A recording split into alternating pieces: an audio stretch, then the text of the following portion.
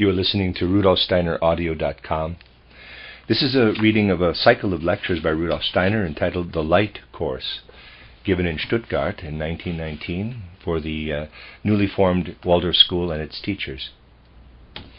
I would also like to mention that I am including a PDF of all the relevant diagrams that are going to be used throughout these 10 lectures. There are a number of diagrams, and I have found that it's very difficult to follow without their availability, so I will be making that available.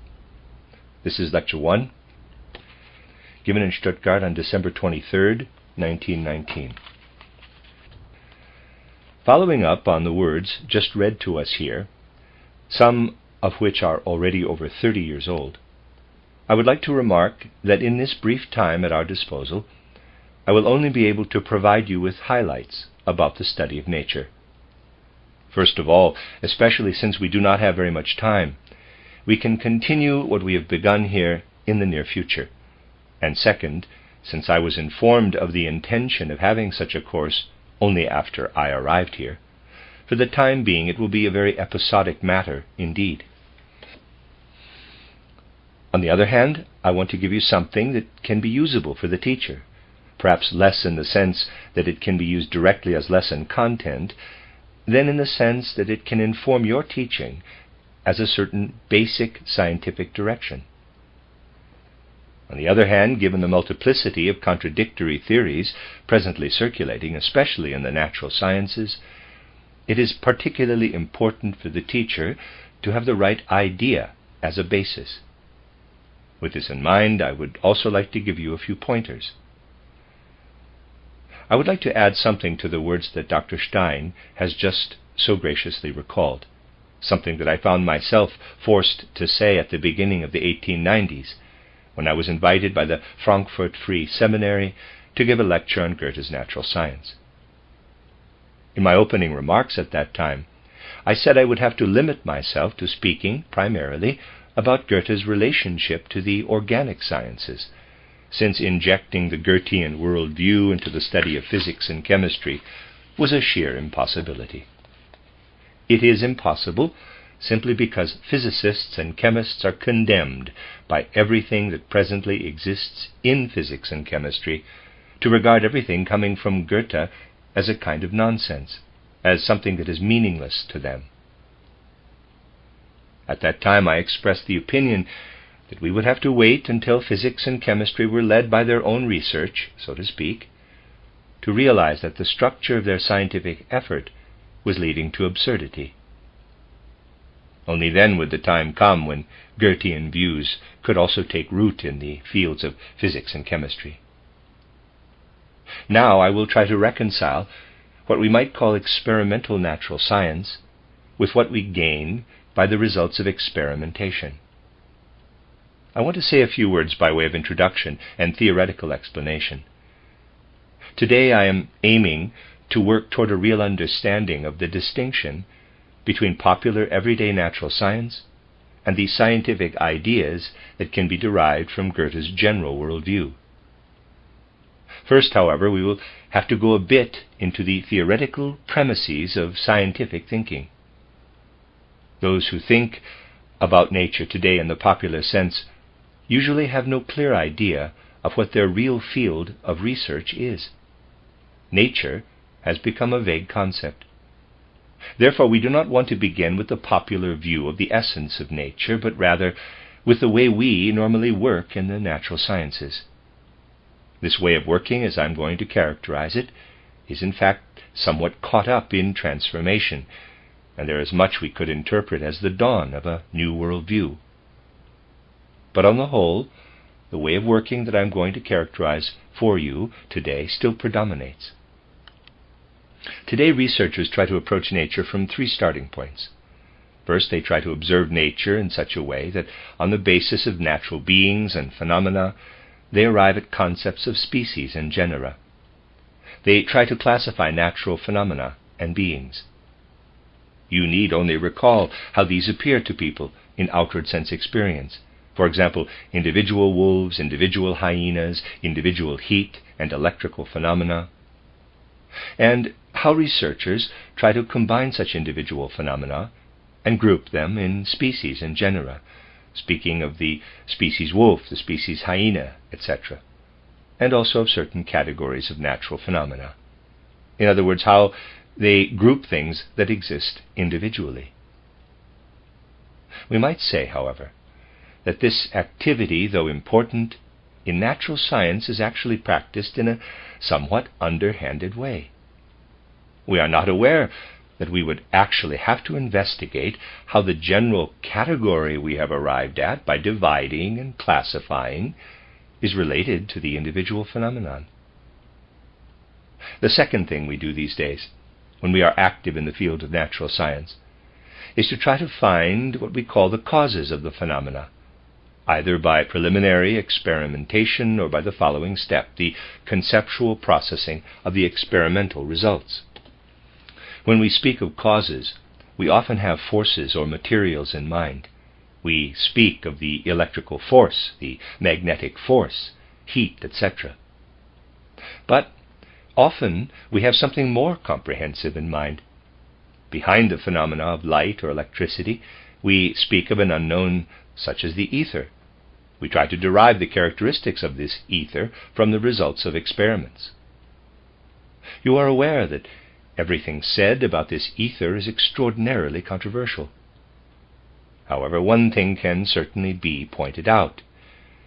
In the attempt to arrive at the causes of phenomena, we are seeking the way from the known to an unknown, although without inquiring much about the justification for proceeding from the known to the unknown.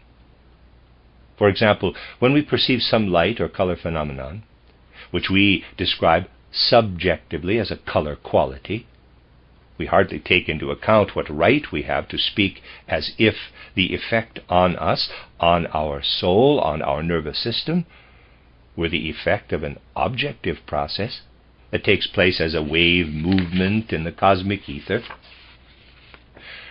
Thus we would actually have to distinguish two things: the subjective process on the one hand, and the objective process, which consists of a wave movement of the ether or of the interaction of the latter with the processes in perceptible matter.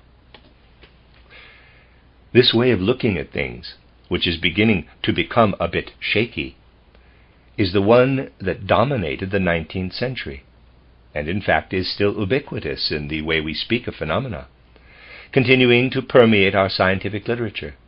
It permeates the way we speak about things. Then, there is the third way by which so-called natural science attempts to approach the configuration of nature, by looking at the phenomena. Let's take a simple phenomenon. If we drop a stone, it will fall to the earth, or if we tie it to a string and let it hang, it will pull in a vertical direction toward the earth. We collect such phenomena and arrive at what we call a natural law. Thus, we regard it as a simple natural law when we say that every planetary body attracts the bodies located on it. We call this force gravity and explicate it in certain laws. The 3 laws of Kepler, for example, are a paradigm for such laws. So-called natural science attempts to approach nature in these 3 ways. Now, I want to contrast how the Goethean view of nature actually strives to do the opposite of all 3. First of all, when Goethe began to occupy himself with natural phenomena, he found the classification of natural beings and facts into species and genera highly problematic. He questioned the validity of inducing certain rigid concepts of species and genus from individual concrete beings and concrete facts. Instead, he wanted to pursue the gradual transformation of one phenomenon into another, to follow the transformation of one state of a being into another. What concerned him was not classification into species and genera, but rather the metamorphosis of natural phenomena as well as of individual beings in nature. The way that all post-Goethean natural science has gone into so-called natural causes was also not at all to Goethe's way of thinking. Concerning this point, Especially, it is of great importance to become acquainted with the principal difference between the method of current natural science and the way Goethe approached nature. Current natural science conducts experiments. It investigates phenomena, attempts to elaborate them conceptually, and seeks to form notions of the so-called causes behind the phenomena. For example, the objective wave movement in the ether as the cause behind the subjective light and color phenomenon. Goethe does not employ any of this style of scientific thinking. In his research, he does not go from the so-called known into the so-called unknown at all. Instead, he always wants to stay with the known, without at first worrying about whether the known is merely subjective, an effect on our senses, our nerves, our soul, or objective. Concepts such as subjective color phenomena or objective wave movement out there in space do not figure with Goethe at all. Instead, what he sees revealed in space and taking place in time is something completely undivided, whose subjectivity and objectivity he does not question. He does not employ the thinking and methods used in the natural sciences to induce the unknown from the known. Rather, he employs all his thinking and all his methods to putting the phenomena themselves together, so that by juxtaposing them he finally arrives at phenomena he calls archetypal phenomena, which in turn, without consideration of their subjectivity or objectivity, express what he wants to make the basis of his study of nature and of the world. Therefore, Goethe stays within the sequence of the phenomena. He merely simplifies them, and then regards the simple phenomena that can be comprehended in this way as the archetypal phenomena. German, das Urphänomen. Thus Goethe regards the whole of what we can call the scientific method only as a tool for grouping the phenomena within the phenomenal sphere itself, so that they reveal their own secrets. Nowhere does Goethe attempt to take refuge from a so-called known in any unknown. Therefore, for him there is also nothing that we can call a natural law. You have a natural law if I say that in their orbits around the sun, the planets make certain motions that describe such and such paths. For Goethe, it was not important to arrive at such laws. What he expresses as the basis of his research are facts. For example, the fact of how light and matter placed in its path affect each other. He expresses the effect in words. It is not a law, but a fact. And he attempts to base his study of nature on such facts. He does not want to ascend from the known to the unknown. He also does not want to have laws. What he actually wants is a kind of rational description of nature. Only for him there is a difference between the initial description of the phenomenon, which is unmediated and complex, and the description gained by uncovering the simplest elements. Goethe uses these simple elements as the basis of his study of nature, in the same way that otherwise the unknown or the purely conceptually posited framework of laws is used. There is something else that can cast light, so to speak, on the content of our natural sciences, and on what is seeking to enter them through Goetheanism. Hardly anyone had such clear ideas as Goethe about the relationship of natural phenomena to the mathematical way of looking at things. Of course, this is always disputed. Simply because Goethe was not a crafty mathematician, people dispute that he had a clear view of the relationship of natural phenomena to the mathematical formulations that have become more and more popular and are actually simply the safe thing in natural science today. The point is that the mathematical way of looking at natural phenomena, it would be false to call it the mathematical study of nature. The study of natural phenomena by means of mathematical formulations has become standard for the way that we imagine nature. We have to gain some clarity about these things. The usual path to understanding nature comprises three different kinds of approaches. People employ these three before actually arriving at nature itself. The first approach is ordinary arithmetic. In today's natural sciences, we calculate to an extraordinary degree. We calculate and we count. Now we must be clear that arithmetic is something that people grasp purely through themselves. What we count, when we count, is a matter of complete indifference. By taking up arithmetic, we are using something that at first blush has no relationship to the outer world at all. We could just as well be counting peas as electrons. The way of determining that our methods of counting and calculating are right is an entirely different matter from the results we see in the process to which we apply arithmetic. There is a second approach that we practice before we arrive at nature itself. It is the way that we work with geometry. We determine what a cube or an octahedron is and what their angles are without extending our observations to nature. It is something we fabricate out of ourselves. The fact that we draw these things is only a function of our laziness. We could just as well simply imagine everything that we illustrate, and it is even useful if we just imagine some things and use illustrations less often as a crutch. It follows that what we express about geometric form is taken from a region that is initially distant from outer nature. We know what we have to express about a cube without deriving it from a cube of rock salt.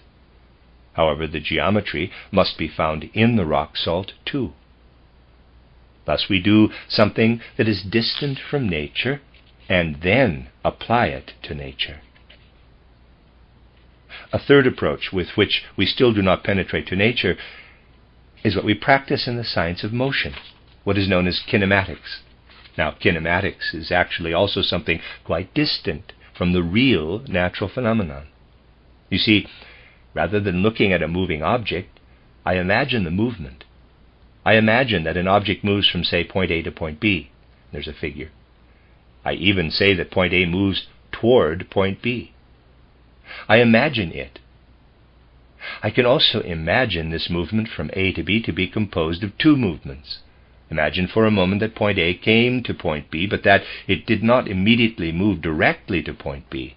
Instead, it moved first to C, and he's drawn a parallelogram of forces here.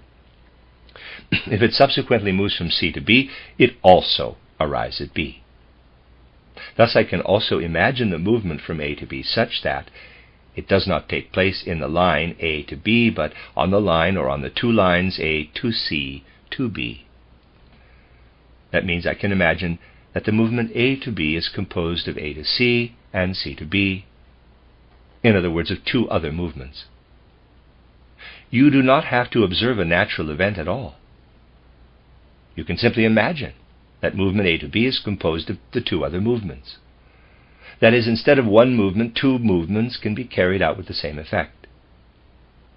Now, if I imagine this, it is a pure construct, because instead of drawing it, I could have given you instructions for visualizing the situation, and that would have to be a valid concept for you. However, if there really is such a thing in nature as point A, for example, a single grain of shot, and it moves first from A to B, and another time from A to C, and then from C to B, then what I have imagined really takes place. In other words, in kinematics, I imagine the movements, but for this concept to be applicable to natural phenomena, it must hold for the natural phenomena themselves. Thus we can say that in arithmetic, geometry, and kinematics, we have three preliminary stages of the study of nature. The concepts we gain from them are pure constructs, but they are authoritative for what happens in nature. Now, I would like you to take a little walk down memory lane into your more or less distant study of physics, and recall that you were once confronted with something called the parallelogram of forces, figure 1b. If a force acts on point A, this force can pull point A to point B. Now, by point A I mean something material, let us say a tiny grain. I pull it from A to B by means of a force. Please, note the difference between what I am saying now and what I said before. Before I spoke of the movement. Now I am saying that a force pulls A toward B. If you express in line segments the measurement of the force, say 5 grams, that pulls from A to B, and there's an illustration, 1 gram, 2 grams, 3 grams, 4 grams, 5 grams, then I can say I am pulling A to B with a force of 5 grams. I could also arrange the whole process differently. I could first pull A to C with a given force, but if I pull it from A to C, then I can still carry out a second pull. I can pull in the direction indicated here by the line connecting C to B, and then I have to pull it with a force that corresponds to this length. Thus, if I pull A to B with a force of 5 grams, I would be able to calculate, based on this figure, how large the pull A to C must be and how large the pull C to B must be. If I pull A toward C and A toward D at the same time, then I'm still pulling A so that it will finally come to B, and I can calculate how strongly I have to pull A toward C and how strongly toward D. However, I cannot calculate this in the same way that I calculated the movement in the above example. What I determined above for the movement can be calculated as a concept. As soon as an actual pull, that is, an actual force is applied, I have to measure this force somehow. Then I have to go to nature itself. I have to make the leap from the concept into the world of facts. The clearer you become about the difference between the movement parallelogram, it is a parallelogram too if you add this point, and then that's the other corner, D in figure 1a, and the parallelogram of forces, the more clearly and precisely you will express the difference between what can be determined conceptually and what lies beyond the reach of concepts. Conceptually, you can arrive at movements, but not at forces. Forces have to be measured in the physical world. And only if you establish it externally by experimentation can you confirm that if two pulls are carried out from A toward C and from A toward D, then A will be pulled to B according to the laws of the parallelogram of forces. There is no conceptual proof whatsoever, as in the above example. Therefore, we can say that the movement parallelogram is derived by pure reason, while the parallelogram of forces has to be derived empirically through external experience. By distinguishing the movement parallelogram from the parallelogram of forces, you have the precise difference between kinematics and mechanics. Mechanics, which deals with forces, not merely with movements, is a natural science, whereas arithmetic, geometry, and kinematics are not. Only mechanics deals with the effects of forces in space and time.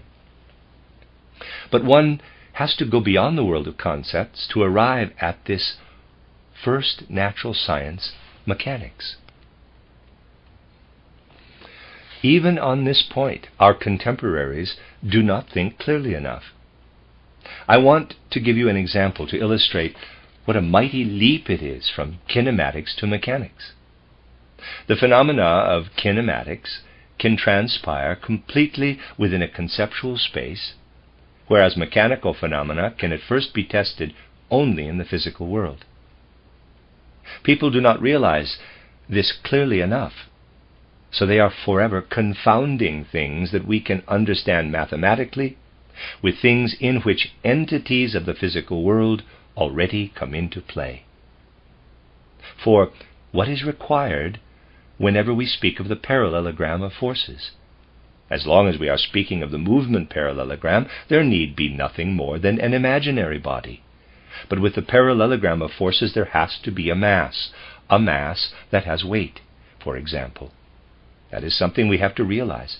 At A there must be a mass.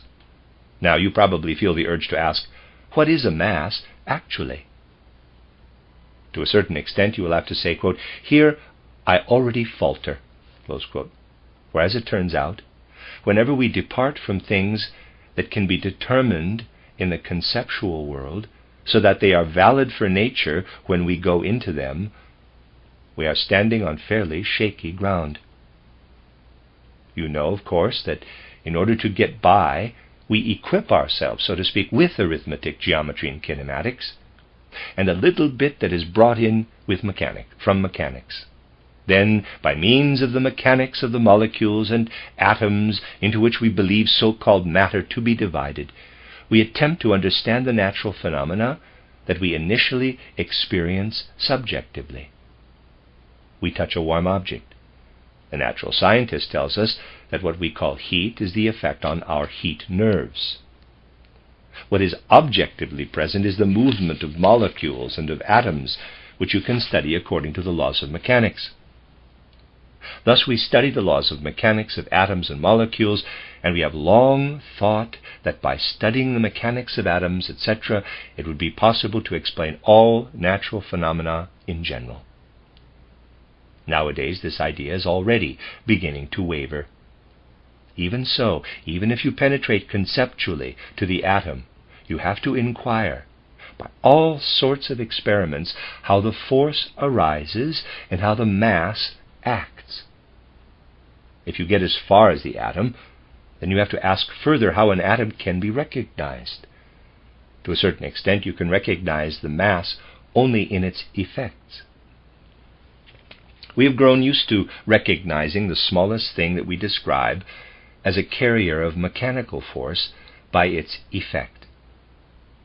Thus we have answered the question by saying that if the smallest such piece of matter sets another piece in motion, say a small piece of matter weighing 1 gram, then a force must be exerted by that piece of matter which sets the other piece in motion. If this mass sets the other mass weighing 1 gram in motion, such that the other mass is accelerated 1 centimeter per second in a second, then the first mass has exerted a force that we have become accustomed to look upon as a sort of universal unit, in quotes. And if we can say that some force is so many times greater than the force that must be exerted to accelerate a gram 1 centimeter per centimeter in 1 second, then we know how this exertion of force compares to a certain universal unit. If we were to express this universal unit in terms of weight, it would be 0.001019 gram. That is 1 dyne, D-Y-N-E, translator. Thus we would be able to say that such an atomistic body, whose exertion of force we do not investigate any further in nature, is capable of giving any body weighing 1 gram a shove that will accelerate at 1 centimeter per second in a second. But how can we express what this force is made of? We can do it by going to the scales. This force is equal to the pressure that we read as 0.001019 gram on the scales. Thus I have to express myself in very real external terms if I want to get to what we call mass in the world. I can express what I conceive of as mass by introducing weight into the situation, something I have gotten to know externally. I express the mass only in terms of weight. Even if I go into the atomization of mass, I express myself in terms of weight. This is exactly the point I would like to describe, where we depart from what can be called a priori and arrive at nature itself. I want you to understand to what degree the results ascertained apart from nature by means of arithmetic, geometry, and kinematics are usable. You should be clear to what extent they can be definitive for something that actually meets us on a completely different plane. It first meets us in the science of mechanics, and can only then actually be the content of what we call a natural phenomenon. Goethe recognized clearly that it is possible to speak of natural phenomena only when we pass from kinematics to mechanics. Because he knew this, it was very clear to him what the sole relevance of mathematics, which has been so idolized for the natural sciences, could be for this natural science. I would like to clarify this with an example. Just as we can say that the simplest element in the exertion of natural forces would be any given atomistic body capable of accelerating 1 gram, 1 centimeter per second in a second, we could also conclude that in all instances where force is exerted, the force emanates from a given point and acts toward a given point. Thus we could get into the habit, a habit that is quite the usual thing in the natural sciences, of searching more or less everywhere for points from which forces emanate. In numerous cases, we will see that we have phenomenal fields, and that we go back from these fields to the points from which the forces that dominate the phenomena emanate. Thus we speak of such forces, whose point of origin is sought as central forces because they always emanate from centers. We could also say that we are justified in speaking of central forces whenever we come to a point where quite specific forces emanate that dominate a phenomenal field. But it is not always necessary for this play of forces to take place. It can also be the case that there is merely the potential for this play of forces to take place, and that these forces will become active only if certain conditions arise in the surrounding area. In the course of these days, we will see how, to a certain extent, forces are concentrated in points without coming into play. Only if we fulfill certain conditions do they call forth phenomena in their surroundings. However, we have to understand that in a given point or a given space, forces are concentrated that can act upon their surroundings. That is actually what we always find when we speak of the world in physical terms. All physical research consists of pursuing the central forces to their centers, of attempting to penetrate to the points from which effects can emanate. Thus we have to assume that there are centers for such natural effects that are charged, so to speak, with possible effects in certain directions. Indeed, we can measure these possible effects by all sorts of procedures, and we can also express in measurements how strongly such a point can act. In general, when forces that can act when we fulfill certain conditions are concentrated in a given point, we call the measurement of the forces concentrated there the potential force. Thus we can also say that when we study natural effects, we are intent on pursuing the potentials of central forces. We go toward certain middle points in order to study them as the point of origin of potential forces. This is basically the path taken by the particular direction of natural science that would like to transform everything into mechanics. It searches for the central forces, or better, the potentials of the central forces. By taking the important step into nature itself is a question of clearly realizing that you cannot understand a phenomenon in which life plays a role if you proceed only according to this method, if you only search for the potentials of central forces.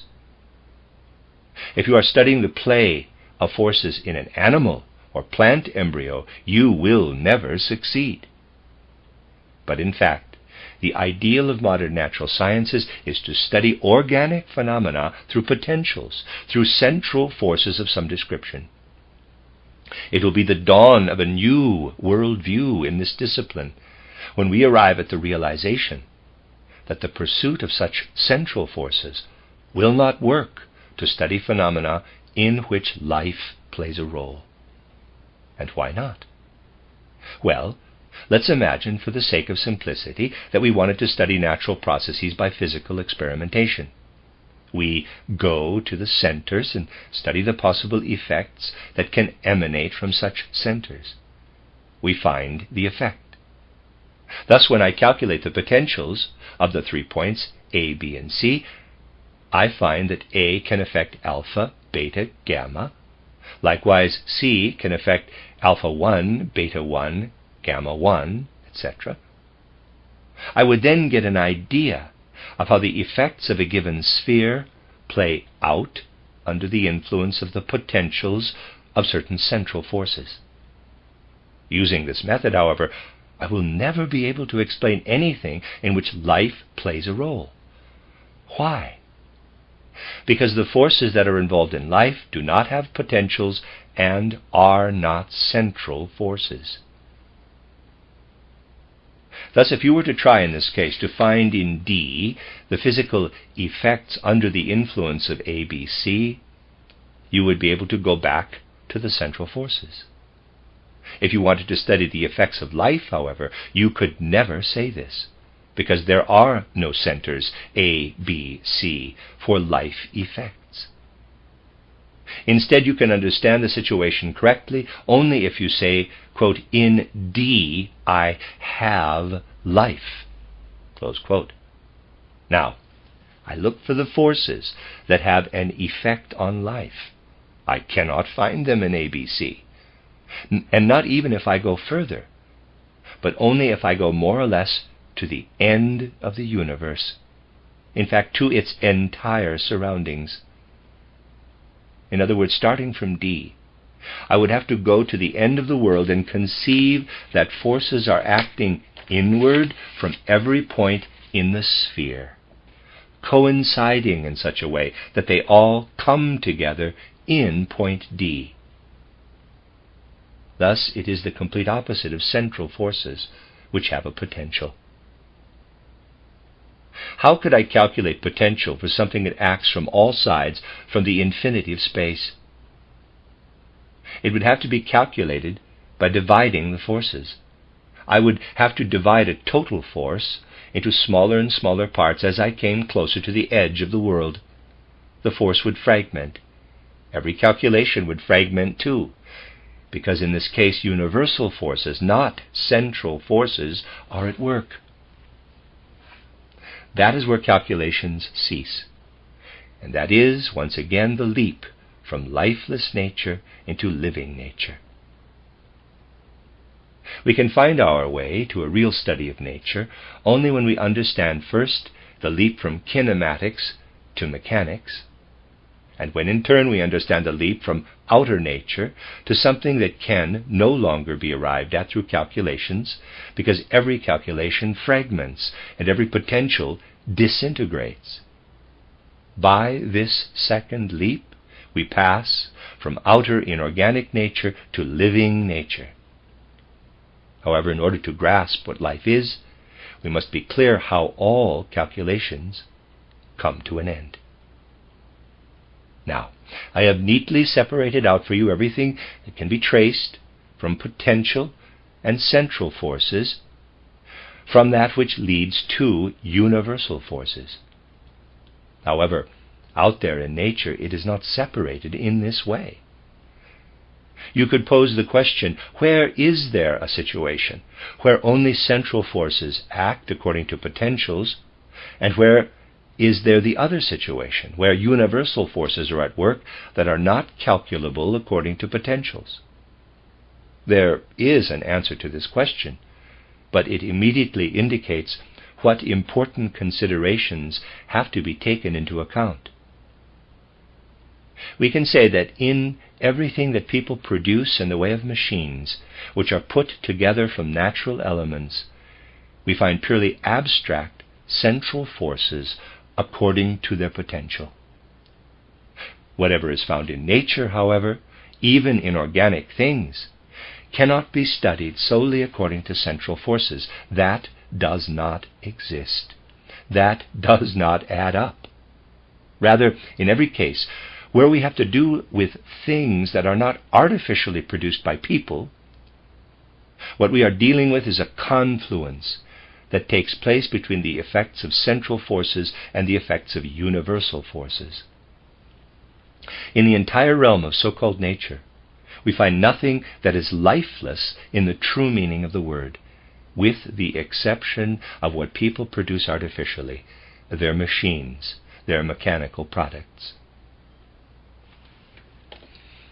In a deeply instinctual way, this was something that was both clear and unclear for Goethe, for it was an instinct on which he based his entire view of nature. And the contrast between Goethe and the natural scientist, as represented by Newton, actually derives from this fact. In modern times, the natural scientist has studied only this one thing, the observation of outer nature, solely for the purpose of tracing it back to the central forces and for driving out of nature everything that could not be determined by central forces and potentials.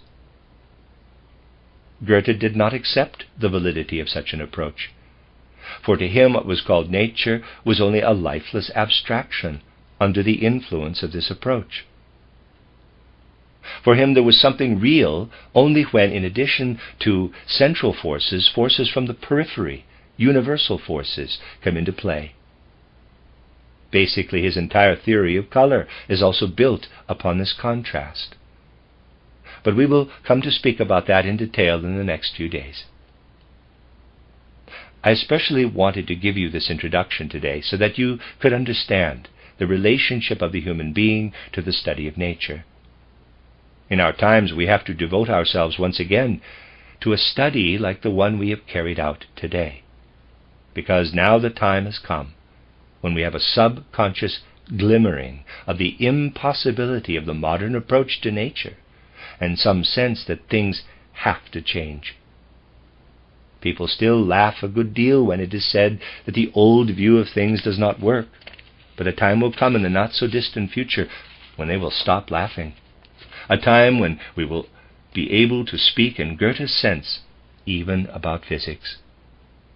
Perhaps we will speak about color in Goethe's sense when another fortress that is regarded as even stronger is stormed, a fortress that even now has begun to crumble. That is the fortress of the theory of gravity. In this area especially, new theories emerge almost every year that shake the Newtonian conception of gravity, which relies purely on the notion that only the mere mechanism of central forces should figure. I believe that especially today the teachers of youth, as well as those who want to have a hand in the development of culture, must create a clear picture for themselves of how the human being stands in relation to nature. The end of Lecture 1. You're listening to RudolfSteinerAudio.com. This is a reading of the Light Course, a cycle of lectures given by Rudolf Steiner to the new Waldorf school teachers. This is Lecture 2, given in Stuttgart on December 24th, 1919. Yesterday I spoke to you about how one side of natural science is the merely kinematic, which we achieve through the life of the imagination, simply by forming concepts about all physical processes in terms of number, space, and movement. We are able to fabricate the kinematic, so to speak, whole cloth, out of the life of the imagination. It is quite significant that the mathematical formulas we obtain concerning number, space, and movement do actually fit the natural processes themselves. On the other hand, it is equally significant that the moment we advance past number, space, and movement only as far as mass, we have to refer to outer experience. Yesterday we explained this for ourselves and also gained from this the insight that modern physics has to make this leap from the inner reconstruction of natural events by kinematics into external sense experience without actually being able to understand the leap. You see, without taking steps to understand this leap, it will be impossible ever to gain a conception of what should be called the ether in physics. For example, as I pointed out to you yesterday, according to present-day physics, although it has started to become uncertain about these notions, light and color effects act upon us as sentient beings, as beings with nerves or even with souls, but these effects are subjective.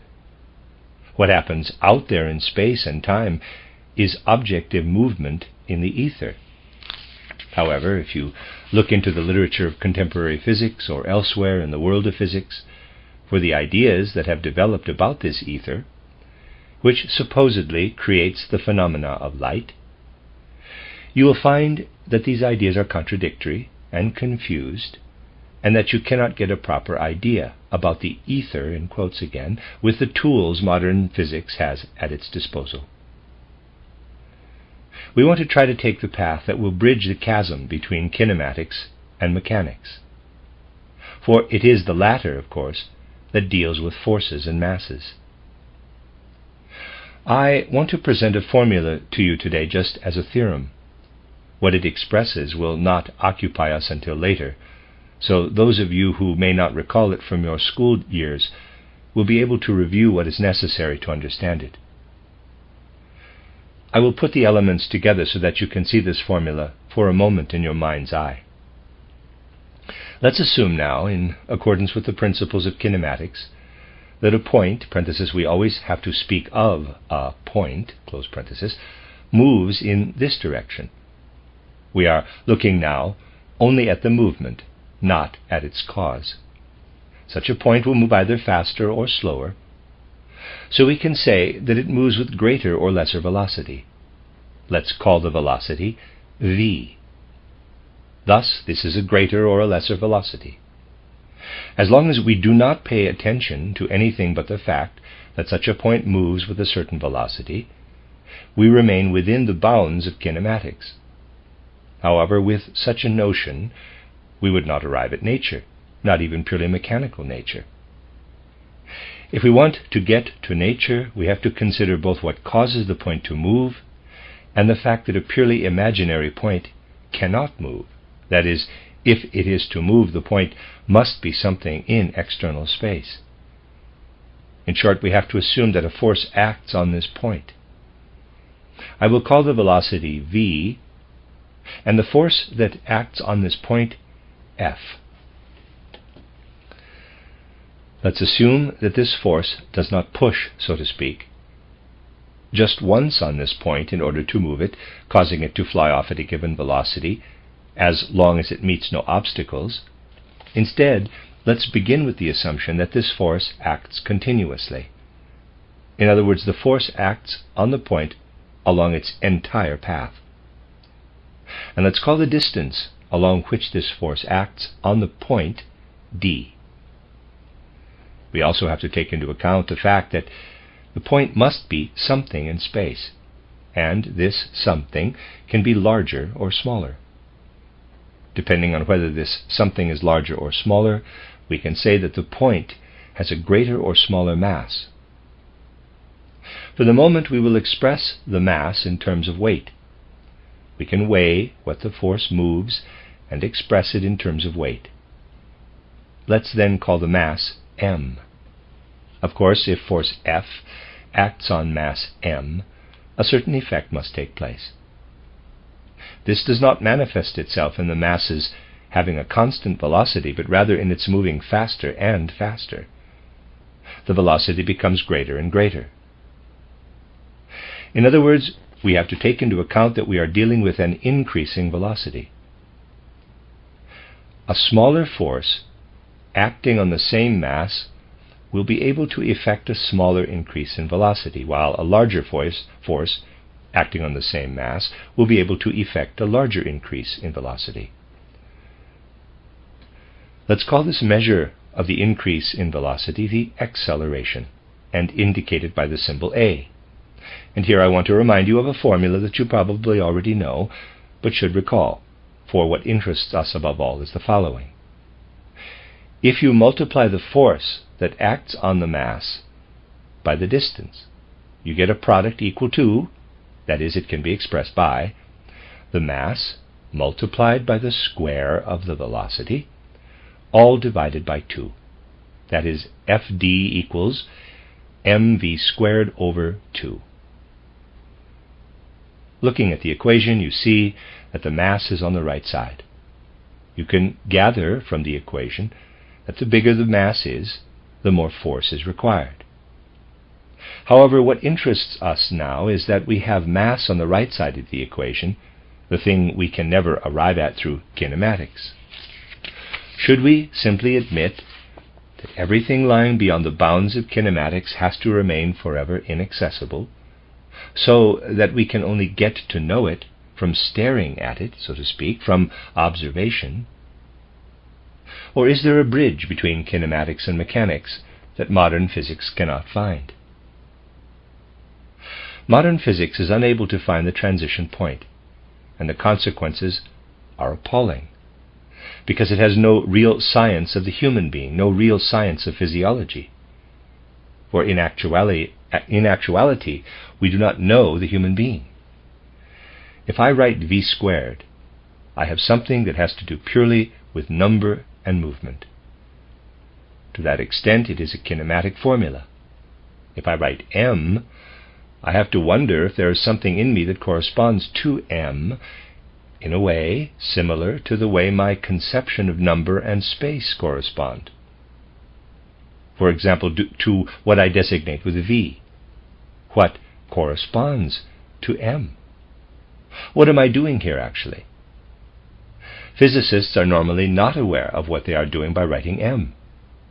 This leads us back to the question, is there any way I can comprehend what is contained in m that is similar to the way I use kinematics to comprehend v?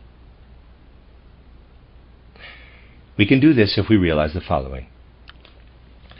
If you press on something with your finger, you become familiar to an extent with the simplest form of pressure.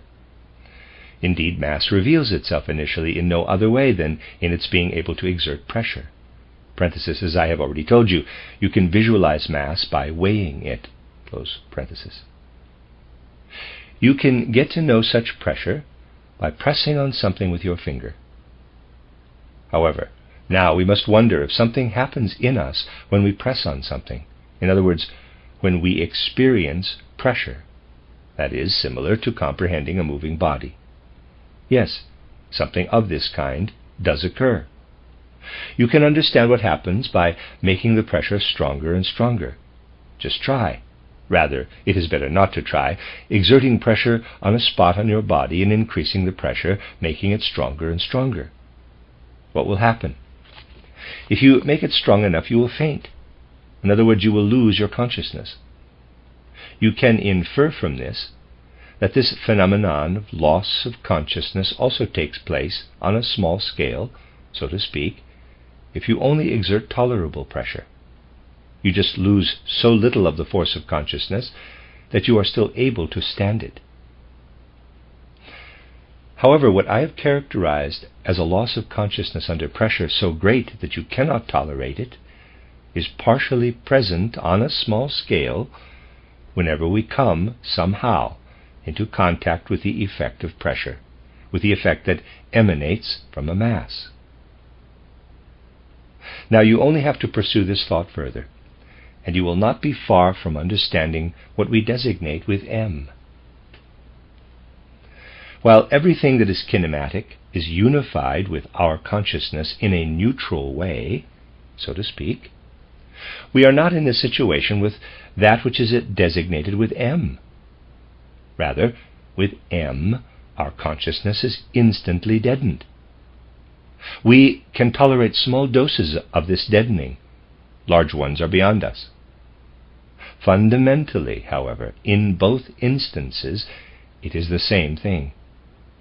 When we write m, We write something in nature that cancels our consciousness out when united with it. That is, it puts us partially to sleep. Thus we enter into a relationship with nature, but one that partially puts our consciousness to sleep. You see why that cannot be pursued kinematically. The kinematic is completely neutral to our consciousness. If we go beyond it, we enter areas that are opposed to our consciousness and cancel it out. Therefore, when we write the formula Fd equals mv squared over 2, we have to say that human experience includes m as well as v, but that our ordinary consciousness does not suffice to comprehend m. This m immediately drains away the power of our consciousness. Here you have a real relationship to the human being, a completely real relationship to the human being. You see that states of consciousness have to be used in order to understand what is in nature. Without their help, we will not even succeed in making just the step from kinematics to mechanics. Nevertheless, even if we cannot live with our consciousness in anything that can be designated by m, for example, we do live in it with our whole selves as human beings. In particular, we live in it with our will, and we live very strongly in it with our will. Let me give you an example to illustrate how we live in m, in nature, with our will. Once again, I have to start out from something you will remember from your school years. I'm going to recall something for you that you were well acquainted with during your school years. You know that if we have a scale here, and there's a picture, and put a weight on it here, and then take an equally heavy object, which I am just going to hang here, in order to balance the scale, then we determine the object's weight. The moment we place a vessel of water here, filled to here, there's an illustration, and immerse the weight in water, the scale beam immediately rises. By being immersed in water, the object becomes lighter, loses some of its weight. And if we check to see how much lighter it has become, if we note how much we have to subtract to bring the scale into equilibrium once again, then we find that the object has lost a weight equal to the weight of the water it displaced. Thus weighing this volume of water gives us the loss of weight. You know that this is called the law of buoyancy, which states that a body in a liquid becomes lighter by a weight equal to the weight of the liquid it displaces. Therefore, as you can see, when a body is in a liquid, it strives upward, thus escaping to a certain extent from the downward pressure, the weight. In this way, we are able to observe by objective physical means something that has great significance in the constitution of the human being. On the average, the human brain weighs 1,250 grams. If the brain were actually to weigh 1,250 grams when we carry it in ourselves, then it would press down so strongly on the blood vessels under it that it could no longer be properly supplied with blood. A heavy pressure would be exerted, which would instantly cloud our consciousness. In reality, the brain doesn't press down on the base of the skull cavity with its full 1,250 grams at all, but only with 20 grams. That is because the brain floats in the cerebrospinal fluid. Just as this body here floats in the water, the brain floats in the cerebrospinal fluid. And the weight of the cerebrospinal fluid that is displaced by the brain is equal to approximately 1,230 grams. The brain becomes that much lighter and then weighs only 20 grams. That means that if we regard the brain as the tool of our intelligence and of our soul life, at least of a part of our soul life, as we indeed do with a certain amount of justification, then we should not be thinking only in terms of the weighable brain, for that is not the only thing there. Rather, by means of this buoyancy, the brain actually strives upward against its own weight. That means that with our intelligence, we do not live in forces that pull us downward, but rather in forces that pull us upward. With our intelligence, we live in a state of buoyancy. What I have explained to you applies only to the brain. The other parts of our organism, from the base of the skull down, are in this situation only to the smallest extent, with the exception of the spinal cord. But on the whole, the other parts of the organism push downward. In the brain we live in buoyancy, striving upward. Otherwise, we live in the downward pull. Our will definitely lives in the downward pull. It has to unite with the downward pressure, but its consciousness is thereby taken away. Because of this, it sleeps continually. That is precisely the essence of the phenomenon of will, that it is extinguished as a conscious phenomenon because it unites with the force of gravity, which is directed downward. And our intelligence becomes luminous because we are able to unite with buoyancy, because our brain works against the force of gravity. You see, because of the different ways human life is united with the material basis, the submerging of the will in matter is effected on the one hand, and the enlightening of the will into intelligence on the other. Intelligence could never arise if our souls were bound solely to downward pulling matter. If we do not look at human beings in the abstract way of today, but look at them as they really are, we will actually experience that the spiritual comes together with the physical. But the spiritual must be conceived so strongly that it can also embrace physical knowledge. On the one hand, through a special union with material life, specifically with the buoyancy in material life, the enlightening into intelligence, and on the other hand, through being put to sleep, when we have to let the will be drained away, so to speak, by downward pressure, making the will act in accordance with this downward pressure. This is the way that the will acts. Only a small part of it filters through to the area of 20-gram pressure and enters into intelligence. Thus intelligence is imbued with will to an extent, but in essence, with intelligence, we are dealing with something that is opposed to ponderable matter. By thinking, we always strive beyond our heads. Here you can see how physical knowledge must be merged with that which lives in the human being. If we remain within the bounds of kinematics, we are dealing with the abstractions that are so popular today, and we cannot build a bridge between them and the external reality of nature. We need knowledge with a spiritual content strong enough to really immerse itself in the natural phenomena, so that it can grasp, for example, how physical weight and buoyancy work within the human being. Now, I have shown you how human beings come to terms internally with the downward pressure and buoyancy.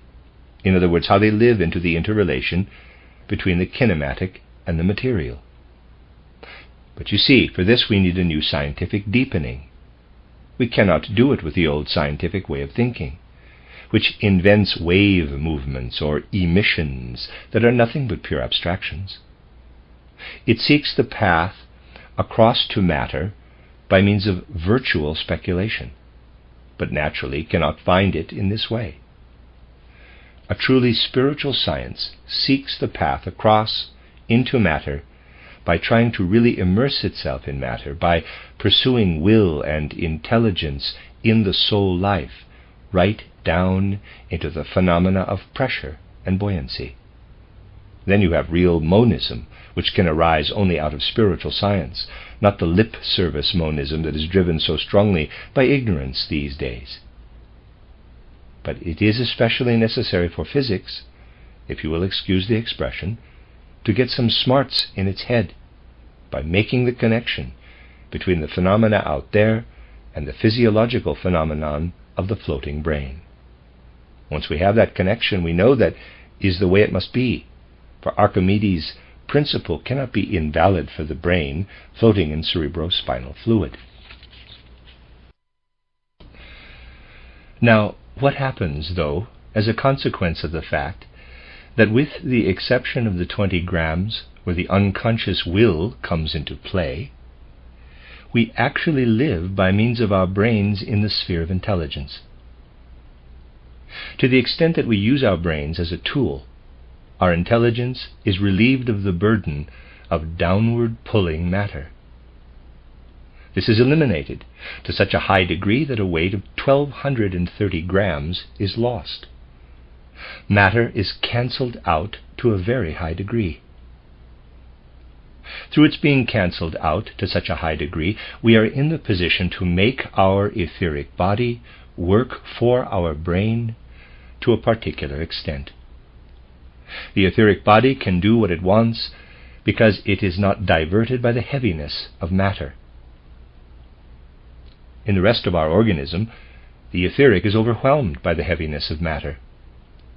Thus the human being is organized in such a way that the etheric is free for everything that serves our intelligence. For everything else, the etheric is bound to physical matter. Thus, for our brain, the etheric organism drowns out the physical organism, and for the rest of the body, the arrangement and forces of our physical organism drown out those of the etheric organism. I have already drawn your attention to the relationship you enter into with the outer world when you subject yourself to pressure. There is a narcotic effect. But there is also other relationships, one of which I would like to anticipate today. The relationship to the outer world that sets in when we open our eyes in a brightly lit room. Obviously, in this situation, an entirely different relationship to the outer world takes place than when we collide with matter and are introduced to pressure. Indeed, when we expose ourselves to light, not only do we lose nothing of our consciousness, but to the extent that light acts solely as light, any of us who so desire can feel how our consciousness takes an interest in the outer world when we expose ourselves to light, so that it virtually becomes more awake. The forces of consciousness unite in a certain way with what we encounter in the form of light. We will discuss that more precisely later. However, in light and under light, we also encounter color. Light is actually something we cannot say we see at all. With the aid of light we can see color, but we cannot actually say we see light. Why we see so-called white light we will discuss later. Everything that we encounter as color appears to us as a polar phenomenon, just as, say, magnetism appears to us as a polar phenomenon, positive magnetism, negative magnetism. In the same way, we also encounter color as a polar phenomenon. One pole is everything that we designate as yellow, for instance, and related to yellow, orange, and reds. The other pole is blue, and everything that we designate as related to blue, indigo, violet, and even lesser shades of green. Why do I say that color appears to us as a polar phenomenon? If I may say so, the polarity of color must be thoroughly studied as one of the most significant phenomena in all of nature. If you want to get right down to what Goethe called the archetypal phenomenon, in the sense that I explained to you yesterday, you can arrive at the archetypal phenomenon of color first by searching for color in and under light. Today, as a first experiment, we want to try as well as we can to seek out color in and under light. First, I will explain the experiment to you. We can do it as follows. We will let light pass through a small opening, which we will assume to be circular, cut into an otherwise opaque wall, and there's a figure. We let the light flood in through this opening. If we set up a screen opposite this wall, the light pouring in causes a lighted circular area to appear. The best way to conduct the experiment is to cut a hole in the window shutter to let the light flood through, and then set up a screen to capture the resulting image. We cannot do that here, but we can do it with the help of this projector by removing the cap. Then, as you can see, we get a shining circular area, which is initially nothing but the image that results because a beam of light produced here is captured on the opposite wall. Now we push a so-called prism into the path of this beam of light, preventing the light from simply reaching the facing wall and creating a circle there. Instead, it is forced to deviate from its path. We cause that to happen by using a hollow prism, which is put together such that we have glass panes arranged in a wedge. Again, there's a picture. This hollow prism is filled with water. We let the light beam created here pass through this water prism. Now, if you look at the wall, you see that the disk of light is not at the same place down here where it was before. Instead, you see that it is raised. It appears at a different place. Besides that, you notice something else remarkable. Above, you see the edge is a bluish-green light with a bluish-green edge, a bluish edge. Below, you see a reddish-yellow edge. There we have what we call a phenomenon. Let's hold on to this phenomenon for a moment. If we note down the facts, we have to note them thus. Somehow the light deviates from its path by going through the prism. It forms a circle up there. If we measured it, we would find that it isn't an exact circle. Rather, it is lengthened at the top and bottom, and at the top it has a bluish edge, and at the bottom a yellowish edge. Thus, you see, if we allow such a beam of light to pass through prismatically shaped water, we can ignore the changes caused by the glass plates. Then color phenomena appears on the edges. Now I am going to do the experiment once more with a much narrower beam of light. You now see a much smaller disk down here. If we divert this little disk by means of the prism, you see the spot of light up here, in other words, once again displaced upward. However, now you see that the circle of light is almost completely taken up by colors. If we want to draw what you have here now, you see that what is displaced up here appears violet, blue, green, yellow, and red. Indeed, if we could investigate it completely, it would be arranged in perfect rainbow colors. Please, we are considering the facts, and I ask all of you who in school studied all the beautiful drawings of rays of light, of angles of incidence, and so forth, to please forget them, and to stick with the pure phenomenon, the pure fact. We see colors arise in and under light, and we can wonder why it is that such colors arise. If I put in the big circle, once again we have the light beam passing through space and falling there on the screen where it forms an image. If we once again place the prism in the path of this light beam, then we get the deviation of the image, and in addition, the color phenomena on the edges. Now, however, I would like to ask you to observe the following. We will stay purely within the facts. I am asking you to observe that if you just look around a bit, you see the shining water cylinder right there as the light travels through the glass prism. The light beam passes, this is purely factual, through the water prism. And the light and the water fit into each other. Please pay close attention to this now. When the light beam passes through the water prism, the light and the water fit into each other. The light and water do not fit into each other without having an effect on the environment. Instead, we have to say the light beam passes and, staying within the facts, as I said, somehow has the force to penetrate the prism and reach the other side. However, the prism diverts the light beam. It would go straight, but it is raised and diverted, so that we have to realize that something is present that diverts our light beam. If I want to indicate with an arrow what diverts our light beam, I would have to do it with this arrow.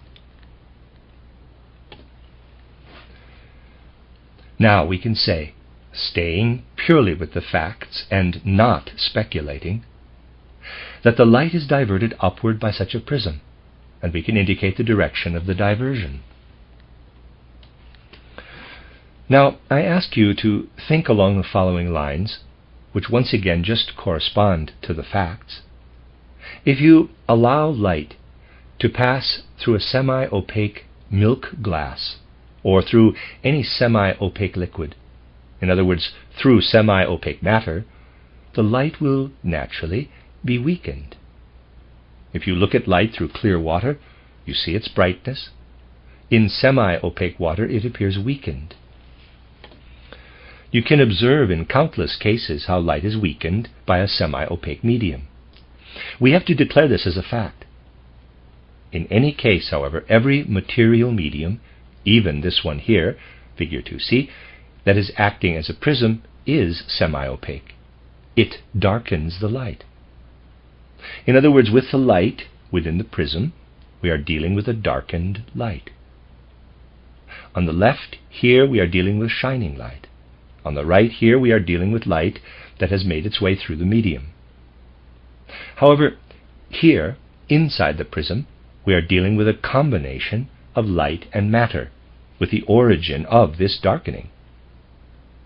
You can gather that a darkening is taking effect simply by the fact that when you look at light through a semi-opaque material, you also see something else. Thus a darkening takes place. This is perceptible. What arises because of this darkening? We are not dealing simply with a light cone that turns aside and continues, but also with what comes into play as a darkening of the light caused by matter. We can conceive of this as follows. It is not only the light that is radiating into this space beyond the prism, but it is also the turbidity within the prism that is radiating into there. How? It spreads out naturally after the light has passed through the prism. The turbidity radiates into the brightness. And you only need to think about the matter in the right way to say to yourself that the turbidity shines upward. That, when the brightness is diverted, the turbidity is also diverted upward. That is to say, the turbidity is diverted upward in the same direction in which the brightness is diverted. Turbidity is relayed, so to speak, into the brightness that has been diverted upward. The brightness cannot just spread itself out up there. Turbidity is relayed into it. We are dealing with two collaborators, with the diverted brightness and with the relaying of turbidity into this brightness. But the diversion of turbidity happens in the same direction as that of the brightness. You can see the result. Because turbidity shines upward into the brightness, the dark and bluish colors arise. Down below, what is it like there? Naturally, turbidity is also shining downward. However, as you see, while one part of the radiating light is up here, with the turbidity going in the same direction as the surging light, we have here a spreading out of what arises as turbidity, so that it shines in. And there is a space in which the light, for the most part, is diverted. But turbidity radiates into this body of light that has been diverted upward. Here we have an idea where turbidity, passing through the upper areas of the prism, goes downward. Because of this, we have down here an area where turbidity is diverted in a way that is opposed to the brightness. We can say that here we have turbidity that wants to go into the brightness, but in the lower part, the brightness is such that in its diversion, it works counter to the diversion of the turbidity. The result is that on the one hand, up here, the diversion of turbidity takes place in the same way as that of the brightness. They both collaborate to an extent, and turbidity intervenes like a parasite, so to speak. On the other hand, down here, Turbidity radiates back into the brightness, but is overwhelmed by it and suppressed to a certain degree. Thus the brightness dominates here, and also dominates in the battle between brightness and turbidity. The results of this confrontation and of the brightness shining through the turbidity are the red or yellow colors down below. Thus we can say that up here, turbidity courses into brightness, and blue tones arise. Down below, brightness drowns out the turbidity, or darkness, that is radiating in, and yellow tones arise. You see that here, simply because the prism diverts the complete cone of light on the one side and the turbidity on the other side, in the two directions we are dealing with different ways in which darkness plays into brightness. Let me read that sentence again. You see that here, simply because the prism diverts the complete cone of light on the one side and the turbidity on the other side, in the two directions we are dealing with different ways in which darkness plays into brightness. We have an interplay of darkness and lightness, which do not mix to become gray, but instead remain independently effective. But toward the one pole, they remain effective in such a manner that the darkness works toward the brightness to a degree, thus working to carry weight into the brightness, but as darkness. On the other side, the turbidity resists the brightness, remaining an independent presence, but is drowned out by the brightness. There, the bright yellowish colors arise. By staying purely with the facts and taking what is there purely from observation, you have the possibility of understanding why the yellows appear on the one side and the blues on the other. And at the same time, you can conclude that the material prism plays an important role in the emergence of the colors. Indeed, it is because of the prism that on one side the turbidity is diverted in the same way as the cone of light, while on the other side what is radiating forth and what is diverted cross, because the prism also lets its darkness radiate out to the other side, where a diversion has already taken place. Because of this, the diversion downward takes place, and darkness and brightness collaborate differently, downward then upward. Thus colors emerge wherever darkness and brightness work together. That is what I wanted to make especially clear to you today. If you want to consider now the best tack to take in order to understand this, then you have only to consider that your etheric body is engaged differently in the muscle than in the eye, i.e. In the muscle, it connects itself with the functions of the muscle. But because the eye is very isolated, the etheric body is not engaged there in the physical apparatus. Rather, it is relatively independent. Because of this, the astral body is able to achieve an intimate connection with the part of the etheric body in the eye. Within the eye, our astral body is independent in quite a different way than in the rest of our physical organization. Assume that this, and there's a drawing, is a part of the physical organization in a muscle, and that this is the physical organization of the eye. If we describe it, we have to say that our astral body is engaged here as well as there, but there is a considerable difference. There it is engaged in such a way that it passes through the same space as the physical body, but not independently. Here in the eye it is also engaged, but it acts independently. Both fill out space in the same way, but in one instance the ingredients act independently, while in the other they do not act independently. Therefore, if we say that our astral body is in the physical body, it is only half of the story. We have to ask how it exists there, for it exists differently in the eye than in a muscle. Despite being in the eye just as it is in the muscle, the astral body is relatively independent in the eye. Thereby you can conclude that ingredients can penetrate each other and yet remain independent. Thus you can unite brightness and darkness to form gray. Then they interpenetrate like astral body and muscle. Alternatively, they can penetrate each other such that they remain independent. Then they interpenetrate like our astral body and the physical organization of the eye. In the first instance, gray emerges. In the second instance, color. If they penetrate each other like the astral body and muscle, gray emerges, and if they penetrate each other like the astral body and the eye, UIE again, then color emerges, because they remain relatively independent, despite being in the same space.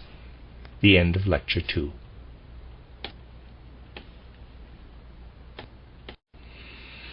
You are listening to RudolfSteinerAudio.com. This is a reading of a cycle of lectures by Rudolf Steiner entitled The Light Course, which was given around the time of the founding of the first Waldorf School, actually a few months later, I believe. This is Lecture 3, given in Stuttgart on December 25th, 1919.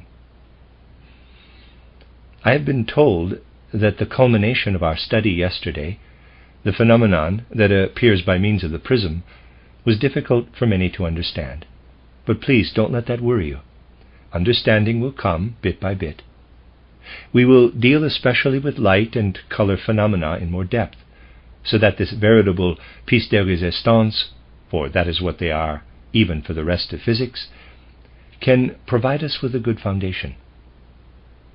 You understand that first I have to tell you especially about some of those things that you cannot find in books and aren't the object of normal scientific studies. Things that to a certain extent we can only deal with here. Then in the last lectures we can delve into how what we have studied here can also be used in lessons. What I tried to explain to you yesterday is indeed essentially a special form of the interaction of brightness and turbidity. I wanted to demonstrate that color phenomena behaving as polar opposites to each other arise by means of the different kinds of interaction between brightness and turbidity, appearing especially during the passage of a beam of light through a prism. First, I will ask you to swallow the bitter pill that the difficulty in understanding this matter comes from the fact that you, I am speaking of those who have difficulty in understanding, would actually like to have the light and color theory formulated kinematically. By virtue of our peculiar education, people have become accustomed to believe only those concepts that are more or less kinematic with reference to outer nature. That is, those concepts that deal only in terms of number, formal space, and movement. Now you are supposed to make the effort to think in terms of qualities, and really, in a certain sense, you can say, quote, "Here I already falter," close quote. But you can ascribe that completely to the unnatural course scientific development has taken in more recent times, which you will even go through in a certain way with your students. Parenthesis, I mean the teachers of the Waldorf School and other teachers, close parenthesis. For naturally it will not be immediately possible to inject healthy ideas into the school of today. Instead, we will have to build bridges. Now, let's take a look at light and color phenomena from another point of view. I would like to begin today with a much contested remark of Goethe's. In Goethe you can read how, in the 1780s, he became known for all sorts of assertions about the appearance of color in and under light. In other words, about the phenomena that we started to talk about yesterday. He had been told that the general view of physicists was that if colorless light passed through a prism, it would be split, taken apart. The phenomena were interpreted more or less thus. If we catch a colorless beam of light, at first it reveals a colorless image to us. If we put a prism in the path of this beam of light, we get the series of colors: red, orange, yellow, green, blue, light blue, dark blue, violet. This came to Goethe's attention. Indeed, he discovered that physicists explain the matter by saying that the colorless light actually already contains these 7 colors. How is, of course, difficult to imagine, but this is what was said. When we pass the light through the prism, it does nothing but separate out, like a fan, what the light already contains. It breaks this down into the 7 colors. Goethe wanted to get to the bottom of this matter and borrowed all sorts of instruments, just as we have tried to collect them in the past few days, in order to determine how things were. He had Wittner, the court counselor in Jena, send him these instruments. Then he stored them away, intending to do his research at an opportune time. Counselor Wittner became impatient and demanded the instruments back from Goethe, and demanded the instruments back before Goethe had done anything with them. With some things it just happens that we don't get to them right away. Goethe had to pack up the instruments, so he quickly took the prism, thinking that if light is broken up by a prism, he would take a look at it on the wall. He expected that the light would appear neatly divided into 7 colors. But color appeared only where there was some kind of edge, where there was a muddy spot on the wall, so that the muddiness, the darkness, collided with the brightness. There he could see colors if he looked through the prism, but where there was an even white, he saw nothing. Then Goethe became suspicious and lost his faith in the whole theory. Now, he had no desire to send back the instruments. He kept them and pursued the matter further, and it turned out that the matter is not at all the way it is ordinarily portrayed. If we let light pass through the space of the room, we get a white circle on a screen. Now, if we put a prism in the path of this body of light that is passing through, the beam of light is diverted. Initially, however, the 7 colors in a row don't appear at all. Rather, on the lower edge only a reddish color appears that merges into yellowish, and on the upper edge a bluish color that merges into greenish. In the middle it remains white. What did Goethe say to himself then? He said, "It really isn't a case of light being split up. Instead, I am actually reproducing an image. This image is only the reproduction of the section here. The section has edges, and the colors don't appear because they are extracted from the light, because the light was split into them, but because I am projecting the image, and the image itself has edges. Thus, here I am dealing with the fact that at the point where light and dark meet, for outside this circle of light there is darkness in the surrounding area, and within it is the light, there at the edges the colors appear. The colors initially appear purely as marginal phenomena, and by showing the colors as marginal phenomena, we basically have the archetypal phenomenon before us. We don't have the archetypal phenomenon before us at all if we make the circle smaller and get a continuous color image. While in the case of the big circle the marginal colors remain marginal colors, the continuous color image emerges only because, in the case of the small circle, the colors continue from the edge inward to the middle. They overlap in the middle and create what we call a continuous spectrum. Thus the archetypal phenomenon is the one in which colors appear on the edges, where light and dark merge. You see, it is a matter of not using theories to interfere with the facts, but of staying purely with the study of the bare facts. We are not only concerned with what we see in terms of the appearance of colors. As you have seen, a displacement of the entire beam of light takes place, a sideways diversion of the entire beam of light. If you want to pursue this sideways diversion schematically, you can do so roughly as follows. Assume that you fit 2 prisms together, so that the lower one, which together with the upper one forms a whole, is placed like the one I sketched for you yesterday, and there's a figure. The upper prism is placed opposite the lower one. If I allowed a beam of light to pass through this double prism, I would naturally have to get something similar to what I got yesterday. I would get two diversions, one downward and the other upward.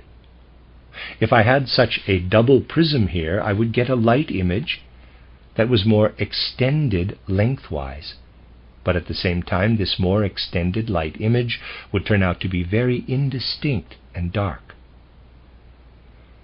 This is understandable when, by capturing this image on a screen, I get a reproduction of the circle of light that is pushed into itself.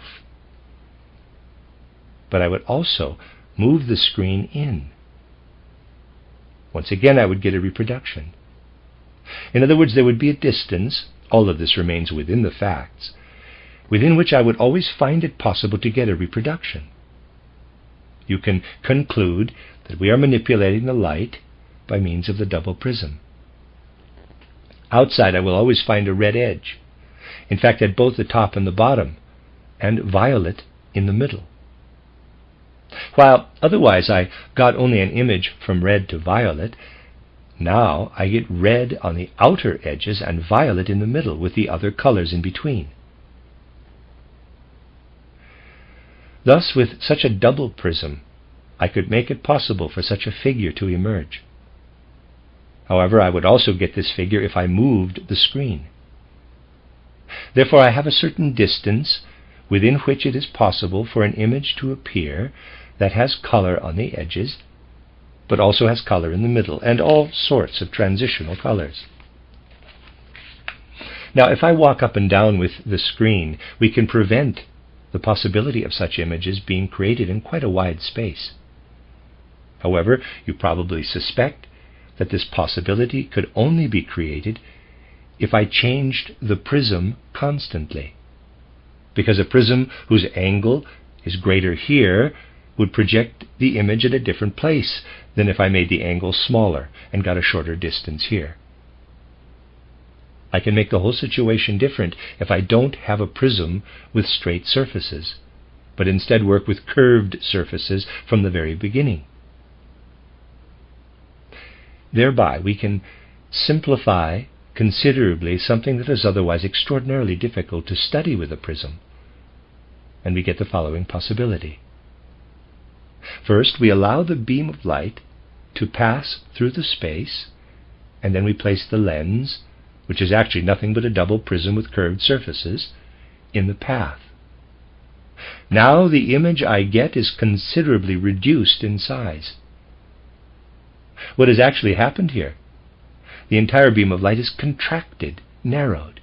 Here we have a new interaction between matter, the matter in the lens, in the glass body, and the light that is passing through space. The lens acts on the light so that it contracts the beam of light. We will sketch the whole thing out schematically. Here I have a beam of light in a side view, and let the light pass through the lens. If I were to set up an ordinary glass or water plate against it, the beam of light would simply pass through it, and a reproduction of the beam of light would result on the screen. That isn't the case if instead of a glass or water plate I have a lens. If I simply trace what has happened with a line, then I have to say that a reduction of the image has resulted. Thus the beam of light is contracted. There is yet another possibility, which is that we don't copy the arrangement of a double prism like the one I have drawn here, but instead of a double prism whose cross-section is formed such that the prisms meet at this edge. And there's another figure. Of course, then I would get the same description I made before, but with a considerably enlarged circle. Once again, by walking up and down with the screen, I would have the possibility of getting a more or less distinct image within a certain distance.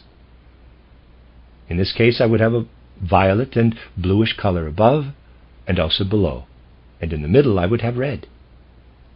Before it was reversed, and in between are the intermediate colors.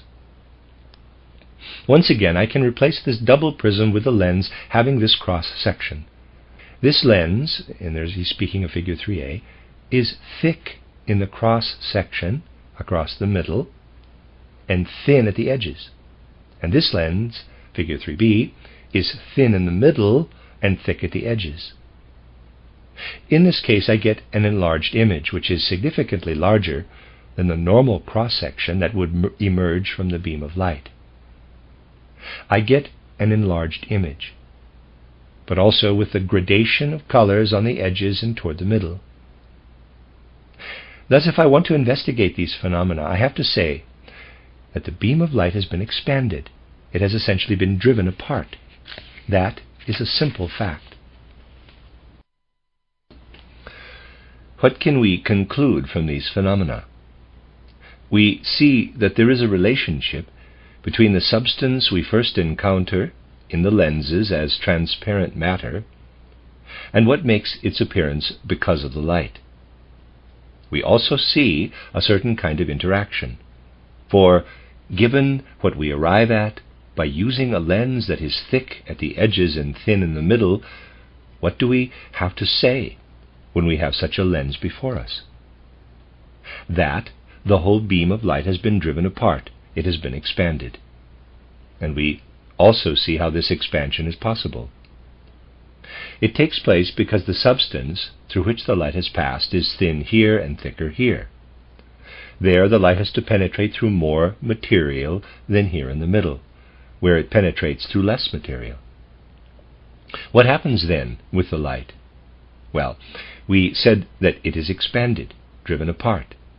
It is driven apart in the direction of these two arrows. What can have driven it apart, though? Well, simply the circumstance that it had to pass through less matter in the middle and more at the edges. Consider the situation. In the middle, the light has less substance to pass through and thus goes through more easily. Therefore, when it has passed through, it still has more force. Here, where it goes through less material, it has more energy than where it goes through more material.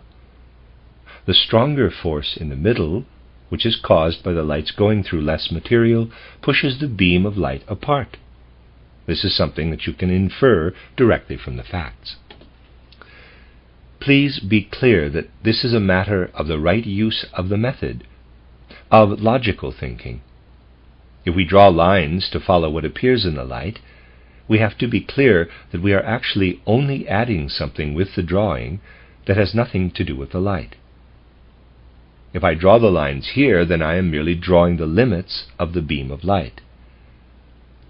This opening creates this beam of light. Thus what I am drawing has nothing to do with the light. Instead, the beam is caused by the fact that the light passes through this slit. And if I say in this instance that the light moves in this direction, again, that has nothing to do with the light. For if I were to push the source of light up, then the light would move this way when it fell through the slit, and I would have to draw the direction of the arrows thus. All of this would have nothing to do with the light itself. We are accustomed to drawing lines into the light so that we have gradually come to speak of rays of light. We aren't dealing anywhere with rays of light. We are dealing with a cone of light that is caused by a slit through which we let the light pass. We are dealing with a broadening of the cone of light. And we have to say that somehow the broadening of the cone of light must be connected to the shorter path that the light travels here, in the middle, than here at the edge. Because of the shorter path here in the middle, the light retains more force. Because of the longer path at the edge, more of its force is taken away. The stronger light in the middle presses the weaker light at the edge, and the cone of light is broadened. That is what you can conclude. Now you can see that although we are actually dealing only with metaphors, in physics people talk about everything possible, about rays of light and such things. These rays of light have actually become the subsoil for materialistic thinking in this area. In order to make what I have just explained more concrete, we shall look at something else. Assume that we have a tub here, a small container. In this small container we have a liquid, for example water, and an object, let's say a coin or the like, is lying on the bottom. If I have an eye here, EYE, I can do the following experiment. First, I can leave out the water and look at the object with the eye, figure 3C. I will see the object in this direction. What are the facts of the matter? I have an object lying on the bottom of a container. I look, and I see this object in a certain direction. Those are the simple facts of the case. Now I begin to draw. A ray of light starts out from this object, is sent into the eye, and affects the eye, and then I fantasize all sorts of possible things about it. Now, I fill the container up to here with water or any other liquid, figure 3D. And something quite special happens. I trace the same direction from the eye to the object in which I saw the object before, and look in that direction. I could expect to see the same thing, but I don't. Instead, something highly peculiar occurs. I see the object a bit raised.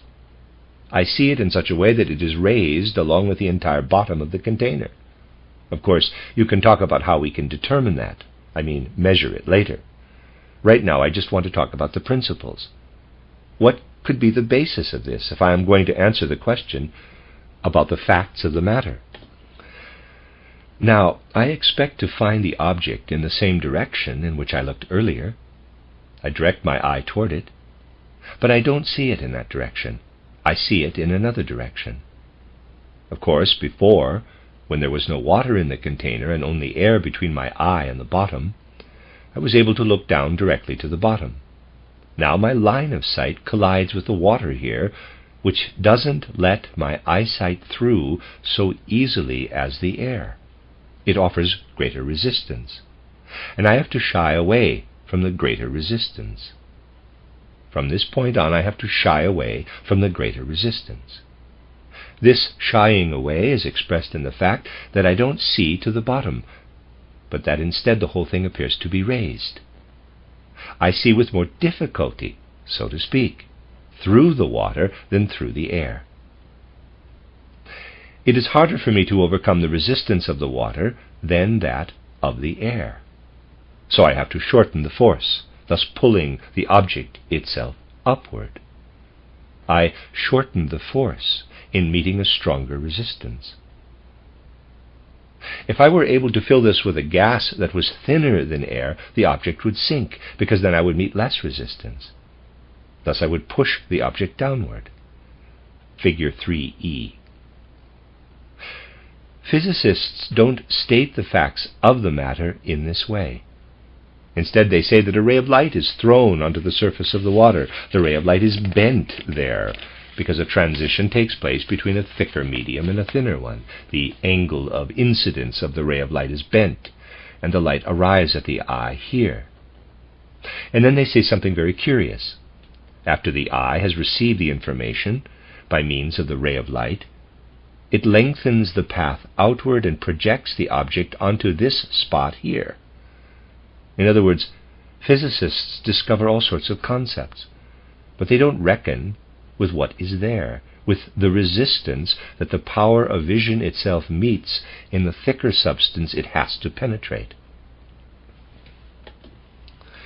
To a certain extent, they would like to leave out everything else and attribute everything to the light, just as in the case of the prism, where they say, quote, "Oh, the prism doesn't do anything at all. The 7 colors are already contained in the light. The prism only provides the occasion for them to line up so nicely next to each other like soldiers, the 7 colors. But these 7 naughty boys who are forced to step out separately are already in there, together. The prism doesn't do any of it." Close quote.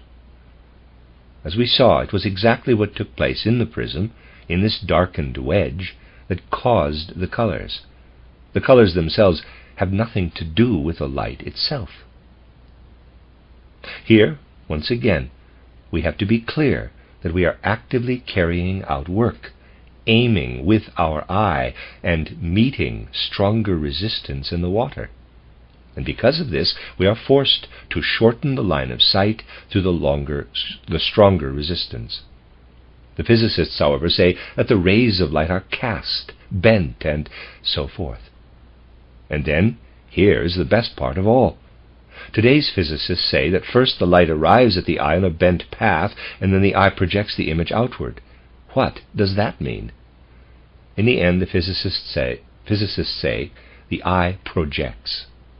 They posit a kinematic conception, a conception bereft of all reality, a pure fantasy activity, in place of what immediately presents itself. The resistance of the thicker water to the eye's power of sight. It's at just such points that you notice most clearly how abstracted everything is in our physics, how everything is supposed to become kinematics, how they don't want to go into qualities. On the one hand, they divest the eye of any kind of activity. On the other hand, the eye projects outward the stimulus it receives. What is necessary, however, is that we begin at the outset with the activity of the eye, that we be clear that the eye is an active organism. Now, you see, we have a model of the eye, and today we will also begin to deal with the nature of the human eye. The eye is, of course, a ball of sorts, just compressed a bit from front to back, a ball that sits here in the bone socket in such a way that first a series of skins surround the inner part of the eye. If I want to draw the cross section, I would have to do it like this, figure 3F. What I'm drawing now would be the right eye. If we were to take the eye out of the skull and dissect it, the outermost part, which we would find first, would be connective tissue, fat. But then we come to the first actual covering of the eye, the so-called sclera and cornea. This outermost covering is sinewy, bony, and cartilaginous. I've drawn it in here. It becomes transparent toward the front, so that the light can penetrate from here into the eye. A second layer lining the interior space is the so-called choroid, which contains the blood vessels. That would be approximately here. Third, we have the innermost layer, the so-called retina, whose continuation into the skull is the optic nerve. Thus, the optic nerve would go inside here and form the retina. And here we've listed the three coverings of the eye. Now, however, behind the cornea, embedded here in the ciliary muscle, is a kind of lens. It is carried by a muscle, here called the ciliary muscle. Toward the front, here is the transparent cornea, and between it and the lens is what is called the aqueous humor. When light enters the eye, it first passes through the transparent cornea, then through the aqueous humor, then through this lens, which can be moved independently by muscles. Then the light passes beyond this lens into what we usually call the vitreous body, which occupies the entire space within the eye. Thus the light passes through the transparent cornea, the aqueous humor, the lens itself, the vitreous body, and from there to the retina, a branching of the optic nerve which leads then into the brain. These things show us schematically the principal elements in the eye. However, this eye reveals extraordinary peculiarities. First, if we study the aqueous humor, this liquid between the lens and the cornea, through which light has to pass, we find that in terms of its contents it is almost a real liquid, almost an external liquid. At this point of the aqueous humor, between the lens and the outer cornea, the human being is physically like a piece of the outer world to a certain extent. It is almost the case that this liquid, in the outermost periphery of the eye, hardly distinguishes itself from a liquid I would pour onto my hand here. And the lens is also something very, very objective, very, very inorganic. However, if I go on to the vitreous body, which occupies the interior of the eye and borders on the retina, I cannot regard it in this way at all. I cannot say that this is also something almost like an external liquid or an external body. There is vitality in it already. There is life in it.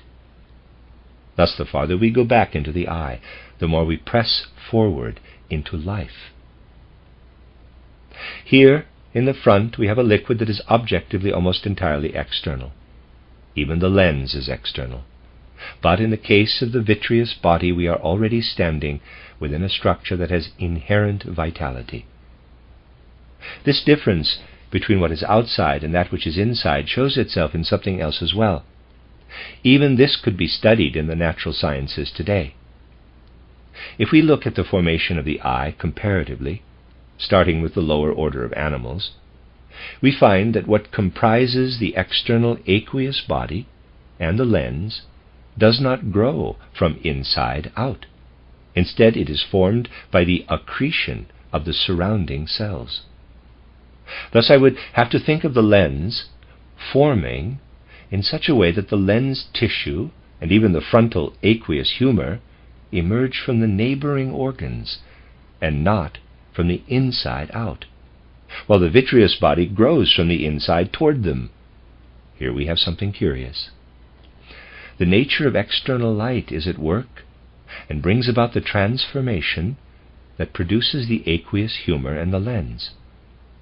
The animal reacts to this from within and pushes something more alive, something more vital, out toward it, the vitreous body. It is particularly in the eye that the formations stimulated from the outside in and those stimulated from the inside out meet each other in quite a curious way. That is the first peculiarity of the eye.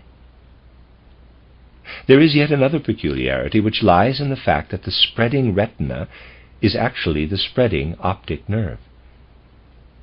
The peculiarity consists in the fact, tomorrow I will try to show you an experiment to confirm this, that the eye is insensitive where the optic nerve enters. It is blind there. The optic nerve spreads out.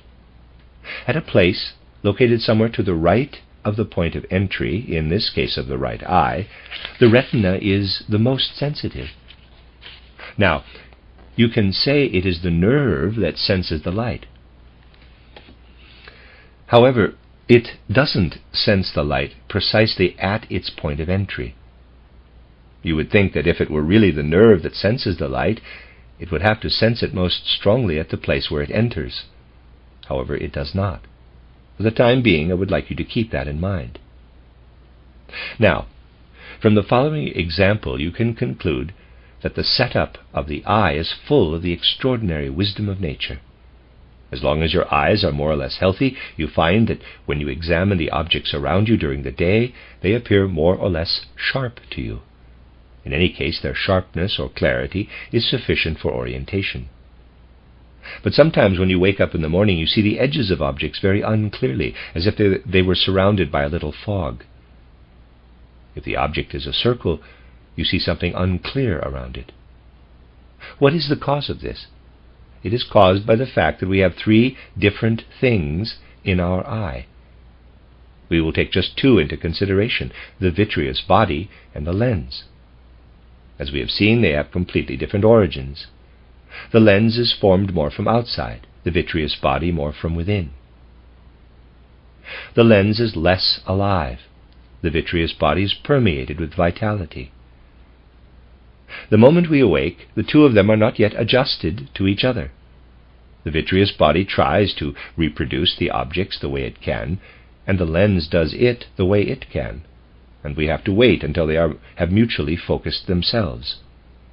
You can see from this how mobile the organic is, and how the effects of the organic are based on the fact that the activity in the lens and that in the vitreous body are differentiated at first, and are then put together again out of the differentiated elements. They both have to adjust to each other. On the basis of all these things, we will try little by little to arrive at how the world of color results from the interrelationship between the eye and the outer world. To this end, we want to take a look at the following experiment now, so that tomorrow we can connect it to observations about this relationship of the eye to the outer world. As you can see, here I have a disc painted with the colors that have come to our attention as the colors of the rainbow: violet, indigo, blue, green, yellow, orange, and red. If you look at the wheel here, you see these 7 colors. I have done it as well as it is possible to do with these colors. Now, first we'll turn the disc. You still see the 7 colors, just in movement. Now I will make the disc rotate very rapidly. When the thing rotates fast enough, you don't see the colors anymore. Instead you see, I believe, a monochromatic gray. Isn't that right? Or did you see something else? Audience replies, purple, reddish.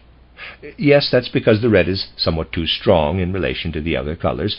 I did try to compensate for that by giving it less space, but if the arrangement were completely right, you would actually see a monochromatic gray.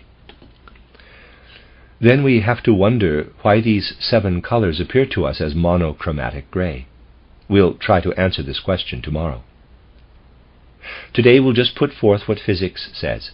It says, just as it said in Goethe's time, that I have the colors red, orange, yellow, green, blue, indigo, and violet. Now I rotate the disc. Because of this, the impression of the light does not have any effect on the eye. Instead, if I have just seen red here, because of the rapid rotation of the disc, orange is already there. And if I have seen orange, yellow is already there, and so forth. And while I still have the other colors, red is already there again. Because of this, I have all the colors at the same time. The impression of red is not yet finished when violet arrives. Thereby the colors are put together for the eye, and there has to be white once again. There was also the teaching in Goethe's time. This was also the teaching in Goethe's time. Goethe was taught that if we make a color disc and rotate it quickly, the 7 colors, which are so well behaved when they separate from each other out of a beam of light, will unite once again in the eye itself. However, Goethe never saw white. Rather, he said that all you ever got was gray.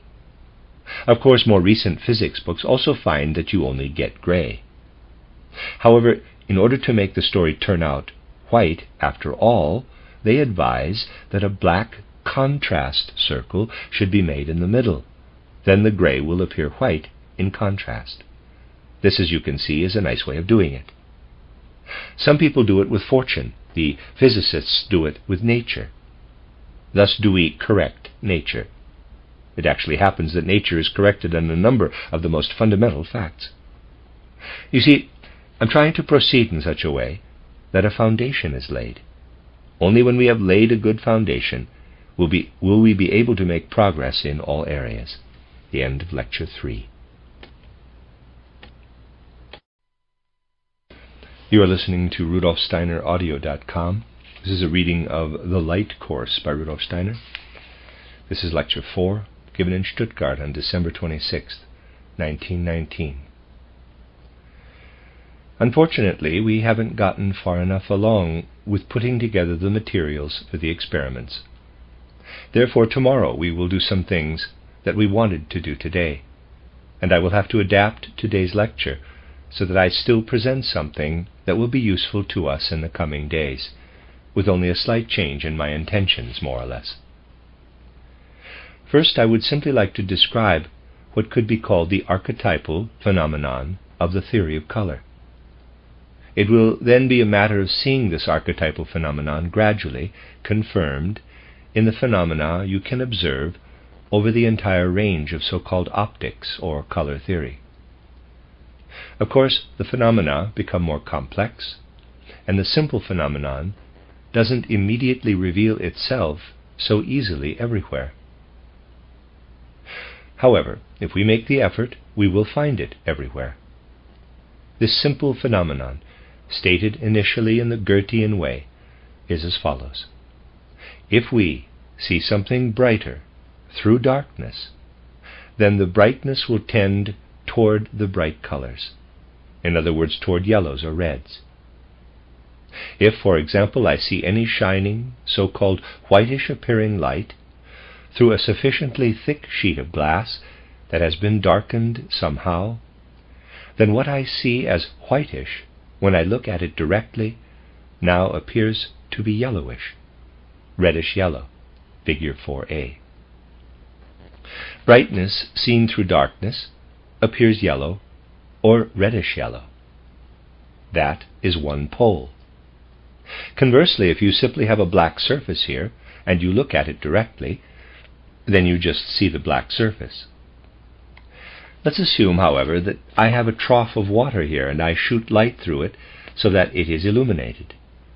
Then I have an illuminated liquid here, and I see the darkness through the brightness. I see it through something illuminated. Then blue or violet, purple, appears. In other words, the other pole of color, figure 4b. That is the archetypal phenomenon. Brightness through darkness, yellow. Darkness through brightness, blue.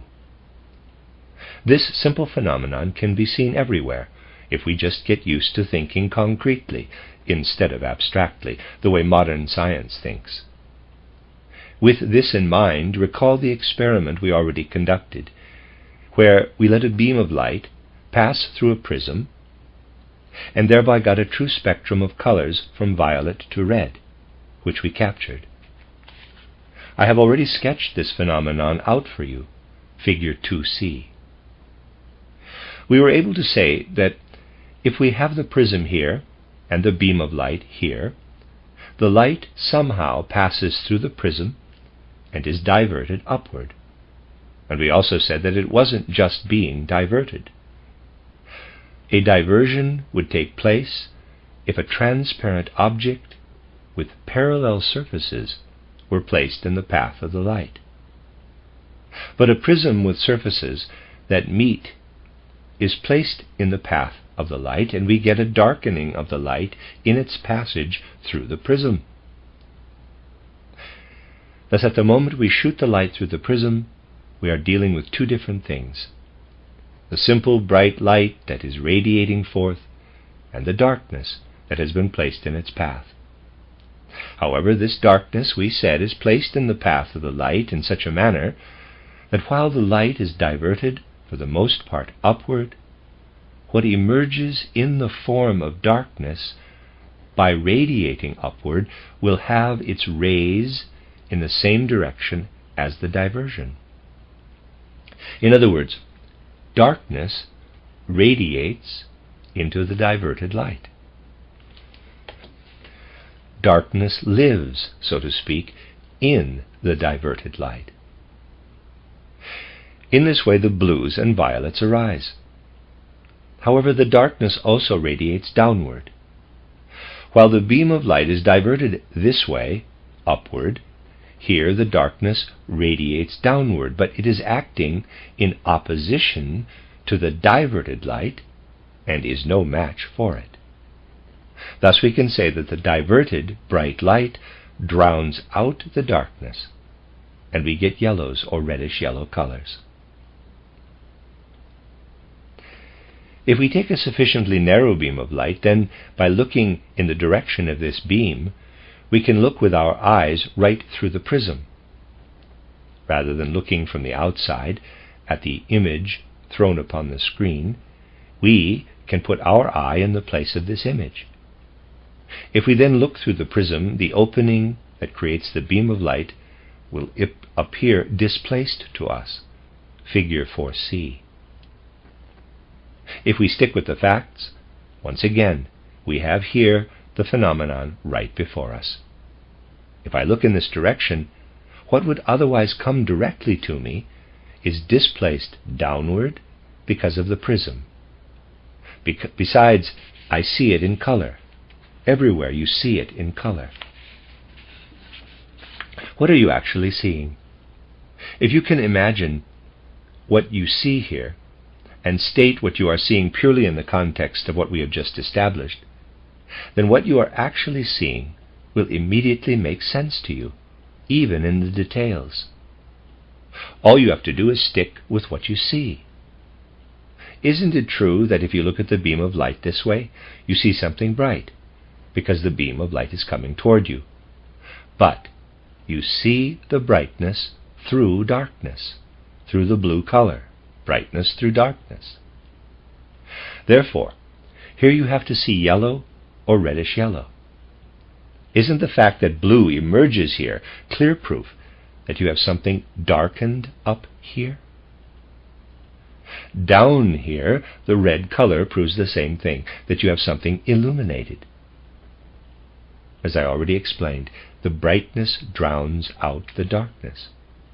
So by looking here, you see the beam of light, however bright it may be, through something illuminated. Compared with the illuminated object, the beam is something dark. So you are seeing a dark object through a bright object, and you have to see it as blue or purple at the bottom. You simply have to state the phenomenon, and then you already have what you can see. What presents itself to the eye is what else you see here, the blue that you are looking through. Thus the brightness appears reddish. On the lower edge you have an illuminated area. However bright the beam of light may be, you see it through an illuminated object. So you are seeing a darker object through an illuminated object, and it appears blue. That is what it comes down to, polar opposites. If we want to be scholarly, we can call the first experiment on the screen the objective spectrum. The second one, what we see when we look through the prism, we can call the subjective spectrum.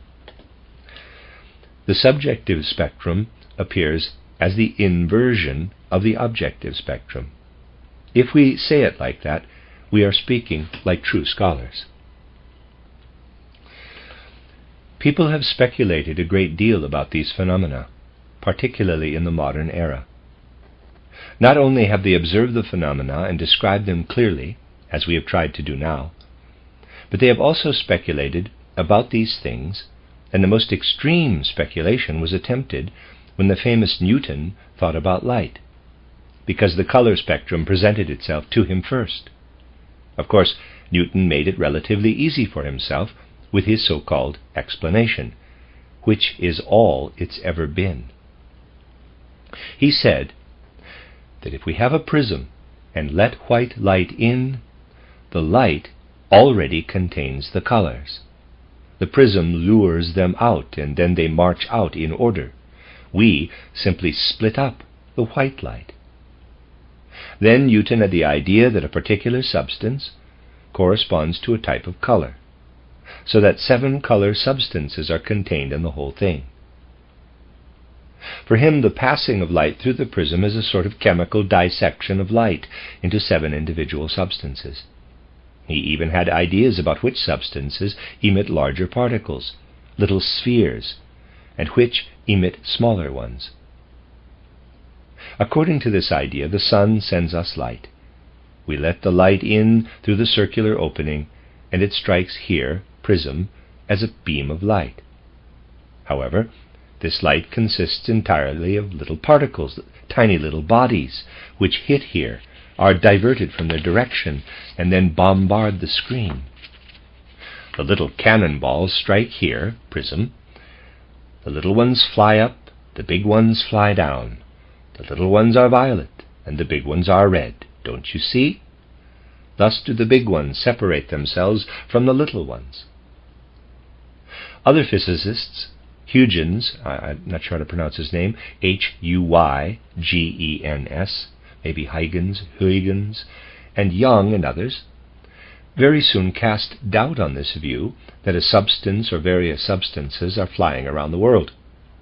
Finally, they arrived at the conclusion that it just can't work that way. These tiny spheres being emitted from some place and simply driven or not driven through a medium, then either arriving at a screen and producing an image or reaching the eye and evoking in us the appearance of red and so forth, it just can't work that way. And people were finally driven to prove this. This whole way of looking at things was upset particularly by an experiment carried out by Fresnel, which had already been prepared by the Jesuit Grimaldi and also by others. Fresnel's experiments are extraordinarily interesting. We have to get a clear understanding of what actually happens in the way Fresnel set up his experiments. I ask you to pay very close attention to the facts, because it's a matter of studying a phenomenon exactly. Let's assume that I have 2 mirrors and a source of light here. In other words, I shine light from a flame at this point, so that by setting up a screen here, I get images from this mirror and images from the other mirror, figure 4D. Let's also assume, I'll draw it in cross-section, that the two mirrors are very slightly angled toward each other. Here I have a light source, I'll call it L, and a screen. Thus the light is reflected by striking here, mirror, so that I am able to illuminate the screen with the reflected light. If I allow the light to strike here, then with the mirror I can illuminate the screen here so that it is brighter here in the middle than in the surrounding area. Now, however, I have a second mirror here, which reflects the light somewhat differently, and a part of what is directed at the screen from my beam of light here below will fall on the upper image. Because of the angle, more or less, the light that the upper mirror reflects is projected onto the screen, as well as that which is reflected by the lower mirror. It is as if the screen were being illuminated from two different places. Let's say that a physicist who thinks in a Newtonian terms sees this. He would say to himself, there's the light source. First, it bombards the first mirror, which hurls its little spheres this way. They bounce off, arrive at the screen, and light it up. But the little spheres also bounce off the lower mirror. A lot of little spheres arrive from there. If there are two mirrors, it must be much brighter than if there were just the one mirror. If I arrange things in such a way that I take away the second mirror, then the screen would have to be illuminated less by the projected light than when I have two mirrors. Mind you, a really awkward thought could occur to this physicist, for these particles, these little bodies, have to go this way just as the others are coming down. Why the ones that are coming down don't bump into them at all and knock them away is extraordinarily difficult to understand. In our physics books you can find really very lovely stories about wave theory. However, while things are very nicely calculated, you always have to think that they never calculated how such a wave zips through another one. It always goes completely unnoticed. Let's try to understand just for once what really happens here. Certainly the light falls down here, is projected over here, falls onto the second mirror too, and is projected over here. Thus, the light goes to the mirror and is projected over here. That's always the way of light. But what actually happens? Now let's assume we have a stream of light like this one, and it's projected across here. But now here comes the other stream of light and collides with it. The phenomenon can't be denied. They disturb each other mutually. That one wants to zip through there, the other one gets in its way. The consequence of this is that if that one wants to zip through there, it first extinguishes the light coming from there. Because of this, however, we don't get brightness here, the screen, at all. Instead, in actuality, darkness is reflected across here, so that we get darkness here, figure 4E. Now, however, all of this is not at rest. It's in continual movement. What has been disturbed here continues. It's as if a hole has arisen in the light. The hole appears dark. But because of it, the next body of light will pass through all the more easily, and next to the darkness you will have a spot that is brighter. This continues, and once again a little beam of light from above collides with a stream of brightness and extinguishes it, calling forth darkness once again. We are dealing with a continual lattice. The light coming from above can always get through, and by extinguishing the brightness brings darkness once again, which itself continues, however. Thus here we have to get alternating brightness and darkness, because the upper light passes through the lower light and makes a lattice. I have asked you to consider this because you have to look into how a lattice emerges. You have alternating bright spots and dark spots, because light is zipping into light. When light zips into light, then the light is simply cancelled. The light is transformed into darkness. We have to explain the emergence of such a lattice of light based on the arrangement we have made with these mirrors. The speed of light, indeed any differences in the speed of light that occur here, are of no great significance.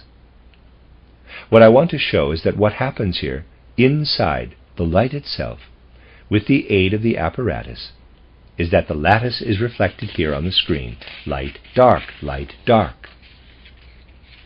But Fresnel thought that if light is the emission of particles, then it is self-evident that when more particles are emitted, it has to become brighter. Otherwise, one particle must have eaten up the other. Thus, the fact that brightness and darkness alternate can't be explained according to the emission theory alone. We have just seen how it can be explained, but you see once again that it didn't occur to the physicists to take the phenomenon for what it actually must be. Instead, they attempted an explanation in the spirit of materialism by connecting it to certain other phenomena. The bombardment of little spheres of matter no longer worked.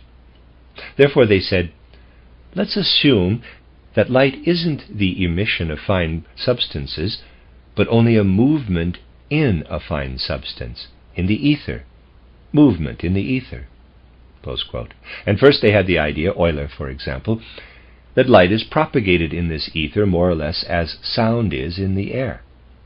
If I produce a sound, of course, it's propagated through the air, but in such a way that at first the air in the area surrounding where the sound is produced is squeezed together, thereby creating compressed air.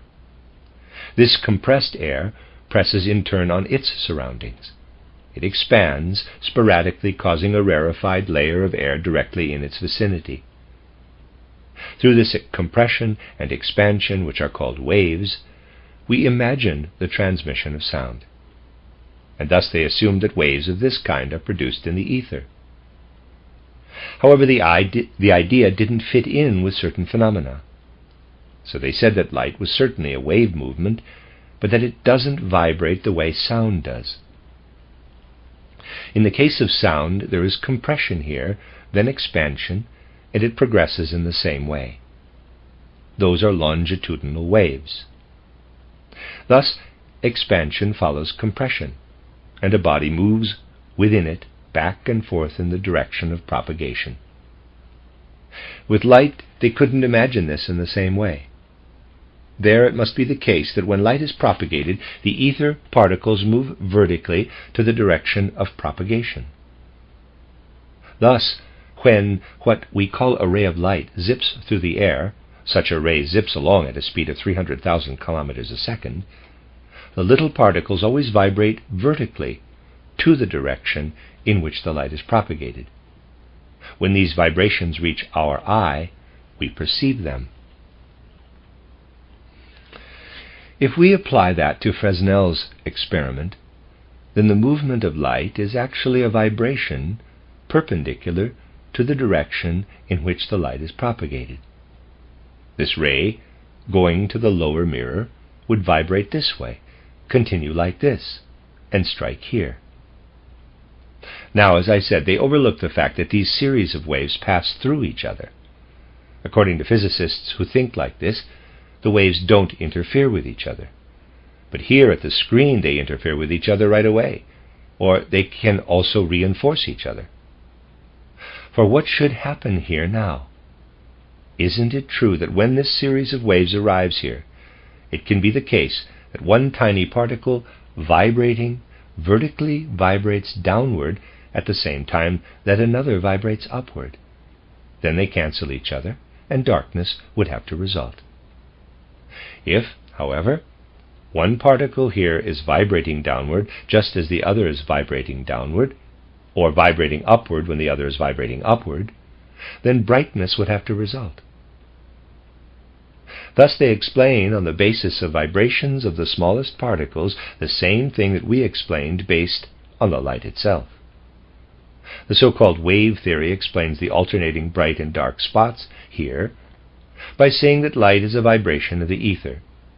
If the smallest particles vibrate such that they reinforce each other, a brighter spot results. If they vibrate in opposite directions, a darker spot results. Now, you have only to consider the difference between the pure perception of the phenomena, remaining within the phenomena and investigating and describing them, and simply making something up about the phenomena.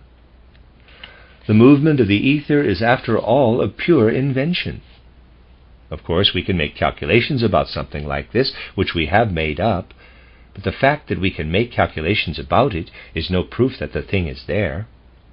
The purely kinematic is something purely imaginary, and calculations are also imaginary. You can see that according to the tenets of our way of thinking, we have to rely on explaining phenomena in such a way that they themselves yield their own explanation, that they hold their explanation within themselves.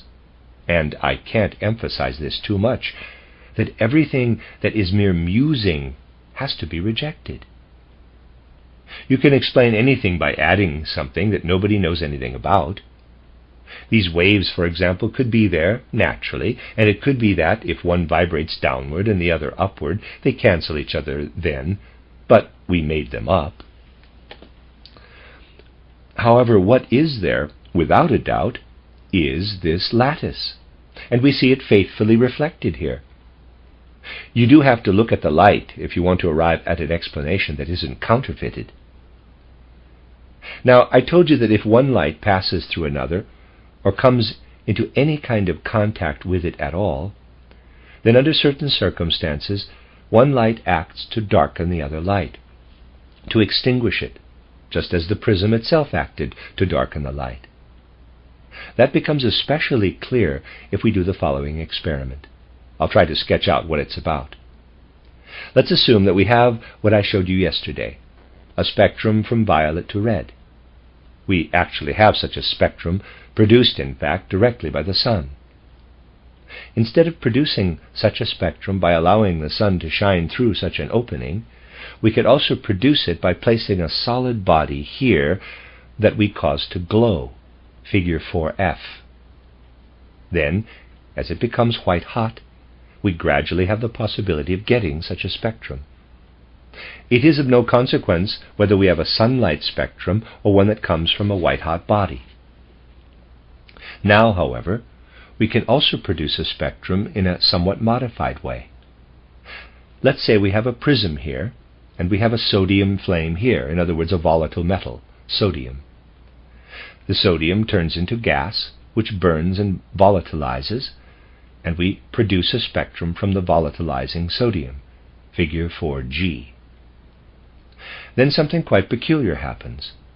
If we produce the spectrum not from the sun or from a glowing solid, but from a glowing gas, then a single part of the spectrum is very strongly pronounced. In fact, sodium light tends especially to yellow. Here we have red, orange, and yellow. The yellow part is particularly strongly pronounced in sodium. The rest of the spectrum is atrophied, hardly even present in the metal sodium. Therefore, we apparently get a narrow yellow strip. We call it a yellow band. This happens because it is part of a whole spectrum. The rest of the spectrum is just atrophied. Thus, with all different kinds of bodies, we can find such spectra that aren't really spectra at all, just shining bands. From this you can conclude, conversely, that if you don't know what is actually in the flame and you create a yellow spectrum with it, then there must be sodium in the flame. You can recognize which metal you are dealing with. An odd thing happens, however, if you combine these two experiments, figure 4H. We produce the beam of light here, and the spectrum here, and at the same time we put the sodium flame in, so that the glowing sodium unites with the beam of light. What happens there is quite similar to what I showed you a little while ago with Fresnel's experiment. We could expect that the yellow here would appear especially strong, because there is already yellow in the beam, and then the yellow from the sodium is added to it. But that's not the case. Instead, the yellow from the sodium extinguishes the other yellow, and a dark spot is created. Thus, where we would expect a brighter area to emerge, a dark spot emerges. How could that be? It depends solely on the force that is generated. Let's assume that the sodium light created here was so selfless that it simply allowed the related yellow light to pass through it. Then it would have to extinguish itself completely. It doesn't do that, though. Instead, it blocks the way at exactly the point where the yellow should cross. It is there. Although it is yellow, it doesn't act to strengthen. Instead, it acts to extinguish, because as a force it simply blocks the way, regardless of whether the thing that comes into its path is something else or not. That's of no importance. The yellow part of the spectrum is extinguished, and a black spot is created. From this you can see that once again, you only need to consider what is there. The flood of light itself offers you the explanation. That's exactly what I would like to point out to you. You see, the physicist who explains things in the spirit of Newton would naturally have to say that if you have something white here, a strip of white, for example, and look at this shining strip, then it appears to you that you're getting a spectrum: red, orange, yellow, green, blue, dark blue, violet. Figure 4I. Now you see, Goethe would say, quote, "Sure, at a pinch, that's all right. If nature really is such that it put light together, then we could assume, of course, that this light is really dissected into its parts by the prism. Wonderful. But the very same people who say that light consists of its 7 parts assert at the same time that darkness is nothing at all but the absence of light. Fine. But if I leave a strip of black here between the white and look through the prism, then I also get a rainbow, only with its colors in a different arrangement. Now it's violet in the middle and becomes bluish-green toward one side. Here I get a band that is arranged differently, but in the spirit of the dissection theory, I would have to say that the black could be broken down too. Thus I would have to admit that darkness isn't merely the absence of light. Black would have to be divisible too. However, it would also have to consist of 7 colors, close quote. That's what made Goethe lose his faith. He also saw the black strip in 7 colors, only in a different arrangement. This is what forces us once again simply to take the phenomena as they are. Now, we'll have to see to it that tomorrow at 11:30 we're able to demonstrate what I unfortunately could only explain theoretically today. The end of Lecture 4. You are listening to RudolfSteinerAudio.com. This is a reading of a cycle of lectures by Rudolf Steiner entitled The Light Course, given to the Waldorf schools, the teachers. This is the 5th lecture, given in Stuttgart on December 27, 1919. As well as we can with our limited means, we are going to begin today by showing you the experiment we spoke about yesterday. You undoubtedly remember that I said that when a glowing solid emits light, and we send this light through a prism, we get a spectrum, a light image similar to that of the sun. When we have a glowing gas that emits light, we also get a light image, but it shows actual light lines or light bands in only one place, or for various substances in several places. The rest of the spectrum is atrophied. By carrying out exact experiments, we would see that actually a complete spectrum is present for everything that glows. In other words, a spectrum that ranges from red to violet. If, for example, we produce a spectrum with glowing sodium gas, then we simply have a very, very weak spectrum, and in one spot, a stronger yellow line, which by contrast mutes everything else. We therefore say that sodium yields nothing but this yellow line. Now, there is an odd fact. which was known by many earlier, and then reconfirmed by the experiment of Bunsen and Kirchhoff in 1859. If we have a light source that produces a continuous spectrum, and acting simultaneously, so to speak, a light source that produces something like the sodium line, then this sodium line acts simply like an opaque body.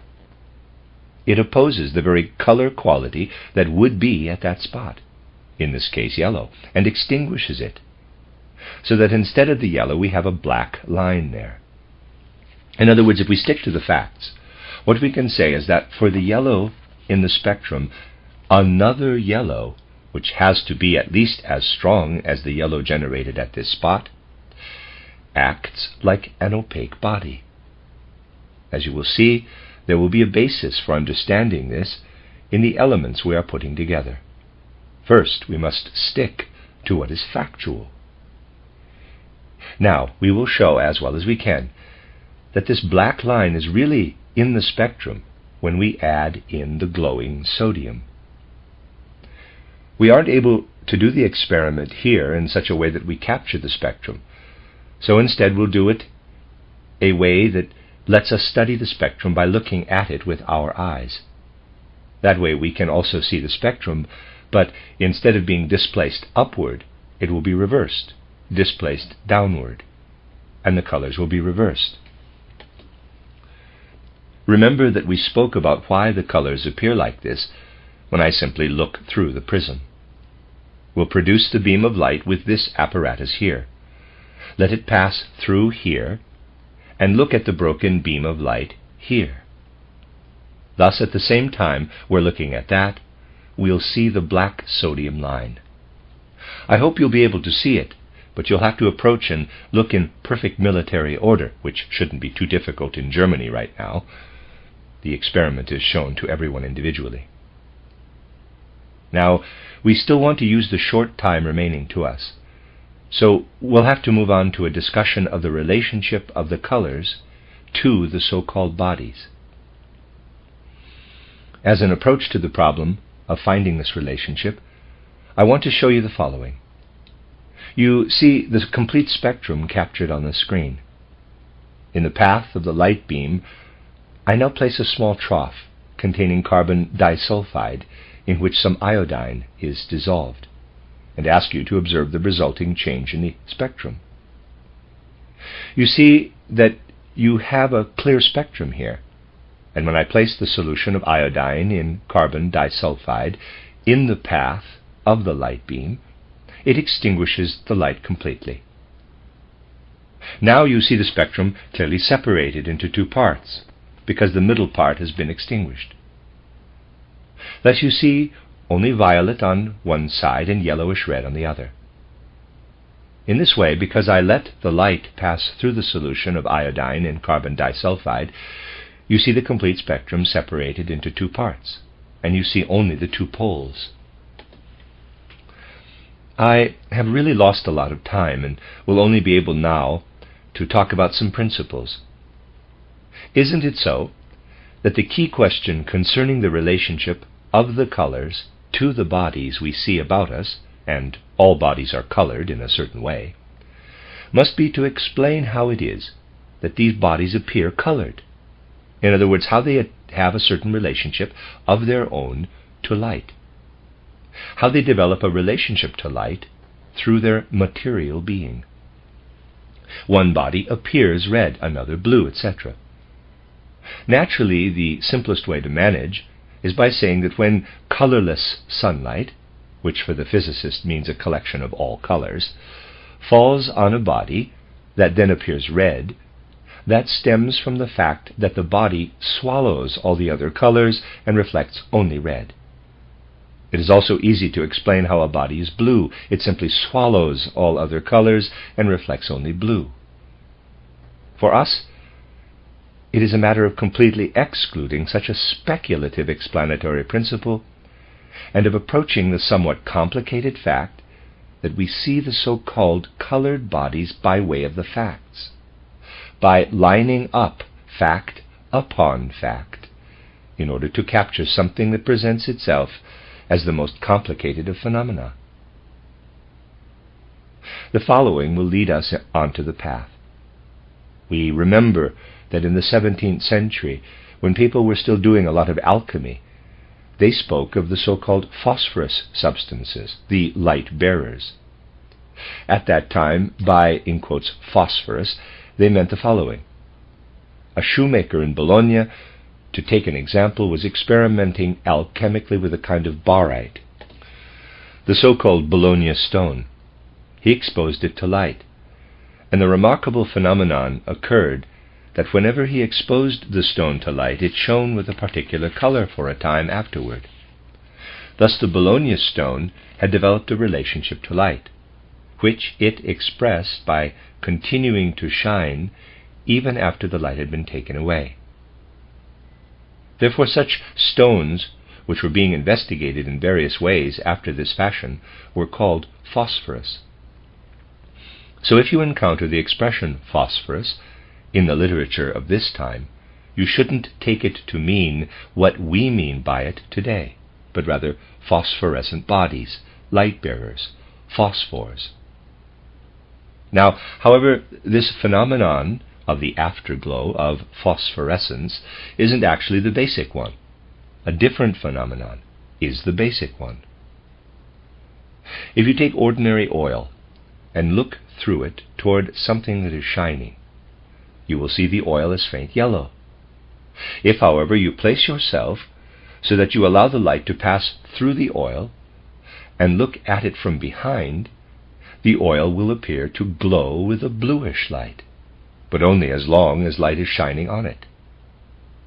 You can carry out this experiment with various other bodies. It gets particularly interesting when you dissolve chlorophyll. If you look through such a solution into the light, it appears green.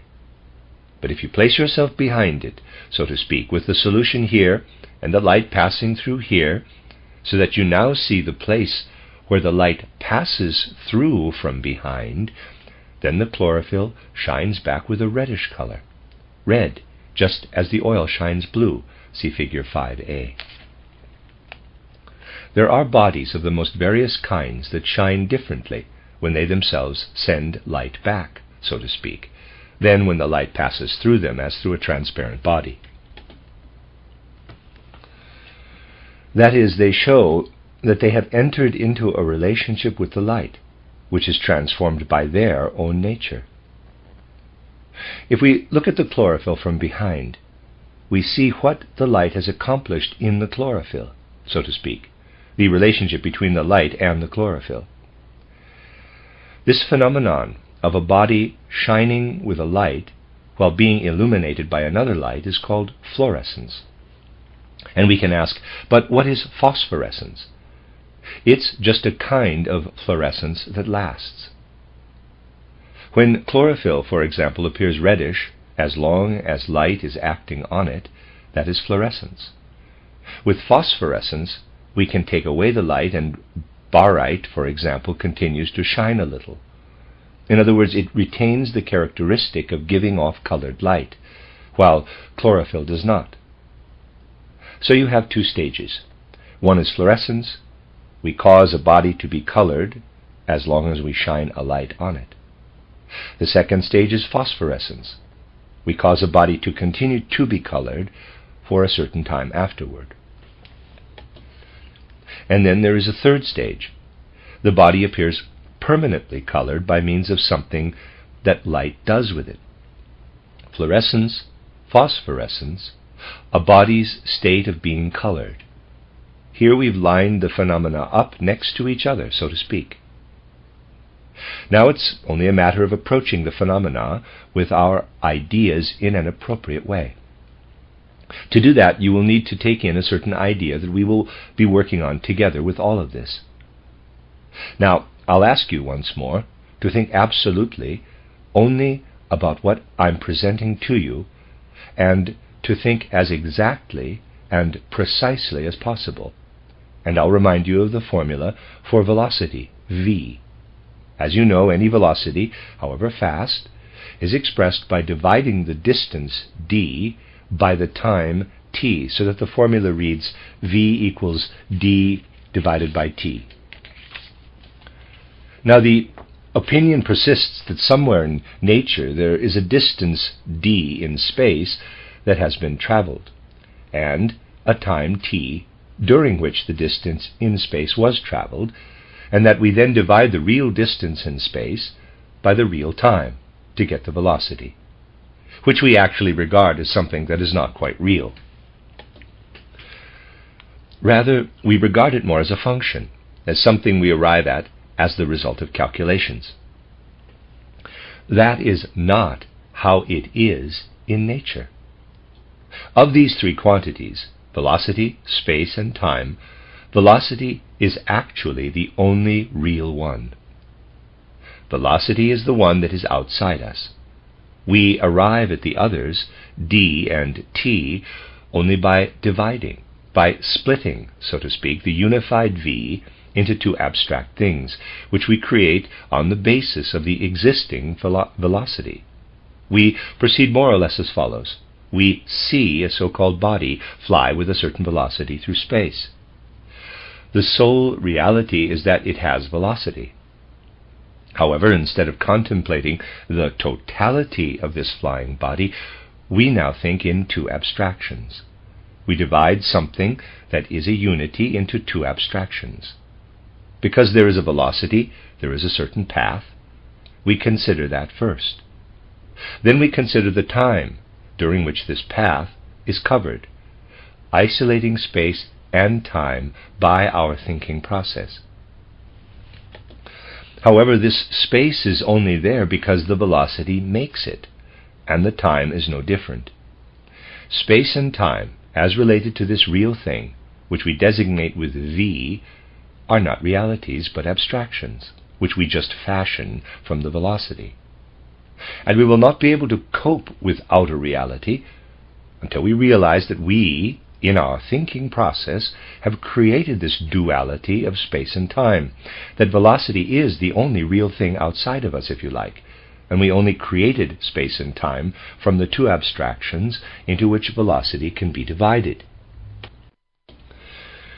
We can detach ourselves from velocity, but we can't detach ourselves from space and time. They are integral to our perception, to our perceptual activity. We are one with space and time. Think about that. We are not one with the velocity outside, but with space and time. Indeed, we shouldn't be so quick to ascribe to external bodies that with which we ourselves are one. Rather, we should use the fact that we are one with space and time in an appropriate way to arrive at a conception of external bodies.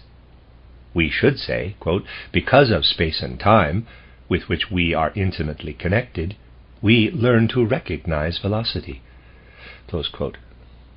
However, we shouldn't also say that a body requires time.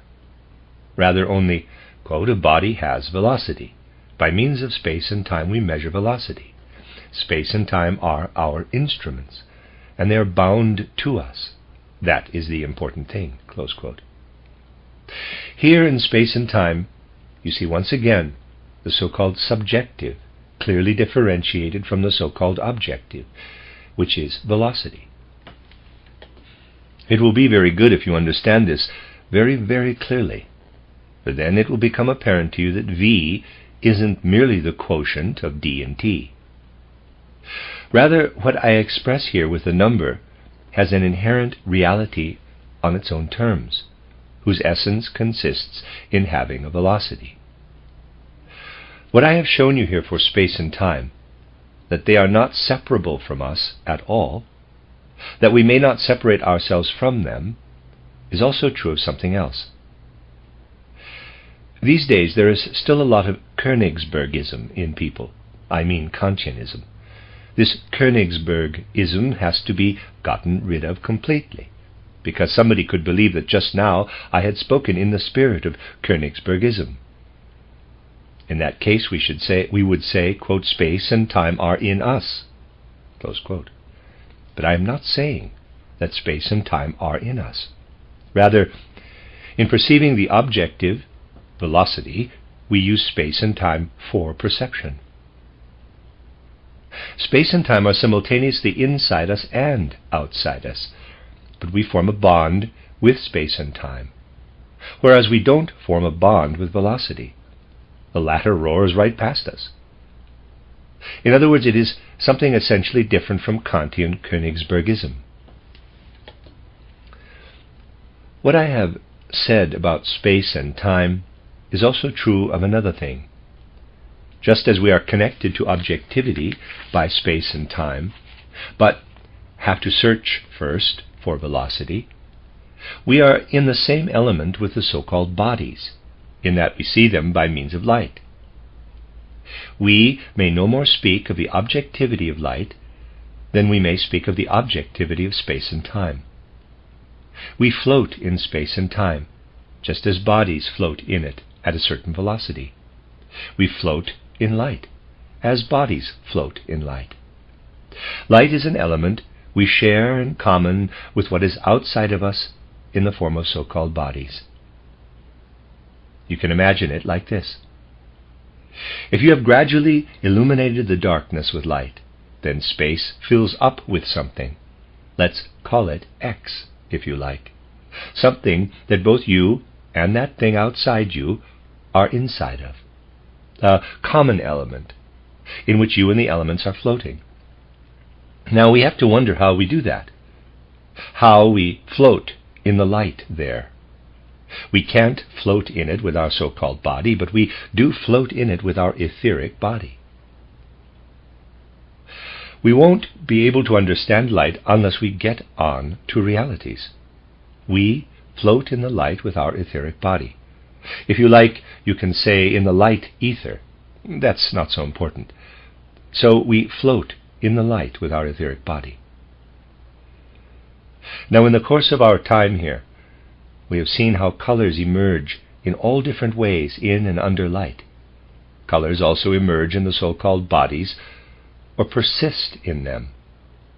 We see ghostly colors, so to speak, which emerge and disappear in light. If I just project a spectrum, it is like ghosts.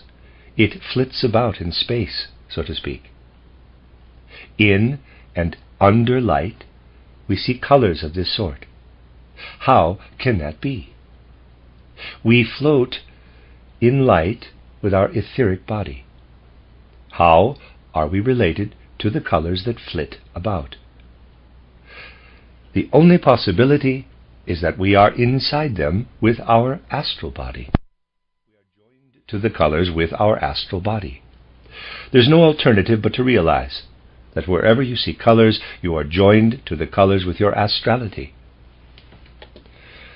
In order to achieve real insight, there's no alternative but to say to yourself that although light actually remains invisible, we are floating in it.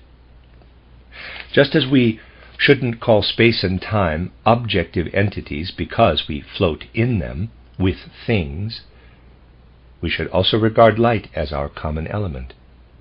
We should regard the colors, however, as something that can appear only because we enter with our astral body into a relationship with what the light is doing there. There's a figure 5b, he's now going to refer to that. Let's assume, however, that somehow you have produced some kind of color phenomenon, some kind of spectrum in this space here, A, B, C, D, but a phenomenon that happens only in the light. See figure 5b. Here you will have to go back to an astral relationship with the light. However, you could have colored this here as the surface so that AC as a body appears red to you. For example, we say AC is red. Then you look at the surface of the body and at first have the rough idea that under the surface of the body it is red through and through. You see, that is something different. There you also have an astral relationship, but you are separated by the surface of the body from the astral relationship you enter into with the color. Try to conceive of that. In the light you see colors, colors of the spectrum. There, you have astral relations of a direct nature. Nothing comes between you and these colors. You see the colors of the body. Something comes between them and your astral body, and yet you enter into astral relations with the colors of the body. I'd like you to take these things to heart and think them through clearly, because they are important fundamental concepts which we will be working on. And only by doing that will we develop fundamental concepts for a real study of physics. In closing, I would just like to mention one more thing. I am not trying to talk to you about what you could easily get for yourself by buying the first textbook that comes along. I also don't want to tell you about what you can read if you read Goethe's theory of color. Rather, I want to tell you about what you can't find in either, but which will enable you to nourish yourself intellectually from both in a suitable way.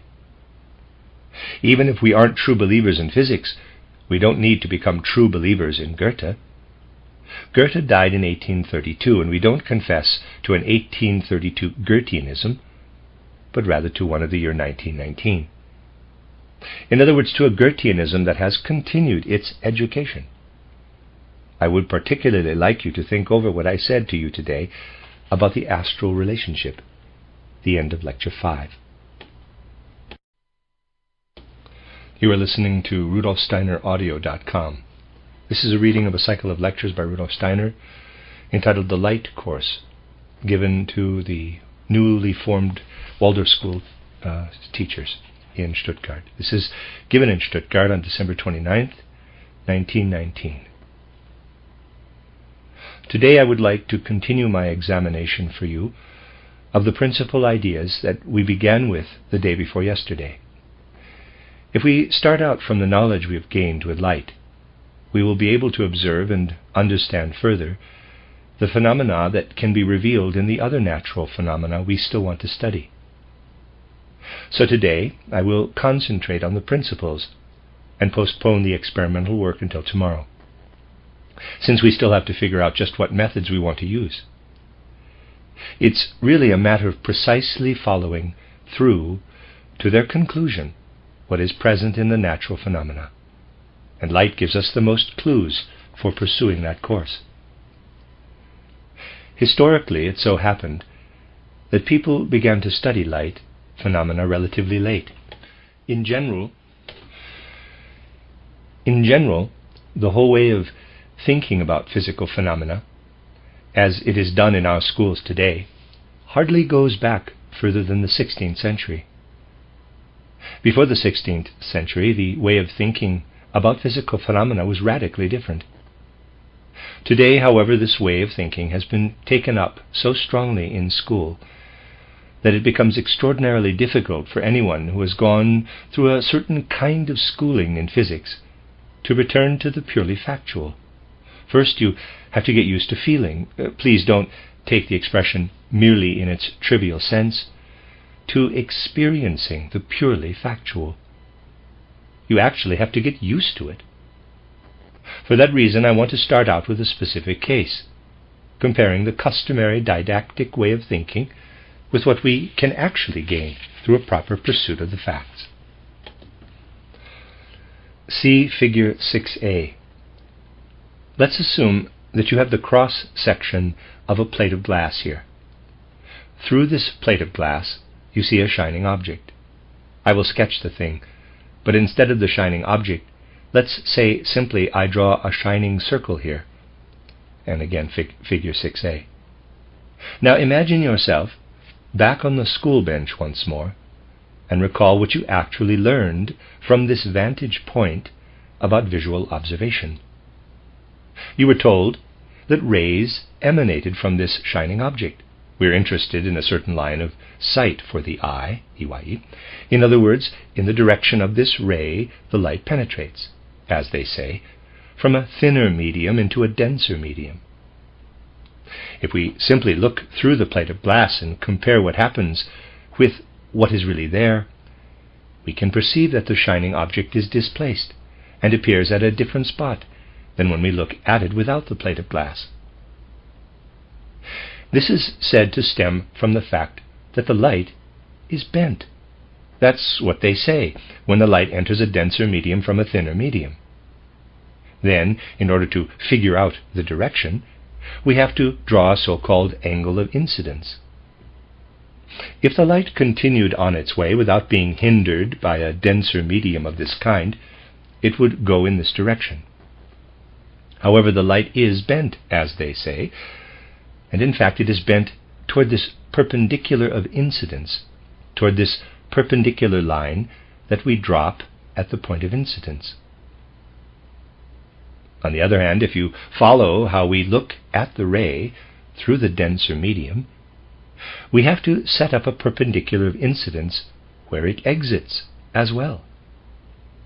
At this point, the ray, if it were to continue on its path, would go this way, but it is bent once again, in this case away from the perpendicular of incidence, in fact, and just strongly enough that its direction is now parallel to its former one.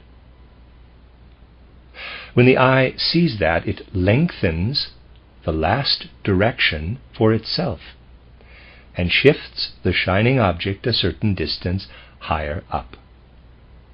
Thus, if we look through like this, we have to assume that the light falls here and is bent twice, once toward the perpendicular of incidence and once away from the perpendicular of incidence. Because the eye has this inner ability, parenthesis, or a soul, or some demon, however you want to say it, close parenthesis, the light is shifted in space, in fact, to another spot in space than where it would appear if we didn't see it through a refractive medium, as they call it.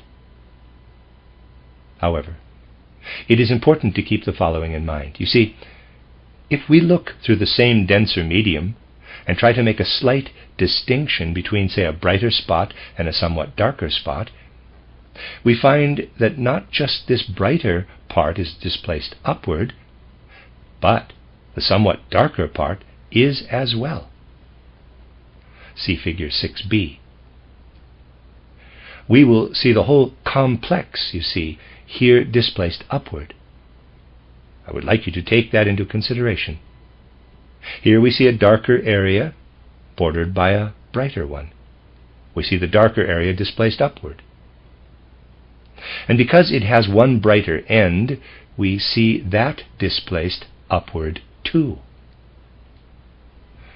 So, if you put up a complex of this kind, a darker area and a brighter area, you have to say that the brighter part is displaced simply as the upper border. If you abstract a bright spot, then people often speak as if only this bright spot were displaced. But that's an absurdity. For even if I look at this bright spot here, it is not true that it is the only thing that is displaced. Instead, in reality, this area down here, which I'll call nothingness, is also displaced upward. Whatever is displaced is never something I can delimit so abstractly. Thus, if I do the experiment that Newton did, if I let in a beam of light, which is diverted by the prism, then it isn't true that only the beam of light is displaced. What borders the beam of light above and below is displaced too. I should never speak of any sort of rays of light or the like, but of displaced light images or light spaces. And if somewhere I do want to talk about an isolated light, then I can't talk about it at all in a way that relates this isolated light to something in the theory. Rather, I have to talk about it in such a way that my words refer simultaneously to what borders it. Only if we think in this way can we really feel what is actually happening when we are faced with the origin of color phenomena. Otherwise, simply because of our way of thinking, we get the impression that the colors somehow arise from light. We have already worked out the thought that we are dealing only with light. In reality, we aren't dealing with light, but with something bright, which is bordered on one side or the other by darkness. And just as this bright area is displaced as light space, the dark area is displaced in the same way. But what is this dark area? What is it actually? You see, this dark area also has to be grasped as something absolutely real. Everything that has come into modern physics since approximately the 16th century was able to come in only because we never observed things with the spirit. We observed things only on the basis of outward sense impressions, and then invented all sorts of theories to explain these external sense impressions. You won't be able to deny in any way that if you look at light, sometimes it's stronger and other times it's weaker. Stronger and weaker light do exist. It's a matter of understanding how this light, which can be stronger or weaker, is related to the darkness. The ordinary physicist of today thinks there is stronger and weaker light, every possible degree of light in terms of strength, but only one single darkness, which is simply there when light isn't there. Thus there is only one kind of black. There is no more just one kind of darkness than there is just one kind of brightness. To say that there is only one kind of darkness is as one-sided as if you were to say, I know 4 people. One has assets of 500 marks, and the second assets of 1,000 marks. In other words, one has greater assets than the other does. The third, however, has a debt of 500 marks, and the fourth a debt of 1,000 marks. But why should I worry any more about this difference? In the end, it's the same thing. Both have debts. I want to distinguish between degrees of wealth, but I don't want to distinguish at all between degrees of debt, because debt is debt." Close quote. In this case, the matter attracts our attention because the effect of 500 marks of debt is less than the effect of 1,000 marks of debt. With darkness, we don't act this way. Light has different degrees of brightness. Darkness is darkness. The fact that we haven't progressed to a qualitative way of thinking is what hinders us so much in finding the bridge between the soul-spirit realm on the one hand and the physical on the other. When a space is filled with light, it is filled with light of a certain strength. When a space is filled with darkness, it is filled with darkness of a certain strength. We have to progress from merely abstract space to space that is not abstract, but that is in some way positively filled with light, negatively filled with darkness. Thus we can face the light-filled space and can call it qualitatively positive. We can face the space filled with darkness and find it qualitatively negative with reference to the light. Both, however, can be addressed in terms of a particular degree of intensity, a particular strength. Now, however, you wonder, quote, "Yes, but how does this positive state of light-filled space distinguish itself for our powers of perception from the negative state of filled-up space?" Close quote. For this positive state of filled-up space, we need only to recall how it is when we wake up, surrounded by light, and unite our subjective experience with what floods around us as light. We need only to compare this feeling with what we feel when we are surrounded by darkness. And we will find that, I'd like you to understand this very precisely, for our feelings, there is a difference between abandoning ourselves to light-filled space and abandoning ourselves to space that is filled with darkness. We can approach these things only by comparison. You see, we can compare that feeling we have when we encounter the light-filled space to a kind of breathing in of the light by our soul nature. Indeed, we feel enriched when we are in a light-filled space. We breathe the light in. What is it like with darkness? That feeling is the complete opposite. Darkness drains us. It soaks us up. We have to abandon ourselves to it. We have to give up something to it. Thus we can say that light has an imparting effect on us, and darkness has a draining effect on us. And we have to distinguish between bright and dark colors in this way too. The brighter colors have something that comes toward us, that imparts itself to us. The dark colors have something that drains us, that we must give ourselves up to. Then we come to the point where we say to ourselves that something in the outer world is imparting itself to us when light acts upon us, and that something is taken away from us, drawn out of us, when darkness acts upon us. As I've already pointed out to you in these lectures, our consciousness is in a certain respect drained away when we fall asleep. Consciousness ceases at that moment. When we approach the darker colors, blue and violet, from the brighter ones, there is a very similar phenomenon of the cessation of consciousness. And if you'll recall what I told you recently about the relationship of our soul nature to mass, the falling asleep into mass, the draining away of consciousness by mass, then you will feel something similar in the draining away of consciousness by darkness. You will discover the inner relationship between the darkness that can fill space and that other way in which space can be filled, which we call matter, and which manifests itself as mass. In other words, we have to search for the path leading from the phenomena of light across to the phenomena of material existence. And we have already blazed the path for ourselves by searching out the fleeting phenomena, as it were, of phosphorescence and fluorescence, and then the stable light phenomena. In the case of the stable light phenomena, we have permanent colors.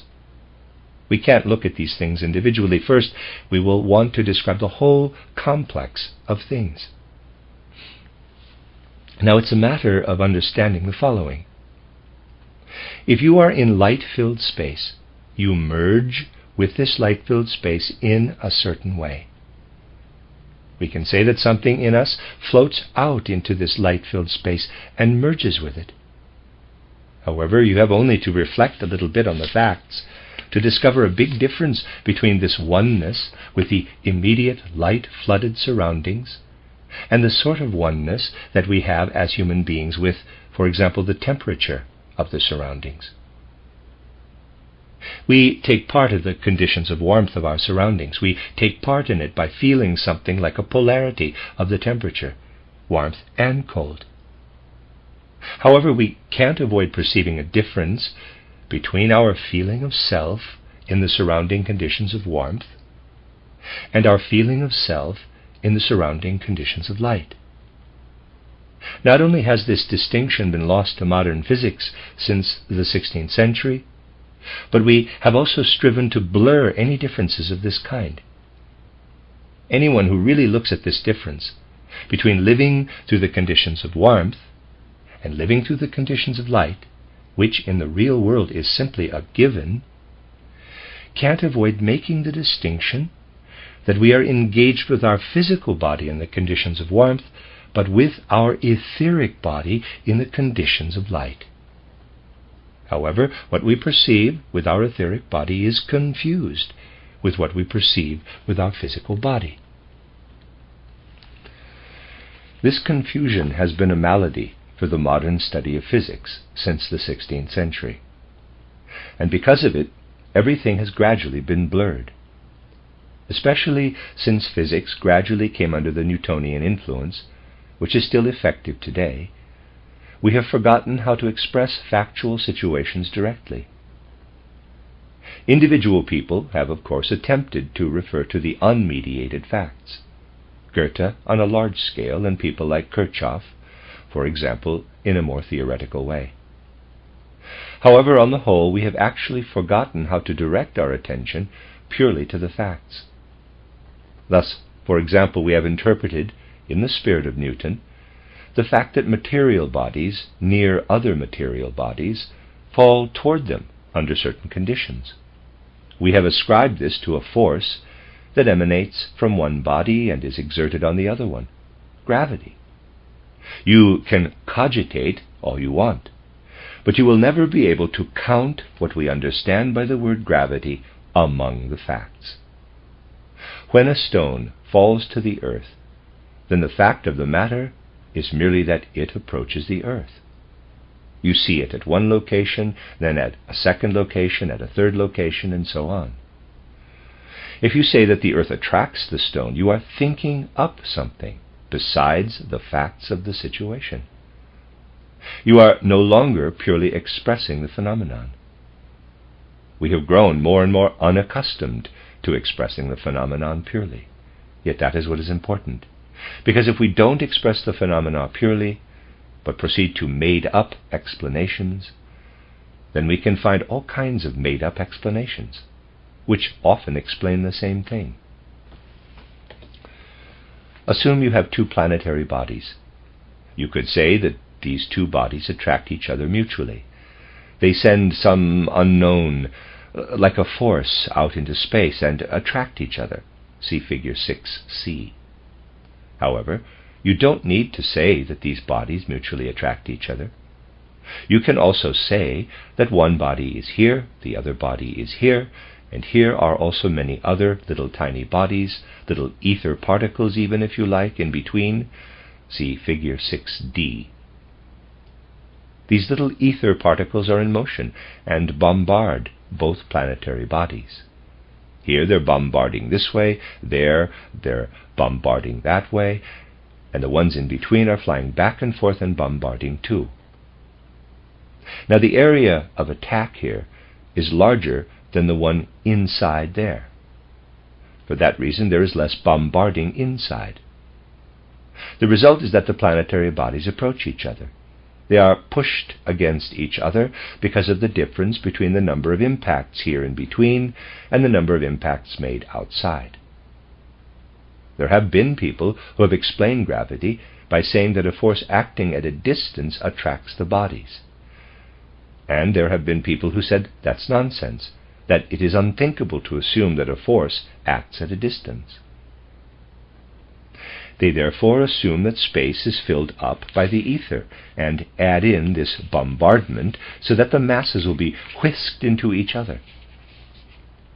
Besides these two explanations, there are all sorts of others.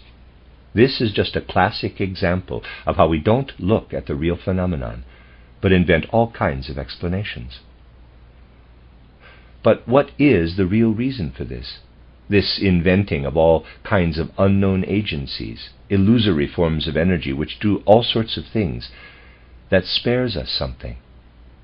Of course, this theorizing about impacts was just as much an invention as the theorizing about long-distance forces. But this invention relieves us of an assumption that is frightfully uncomfortable for people today. For you see, it is always the case that we have to wonder if there are two mutually independent planetary bodies approaching each other, and they show it is in their nature to approach each other, then, of course, there has to be a basic principle causing their approach. There has to be a reason for their approach. It is simpler to make up forces than to say that there is yet another way, namely thinking that the planetary bodies are not independent of each other. If, for example, I lay my hand on my forehead, it won't occur to me to say, my forehead attracts my hand. Instead, I will say, that is an inner act, carried out by something that has its basis in the soul and spirit. My hand is simply not independent of my forehead. They are not actually two things, the hand and the forehead. I will only succeed in looking at the situation correctly if I regard myself as a whole. I'm not actually looking at reality if I say, there's a head, there are two arms with hands on them, there's a torso, there are two legs. That's not a complete explanation. Rather, it's a complete examination if I describe the entire unified organism. If I describe the things in such a way that they belong together. That is to say, my task is not merely to describe what I see, but to think about the reality of what I see. Just because I see something doesn't yet mean it is real. Take a cube of rock salt. In a certain sense it is a whole, Everything is a whole in a certain sense. It can exist by means of the complex of what is within its 6 sides. If, however, you look at a rose you have cut, this rose is not a whole because it can't exist by means of the complex of what is in it. The rose can exist only because it's on the rose bush. For that reason, the cut rose, although you perceive it just as well as the cube of rock salt, is a true abstraction. It's something that may not be addressed as a reality on its own at all. Something extraordinarily important follows from this.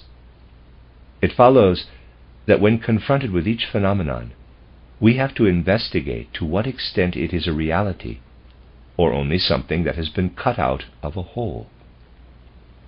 If you look at the sun and the moon, or the sun and the earth on their own, naturally you might as well make up a force of gravity, a kind of gravitation, just as you might invent a kind of gravitation when my forehead attracts my right hand.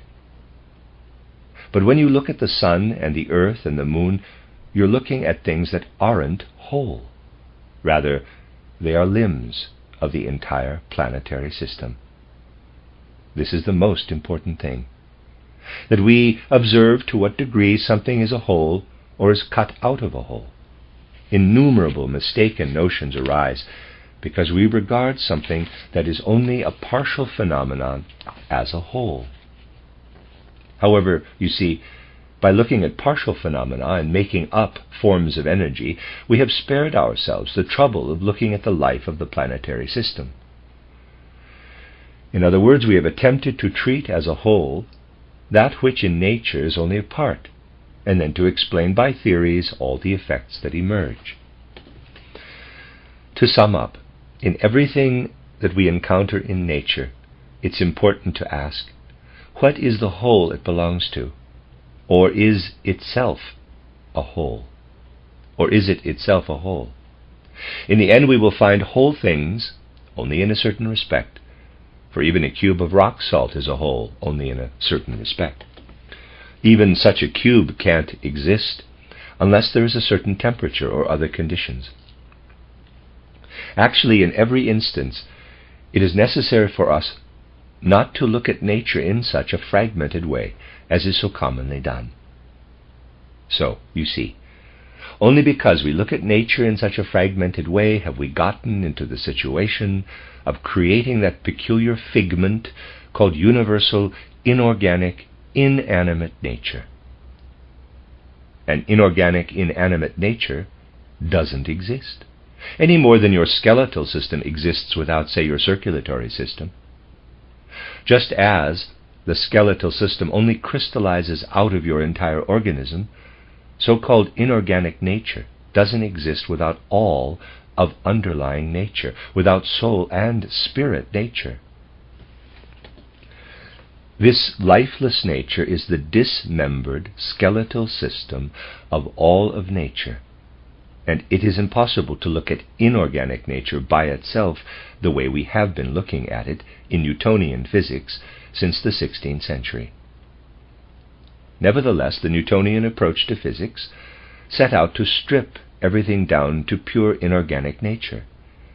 But inorganic nature is present only when we ourselves build machines, when we ourselves put something together from the parts of nature.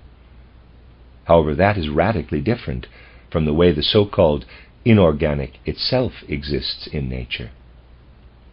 The only really inorganic things are our machines, and these in fact only to the extent that we put them together with combinations of natural forces. It's only the condition of being put together that makes them inorganic. Other kinds of inorganic things are only abstractions.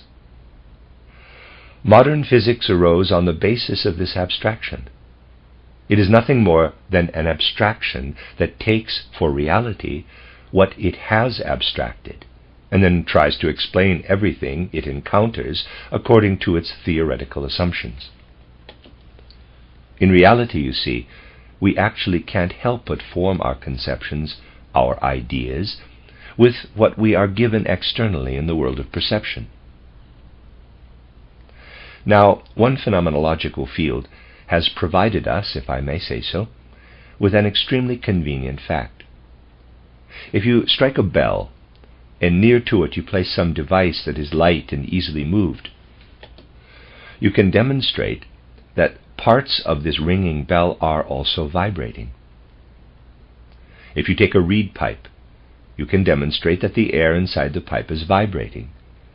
And on the basis of the movement of the air or of the bell particles, you can notice a connection in terms of the pitch or sound phenomena between the vibrations a body or the air makes and the perception of the tone. In this phenomenological field, it's evident that when we hear tones, we are dealing with vibrations in the surrounding air. Thus there is a connection, which we will talk about further tomorrow, between sounds and vibrations of the air. If you are going to proceed abstractly, you can say that we perceive sound by means of the organs of hearing, the vibrations of the air striking the hearing organ, and when they do, we perceive the sound.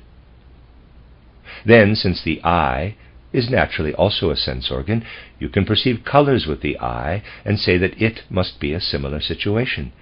Thus, some kind of vibration has to strike the eye. However, it can't be the air, that is quickly ascertained, so it's the ether. Thus we construct the idea, if I may say so, purely by playing with analogies. If air strikes our ears and we sense a sound, there is a connection between vibrating air and the sensation of sound. If the vibrations of the hypothetical ether collide with our eyes, then in a similar way a sensation of light is conveyed. Then we attempt to determine how this so-called ether vibrates through tests like those we have become acquainted with experimentally in these lectures. In other words, we examine an ether ocean and calculate how things are supposed to happen in it. We calculate something that refers to an entity that we are, of course, unable to perceive, which we are only able to assume theoretically. As you've already gathered from the trifles we have gone through experimentally, what takes place within the world of light is extraordinarily complicated, and up through certain periods of the more recent development of physics, it has been assumed that a vibrating ether, a fine elastic substance, lies behind, or actually in, everything that manifests itself as the world of light, as the world of colors. Since we are easily able to determine the laws according to which elastic bodies collide and repel each other, we can calculate what these little goblins in the ether do simply by regarding them as little elastic bodies, by imagining the ether as something that in itself is elastic, so to speak.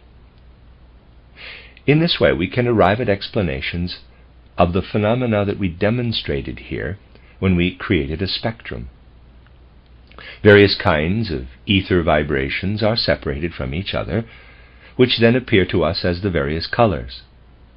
By certain calculations, we can also manage to make comprehensible, based on the elasticity of the ether, that cancelling out of the colors, for example of the sodium line that we demonstrated here the day before yesterday.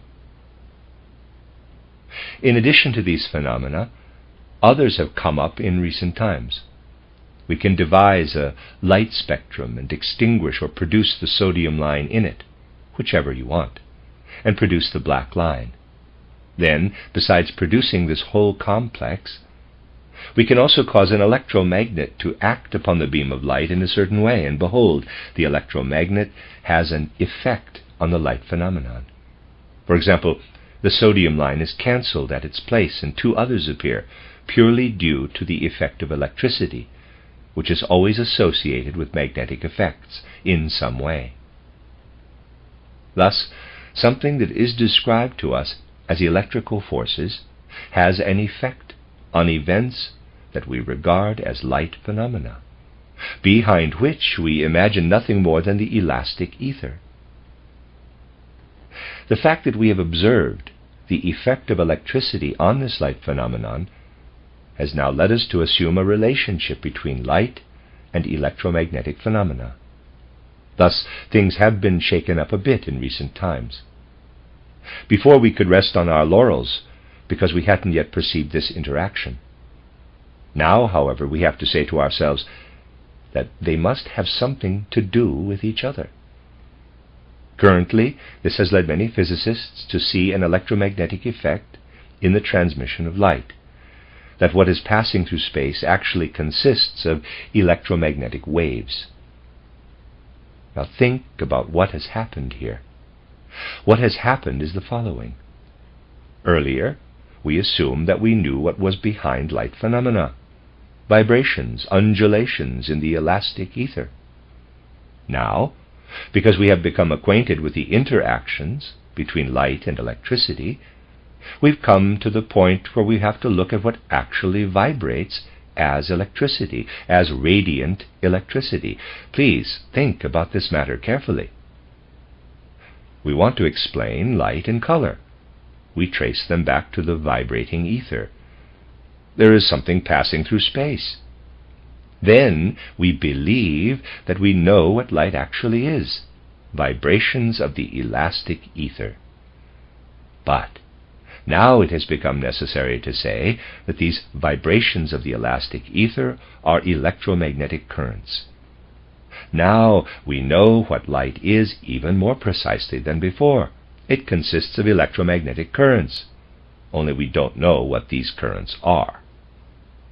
Thus we have taken the wonderful path of assuming an hypothesis, of explaining the sensible by means of the supersensible unknown of the undulating ether.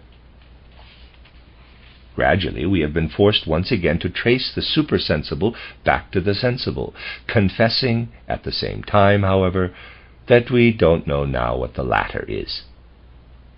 It is indeed a most interesting path that we have traveled, from a hypothetical search for an unknown to the explanation of that unknown by means of another unknown.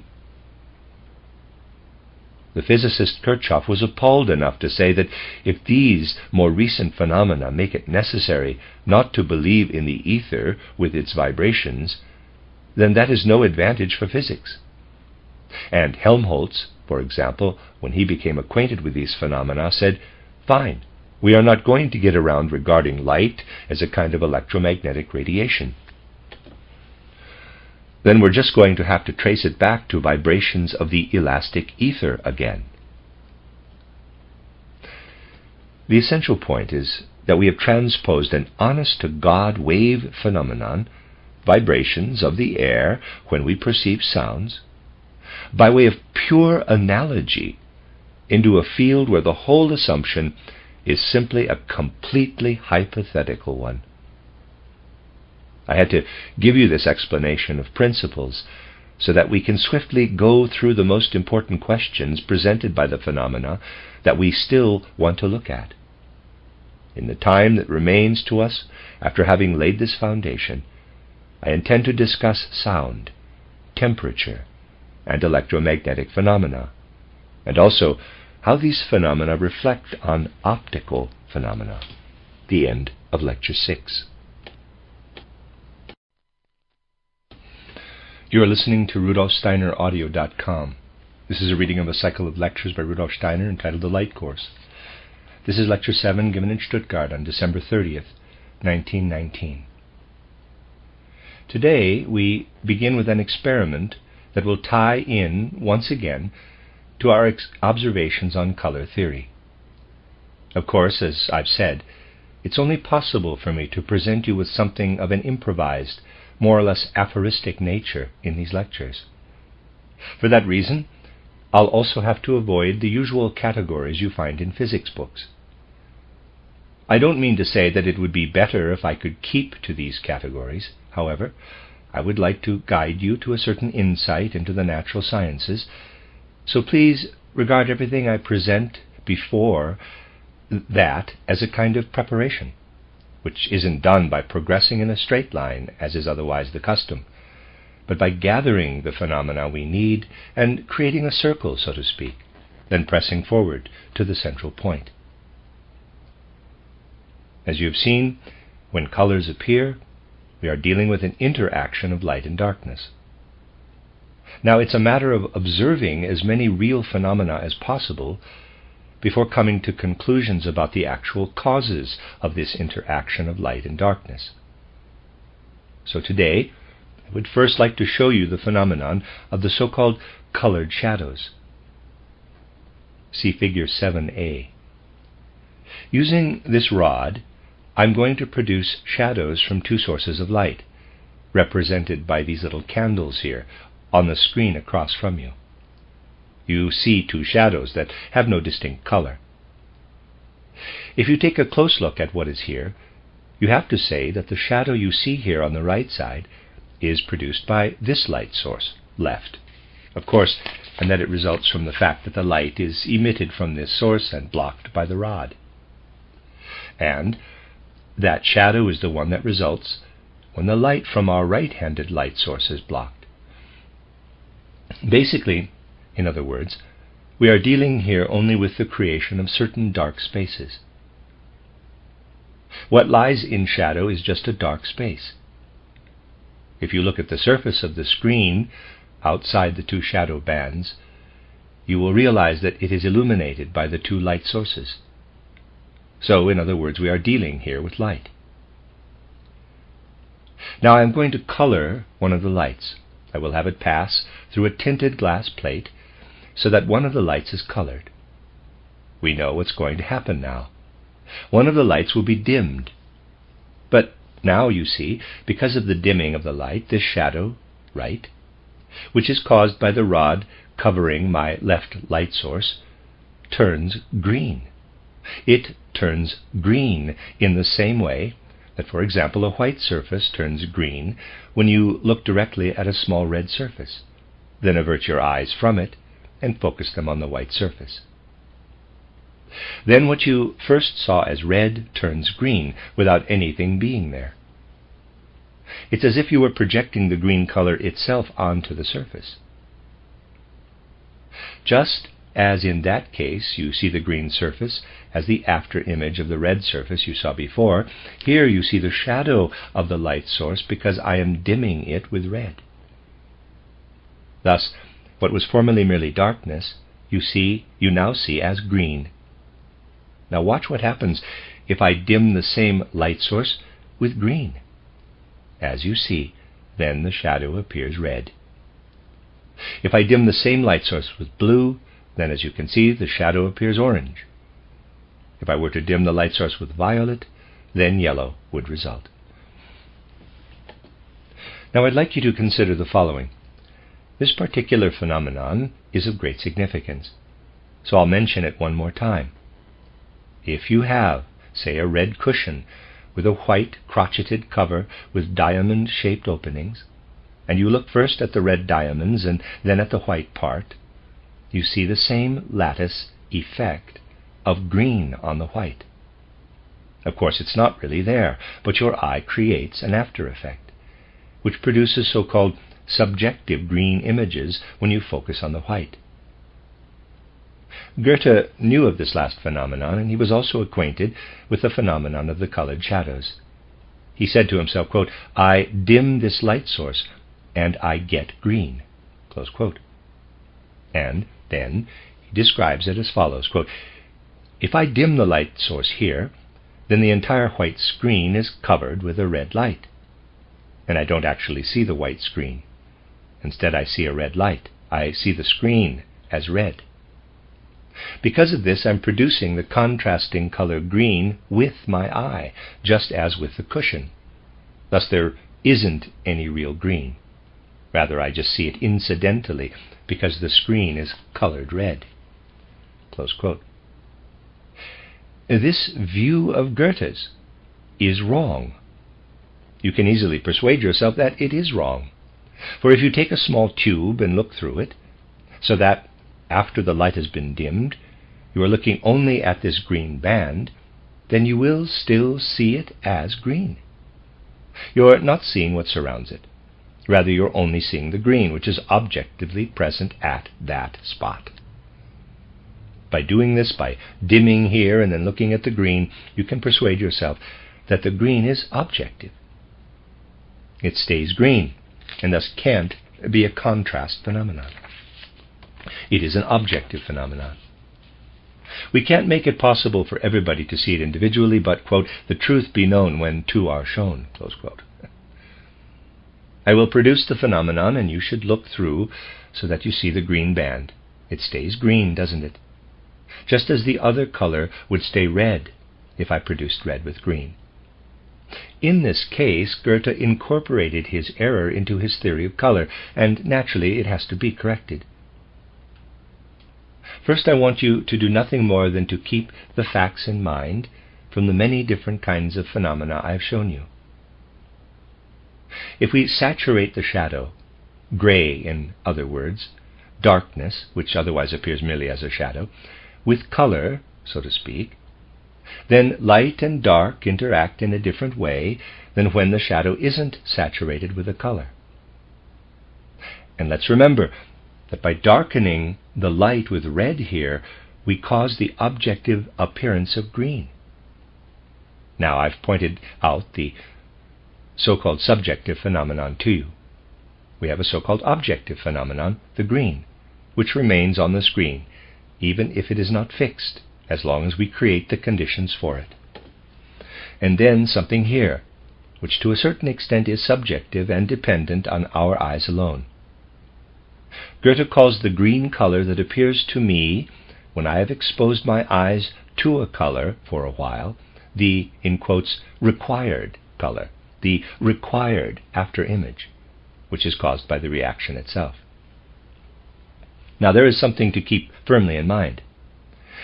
The differentiation between the subjective and the objective, between the color that is temporarily fixed here and the color that is apparently only a color required as an after image, has no justification on the basis of objective facts.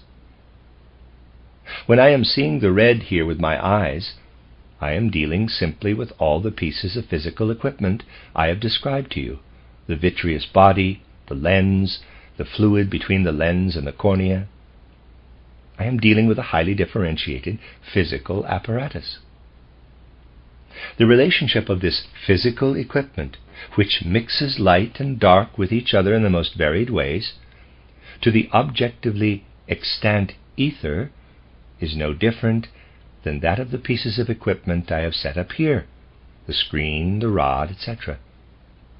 In the one instance, the entire setup, the entire machinery is just my eye, and I see an objective phenomenon with my eye. Only here the phenomenon lasts. If, however, by looking, I prepare my eye so that afterward it operates in the so-called subjective required color, then the eye returns in its conditions to a neutral state. However, the process by which I see green is not at all different when I see it in a so-called subjective way with my eyes than when I objectively fix my gaze on it here. That's why I said you don't live subjectively in such a way that the color out there makes vibrations whose effect is expressed as color. Rather, you float in the ether. You are the one with it, and whether you become one with the ether by means of the equipment here or by means of what takes place in your eyes themselves is just a different series of events. There is no real essential difference between the green image that has been produced in space by darkening with red and the green after image that only appears temporarily. Looked at objectively, there isn't a tangible difference. Only, in one instance, the process takes place in space, while in the other instance it takes place in time. That's the only intrinsic difference. If you pursue the essence of these things, it will lead you to understand the opposition of the so-called subjective and objective as it really is, not in the wrong sense in which it is continually understood in the modern natural sciences. In the one instance, we have a setup to produce colors, and our eyes remain neutral. That is, they make themselves neutral vis-a-vis the emergence of color. In other words, the eye becomes one with what is there. In the other instance, the eye itself acts as a physical apparatus. However, whether this physical apparatus is here, outside, or in your frontal sinus is all the same. We are not outside of things and don't just project phenomena into space. We are thoroughly in things with our being, and are in things all the more as we ascend from certain physical phenomena to other physical phenomena. No unbiased person who investigates color phenomena can do anything but admit that we are not in them with our ordinary bodily nature, but with our etheric, and therefore with our astral nature. If we descend from light to heat, which we also perceive as something that is a condition of our surroundings, and which acquires significance when we are exposed to it, we will soon see that there is a significant difference between the way we perceive light and the way we perceive heat. You can localize the perception of light in the physical apparatus of the eye, whose objective significance I have just characterized. In the case of heat, what do you have to say to yourself? If you really ask yourself how you can compare the relationship that you have to light with the relationship you have to heat, you have to answer as follows. My relationship to light is limited by my eyes, so to speak, to a specific place in my body. That's not the way it is in the case of heat. Here I am more or less all sense organ. I am to heat just as the light is to I am to heat just as the eye is to light. Thus we can't speak in the same localized sense about the perception of heat as we can about the perception of light. However, just by turning our attention to something of this kind, we can arrive at yet another point. What are we actually perceiving when we enter into a relationship with the heat element of our surroundings? Indeed, we actually perceive this floating in the element of heat in our surroundings very clearly. Only, what is floating? I'd like you to answer that question for yourself. What is it that actually floats there when you are floating in the heat of your surroundings? Let's take the following experiment. Fill a trough with moderately warm water, with water that feels lukewarm to you when you put both hands in it. Don't put them in long, just test it. Then do the following. First, put your left hand in water that is as hot as you can stand it. Then put your right hand in water that is as cold as possible. And then stick the left and the right quickly in the lukewarm water. You will see that the lukewarm water seems very warm to the right hand and very cold to the left hand. The heated left hand perceives as cold the same thing that the cooled right hand perceives as heat. Before, you felt a uniform lukewarm temperature. What part of you is it that floats in the heat element of your surroundings? It is your own heat, which is produced by your own organic process. It isn't something unconscious. Your consciousness lives within it. Inside your skin you live in your body heat, and depending on what this is, you come to terms with the element of heat in your surroundings. Your own body heat floats within it. Your heat organism floats in the environment. If you think such things through, you will approach the real processes of nature quite differently than by means of what current physics can offer you, which is completely abstracted and removed from all reality. Now, however, let us descend even further. We have seen that we can say that when we experience our own heat condition, we do so because we float together with it in our heat environment. Thus, when we are warmer than our surroundings, we experience them as draining us, when the surroundings are cold, and when we are colder, we experience the environment as giving us something. It's quite another thing if we are living in a different element. You see, we can live in that which is the basis of light. We float in the element of light. We have just discussed how we float in the element of heat. But we can also float in the element of air, which we actually have continuously within us. Indeed, we are solid bodies only in very small measure. Our bodies are only to a small extent solid. We're actually over 90% a column of water. And particularly in us, water is only an intermediate state between the airy and solid states. We certainly can experience ourselves in the airy element, just as we experience ourselves in the element of heat. In other words, our consciousness effectively descends into the airy element. Just as it enters into the elements of light and heat, our consciousness also enters into the element of air. By entering into the element of air, it can in turn come to terms with what happens in the air surrounding us. And this coming to terms is what manifests itself in the phenomenon of sound or tone. We have to differentiate different levels of our consciousness. With one level, we live in the element of light by taking part in it ourselves. With a different level, we live in the element of heat by taking part in it ourselves. And with yet another level of our consciousness, we live in the element of air by taking part in it ourselves. Because our consciousness is capable of descending into the gaseous, airy element, we live in the airy element of our surroundings, and are thus able to perceive acoustical phenomena, to perceive sound phenomena. Just as we ourselves have to take part consciously in light phenomena in order to be able to float in the light phenomena of our surroundings, and we ourselves have to take part consciously in the element of heat in order to be able to float in it, in the same way, we also have to take part in the airy element. We must have something airy differentiated within us in order to be able to perceive differentiated airy things, let's say a pipe, a drum, or a violin. In this respect, our organism presents something extraordinarily interesting. We breathe air out. Our breathing process, of course, consists of breathing air out and breathing air in again. When we breathe air out, we push the diaphragm upward.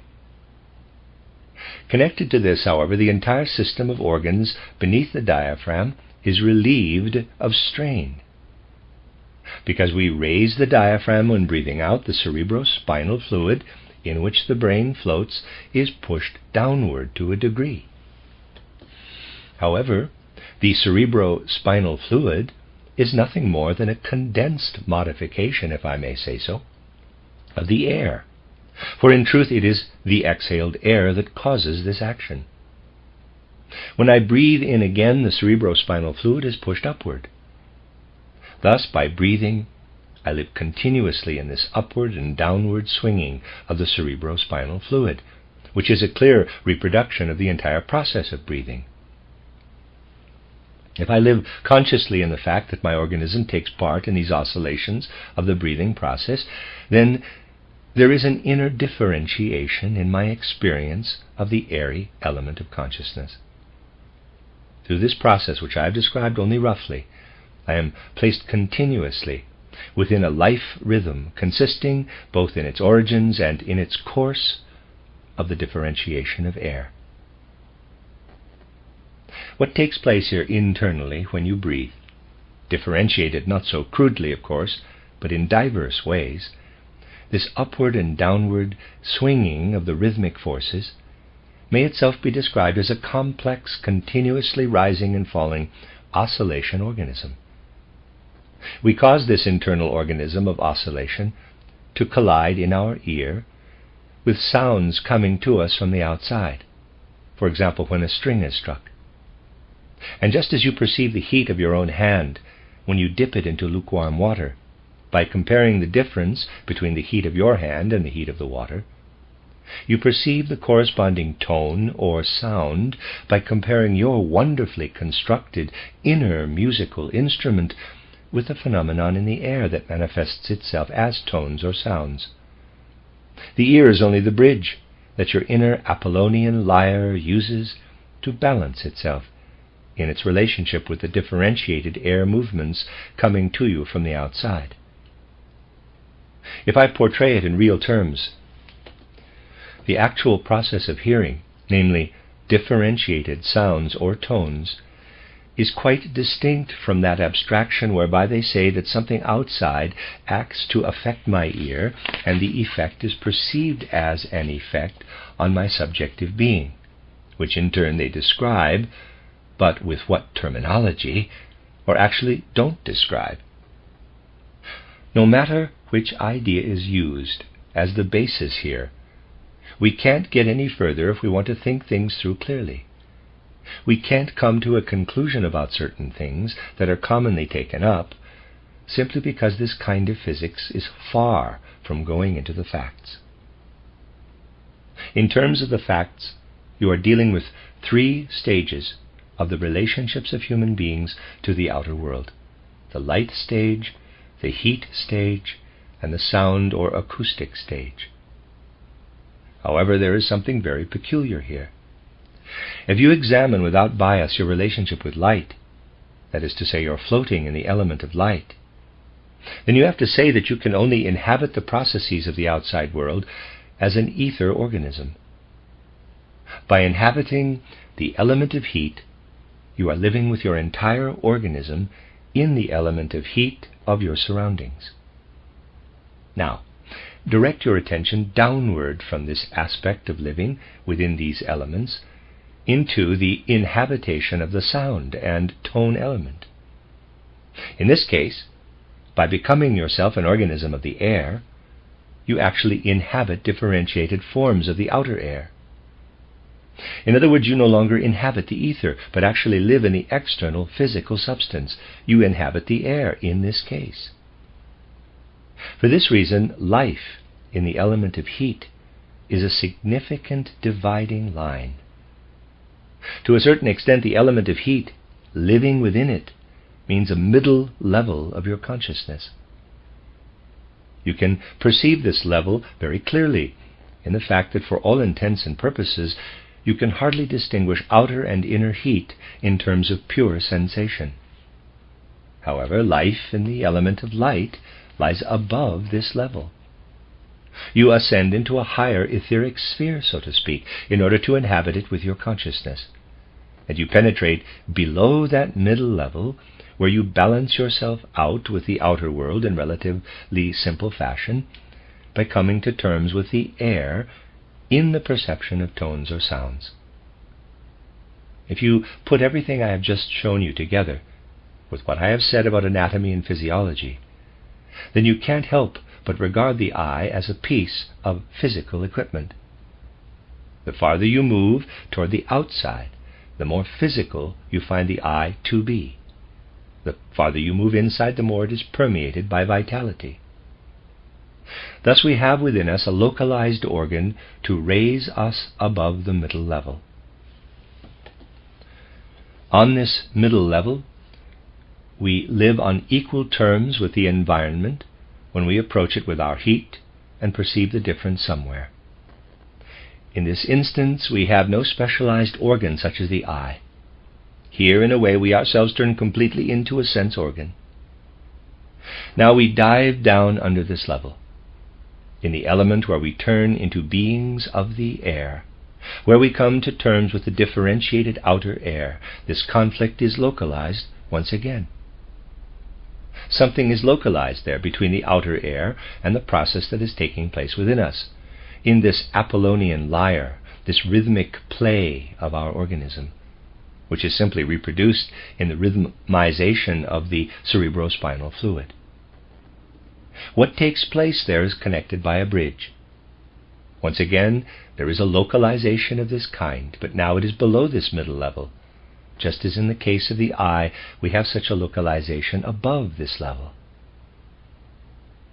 Our psychology, you see, is actually in even a worse state than our physiology and physics. And we can't really blame the physicists very much for expressing themselves so unrealistically about what is in the outer world, because they are not supported at all by the psychologists. The psychologists have been conditioned by the churches, which have staked a claim to all knowledge about the soul and spirit.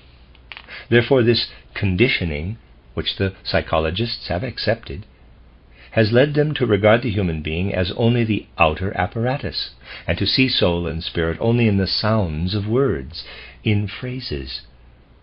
Our psychology is actually only a collection of words, for there's nothing there about what people should understand by, in quotes, soul and, in quotes, spirit. And that's why it appears to the physicists that it is an inner subjective experience when light, at work out there, affects the eye, and the eye counteracts it or receives the impression, as the case may be. A whole tangle of ambiguities begins right there, and the physicists repeat this in quite the same way for the other sense organs. If you read through books on psychology these days, you'll find it to be a theory of sense perception. They speak of sense in general, as if there were such a thing. Just try studying the eye, EYE. It's something quite different from the ear. I've characterized that for you, how they lie above and below this middle level. The eye and the ear are organs with an inner formation of quite different kinds, and that is what we should take into consideration in a significant way. Let's stop here for the moment. Think that over, and tomorrow we'll talk about acoustics, the theory of sound, from this point of view, so that starting from there you will be able to master in turn the other areas of physics. Today I would like to show you just one more thing. It is something that in a certain respect we could call the pièce de résistance of modern physics. It is indeed in a certain respect a pièce de résistance. If you simply stroke a surface with your finger, thus exerting pressure by your own effort, the surface becomes warm. By exerting pressure, you have produced heat. By creating objective mechanical processes that are definitely mechanical, we can, once again, produce heat. So, as another basis for what we want to look at tomorrow, we have improvised this apparatus. If you check the temperature in this apparatus, you would get a reading of 16 degrees Celsius, more or less. Now we have water in this receptacle, and in this body of water there is a flywheel, a drum that we cause to turn rapidly, so that it does mechanical work, stirring up the water thoroughly, scooping the water up. Then after a bit we'll look at the temperature. You will see then that it has risen. Thus the temperature of the water has increased purely by mechanical work. In other words, heat is produced by mechanical work. This was worked up then initially in the form of calculations after Julius Robert Mayer, in particular, pointed it out. Julius Robert Mayer himself formulated it as the so-called mechanical equivalent of heat. If it had been developed further according to his ideas, we would have said nothing more than that a certain number is the expression for the measurable heat divided by mechanical work, and vice versa. However, this was analyzed in a supernatural, metaphysical way when it was stated thus: if there is a constant relationship between the work that has been done and the heat, then the latter is simply transformed work. Transformed! Whereas we are dealing for the moment with nothing but the numerical expression for the connection between mechanical work and heat. The end of Lecture 7. You are listening to RudolfSteinerAudio.com. This is a reading of a cycle of lectures by Rudolf Steiner entitled The Light Course, given for the newly formed Waldorf School teachers. This is Lecture 8, given in Stuttgart on December 31st, 1919. Conventional descriptions of physics have described tone and sound in the current manner only since the 15th century, more or less.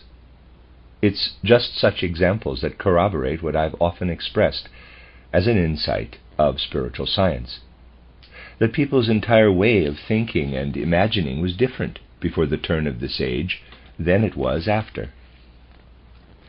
Moreover, this way of speaking about sound phenomena only gradually took on the academic form in which we speak today. The first thing people became aware of was the speed with which sound is propagated. It is relatively easy to get an idea of the speed of sound propagation at least with a certain approximation. If you shoot off a cannon at some distance, you see the flash of the light phenomenon far off, and afterward hear the bang, just as you hear thunder later than you see lightning. If you ignore the speed of light, the time that passes between the perception of the light impression and the perception of the sound can be regarded as the time it took the sound to travel the given distance. Then you can calculate how quickly sound travels in air, say in 1 second, and arrive at something like the speed of the propagation of sound. That was one of the first aspects people became aware of in this area. What we call resonance also drew their attention, especially that of Leonardo da Vinci. Today you know this as sympathetic vibrations. If a string is struck in a space where there is another string or another object with the same tuning, the other string or object will vibrate sympathetically. The Jesuits in particular studied such things. For example, in the 17th century, the Jesuit Mersenne accomplished a great deal for the theory of sound or tone in connection with studies on pitch. You can distinguish 3 elements of a sound. First, the sound has a certain loudness. Second, it has a certain pitch. And in addition, it has a certain quality. Of the 3, the most important, the most essential, is the pitch. Now, it's a matter of determining what the source of pitch is from the point of view that gradually developed, particularly in the study of sound. As I've already pointed out, when we perceive a sound, the cause, or let's say the concurrent phenomenon, is something that is vibrating. It's very easy to establish the vibrating condition of the air or other bodies by the usual experiments. It's not necessary to discuss these experiments in detail. All you have to do is imagine yourself back in school. You strike something like a tuning fork, and then follow the line with a pencil attached to it. In the image it reproduces in soot, you will see that the tuning fork is moving regularly. It goes without saying that this regular motion is conducted to the air. Thus it can be said that whenever we hear a sounding body, the air between it and us is in motion. We put the air directly into motion, of course, in the devices that we call pipes. People gradually arrived at an understanding of what kind of motion is involved. We are dealing with so-called longitudinal vibrations. The fact that we are dealing with longitudinal vibrations can also be proven. You generate a tone in a metal pipe and connect the pipe with a tube filled with air so that it conducts the motions of the metal pipe. If to the air-filled tube you add dust that is easily moved, you will be able to ascertain from the motion of the particles of dust that the sound continues as follows. First, there is compression of the air. This compression of the air is pushed back in turn when the body vibrates back, thereby producing an expansion of the air. At the moment when the metal moves forward, the original compression moves forward. Compression and expansion alternate in this fashion. Thus it is experimentally possible to prove that compression and expansion are involved. It really isn't necessary for us to carry out such experiments, since these things are obvious, if I may say so. I don't want to present you with anything that can be gotten out of books. At the beginning of the modern era, the Jesuits, with the help of their social connections, accomplished an extraordinary amount, particularly for such branches of physics. However, they always endeavored not to penetrate natural processes spiritually in any way, or to observe the spiritual element in natural processes, but to reserve spirituality for religious life.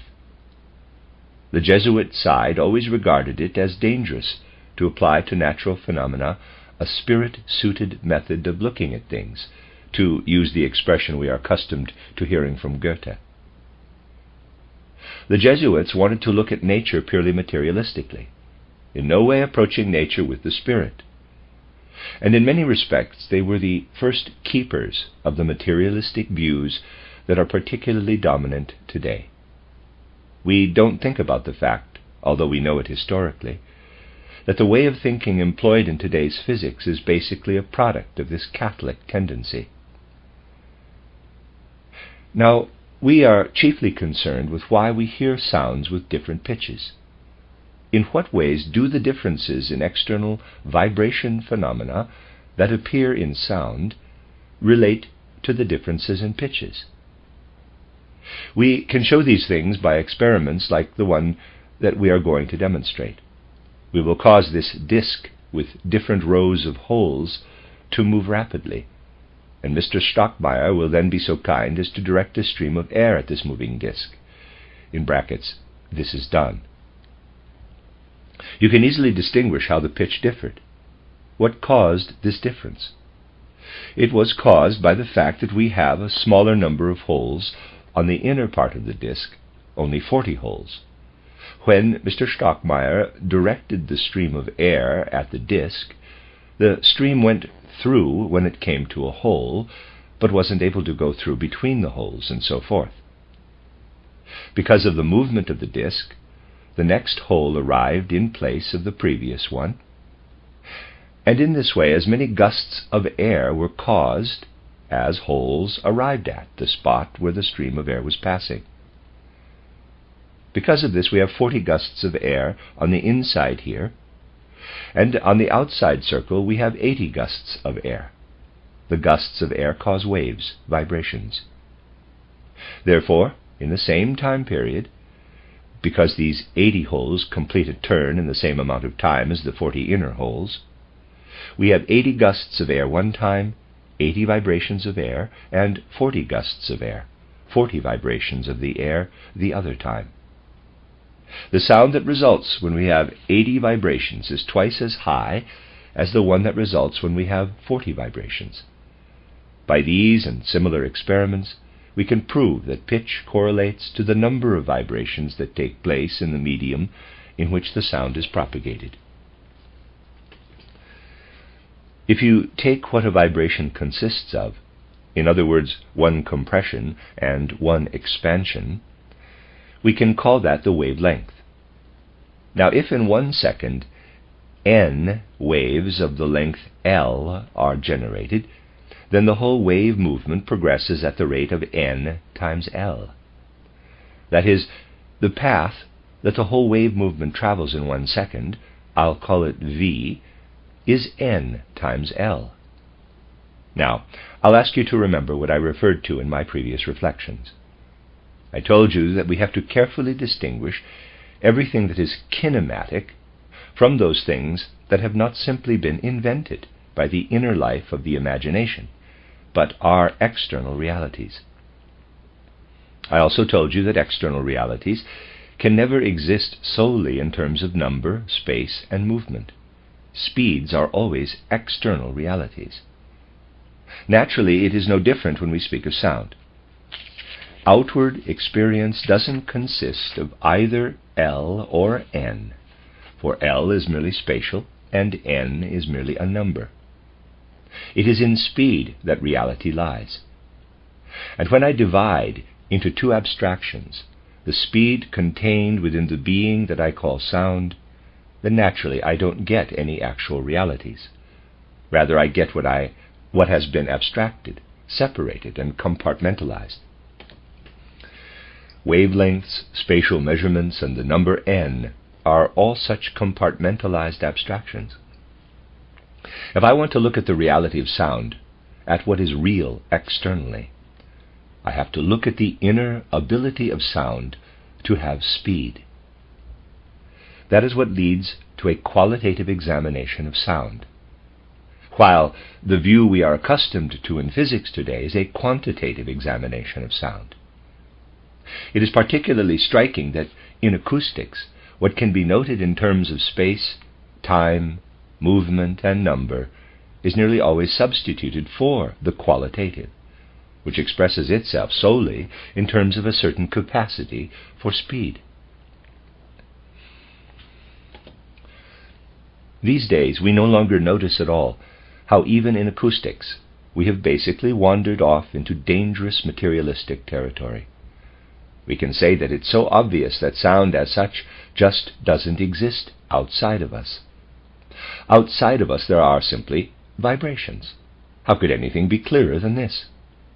When a stream of air is produced, which creates compressions and expansions and my ear hears them, then that unknown something within me, which physicists don't have to go into, of course, because that's not physics, converts the air vibrations into purely subjective experiences, converting the vibrations of bodies into the qualitative nature of sound.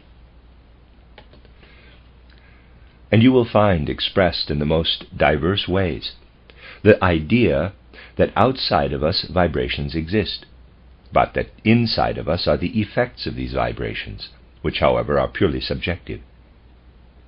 This idea has gradually become second nature to us, with results like those you can find cited from Robert Hemmerling's works in my title Riddles of Philosophy. Hemmerling, in Taking Up the Theories of Physics, says right from the outset that what we experience as an explosion is nothing but a disturbance of the air outside of us. And whoever can't believe that what we actually experience as a sensation is only within us, and that externally there is just vibrating air or vibrating ether, shouldn't read any further in a book such as those written by Robert Hemmerling. Hemmerling even states that someone who believes that a picture of a horse really corresponds to an outer reality doesn't understand anything and should shut his book. But, my dear friends, we have to follow such things to their logical conclusion. Imagine if I were to treat you, who are sitting here in accordance with this physical way of thinking, parenthesis, quote, way of thinking, close quote, I say not, in quotes, method, close parenthesis, that physicists are accustomed to applying to sound and light phenomena. Let me read that sentence again. Imagine if I were to treat you, who are sitting here in accordance with this physical way of thinking, that physicists are accustomed to applying to sound and light phenomena. Then all of you sitting before me would, of course, be in front of me only by means of my impressions, which are completely subjective, like sensations of light and sound. Indeed, outside of me, none of you would exist as I see you. Instead, it would only be the vibrations of the air between you and me that lead me to the vibrations that in turn are in you. This actually would bring me to the point where your entire inner soul life, which of course, as far as you are concerned, is undeniably in you, wouldn't really exist. Instead, for me, the inner soul life of all of you who are sitting here would merely be the effect of my own psyche. Otherwise, there would merely be some heaps of vibrations sitting on the benches here. It's the same kind of thinking if you deny light and sound the inwardness that you apparently experience subjectively. It's exactly the same as when I have you here before me and regard what I have in front of me only as something subjective inside of me, denying that you experience this same inwardness. What I am saying now is apparently so obvious and banal that physicists and physiologists naturally can't imagine committing such errors. But they do it anyway. This whole distinction between the subjective impression, what is supposedly subjective, and the objective process is nothing else. Naturally, they could go about things honestly and say, quote, as a physicist, I don't want to investigate sound at all. I don't want to go into the qualitative aspects.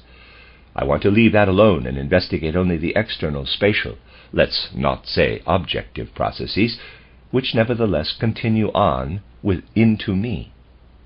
I want to separate them as abstractions from the totality, and I am not getting involved with the qualitative. Close quote. Then they would indeed be honest, but they shouldn't then assert that this is something objective and that is something subjective, or even that one is the effect of the other. For what you experience in your soul is not, if I share in the experience, the effect of your brain vibrations on me. To meet the demands of modern times and modern science, It is critical to understand these things. In other words, with such things, we can't avoid delving into deeper connections. We can easily say, for example, that the purely vibratory nature of sound follows from the fact that if I pluck a string, another string in the same space and tuned to the same pitch will vibrate sympathetically. That is simply based on the fact that the intervening medium propagates the accompanying vibrations. However, we can't understand what we observe here if we don't grasp it as part of a much more general phenomenon. The following is the more general phenomenon, which indeed has also been observed. Let's assume you have a pendulum clock that you have gotten going, and in the same room there is another pendulum clock. It has to be constructed, mind you, in a certain fashion, which you don't start going. You will discover that occasionally, when the conditions are favorable, the second pendulum clock will start running by itself. This is something we call the sympathy of phenomena, and it can be investigated in broad areas. The last of this type of phenomena that still has something to do with the outer world is one that could be investigated much more than it usually is, because it actually occurs often. You can experience it countless times. You are sitting at a table with a person who says something you have just thought. You thought it, but you haven't said it, and the other person expresses it. This is the sympathetic coincidence of events, of connected events that are somehow attuned to each other, which in this case manifests itself in a highly spiritual area. And we will have to discern a continuous series of facts between the simple, sympathetic vibration of a string, which in accordance with unsophisticated notions we regard materialistically, as merely another occurrence fitting into external material events, and those parallel phenomena that manifest themselves more spiritually, such as the co-experience of thoughts. But we won't be able to get clear insights into these things unless we are willing to deal with how the human being also fits into what we call physical nature. You'll remember that we showed the human eye a few days ago and analyzed it a bit. Today we will show the human ear. As you know, of course, in the back of the human eye is the vitreous body, which we can say still has vitality. And then there is the fluid between the lens and the cornea. As you go from the outside to the inside, the eye becomes more and more alive. Outside it is more of a physical nature. We can also describe the ear in the same way that we can describe the eye, saying in a superficial way that just as light makes an impression on the eye by affecting the eye, or however you want to say it, so that the nerve receives the stimulus, the sound vibrations act upon the ear, enter the auditory canal, and beat on the eardrum, which closes off the auditory canal. Placed on the back of the eardrum are the ossicles, the hammer, anvil, and stirrup, named after their shapes.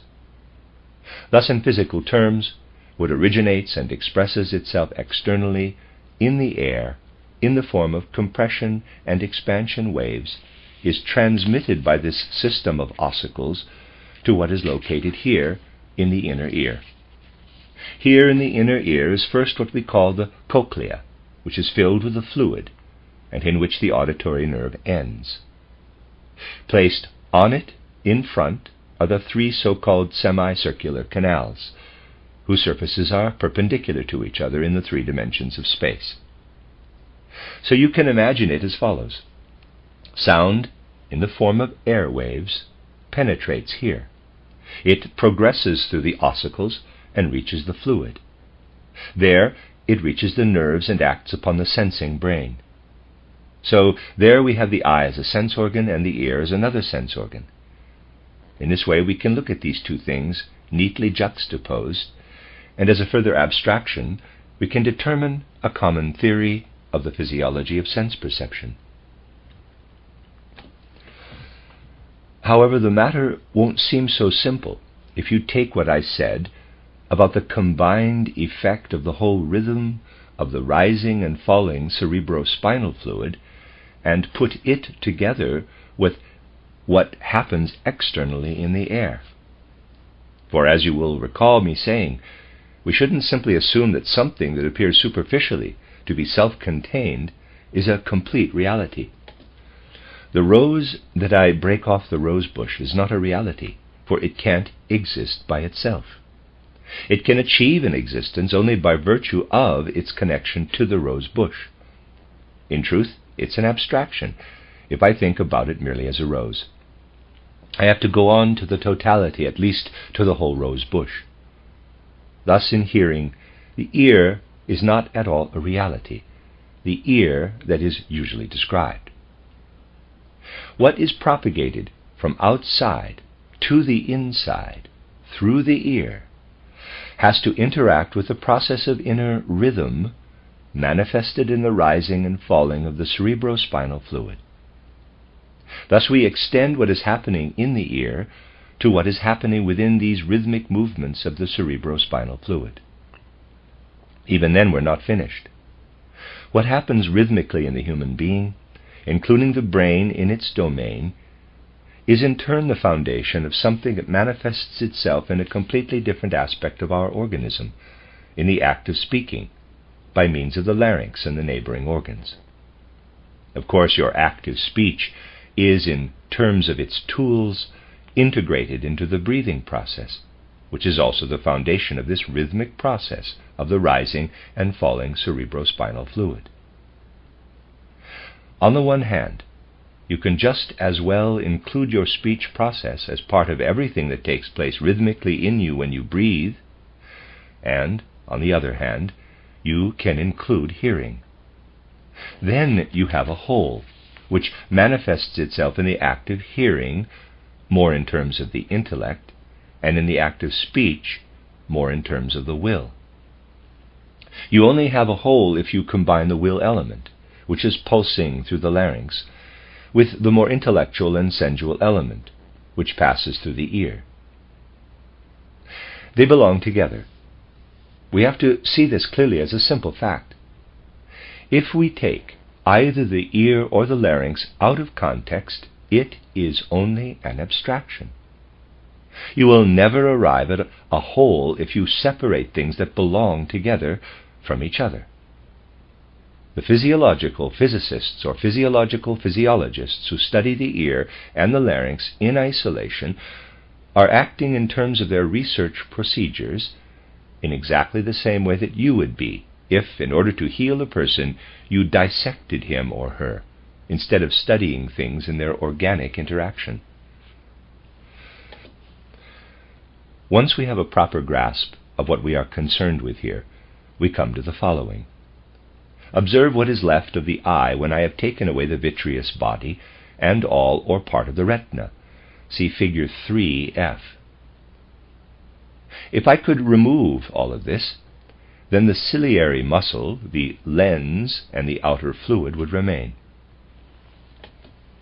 And what kind of organ would that be? If I work realistically, that would be an organ I would never compare to the ear. Instead, I would have to compare it with the larynx. That is not a metamorphosis of the ear. It's really a metamorphosis of the larynx. To give you only the most general idea, just as the laryngeal muscles grasp the vocal cords, making a wider or narrower slit, the ciliary muscles do the same here. They grasp the lens which is inwardly mobile. I've separated out the elements that are larynx-like for the etheric, in the way that our larynx is larynx-like for the air. And if I put first the retina and then the vitreous body back in, and with certain animals I would have to put in certain organs, such as the pecten, which is present only etherically in the human being, or the falciform process. In certain lower animals these extend inward as vascular organs. If I include all of that, then I can only compare it with the ear. I would compare such things as the spreading parts of the pecten with the spreading parts of the labyrinth in the ear, and so forth. Thus, at one level in the human organism, I have the eye, which internally is a metamorphosed ear that is enclosed externally by a metamorphosed larynx. On the other hand, if we take the larynx and ear together as a whole, then at another level we have a metamorphosed eye. I've indicated something that leads in a very important direction. We can't know anything at all about these things if we compare them with each other in a completely false way, simply by placing eye and ear next to each other. On the contrary, when comparing the eye with the ear, I should look only at what lies behind the lens in the eye, which has more vitality.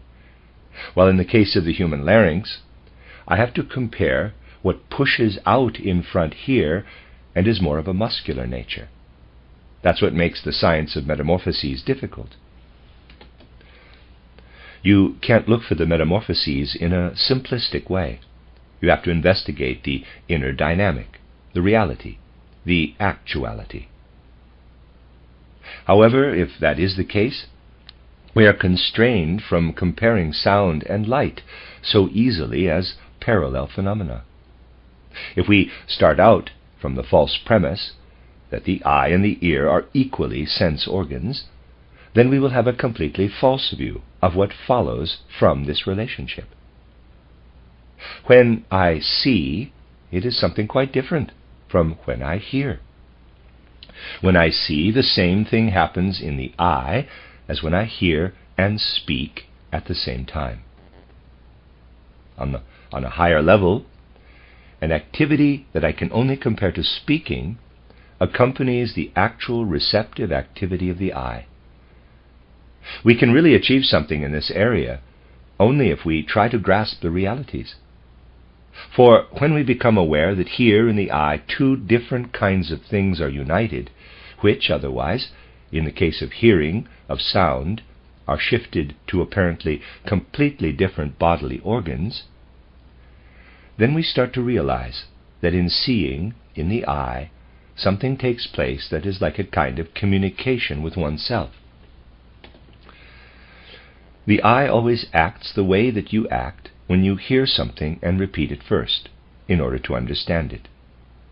The nature of the eye's activity is really as if you listened but didn't grasp it correctly yet. If the other person says, quote, "He is writing," close quote, you're still unclear, so you repeat, quote, "He is writing," close quote. Only then is the whole matter complete. That's the way it is for the eye with light phenomena. They enter our consciousness because of the curious fact that our eye has a vital part. But this becomes the full experience of sight only when we reproduce it in the part of the eye located in the front that corresponds to the larynx. When we see, we are speaking with ourselves etherically. The eye is talking to itself. Thus we can't compare something that is the result of talking with ourselves, in other words, something that already comprises the typical activity of the human being, with hearing alone, which is only one element, one part.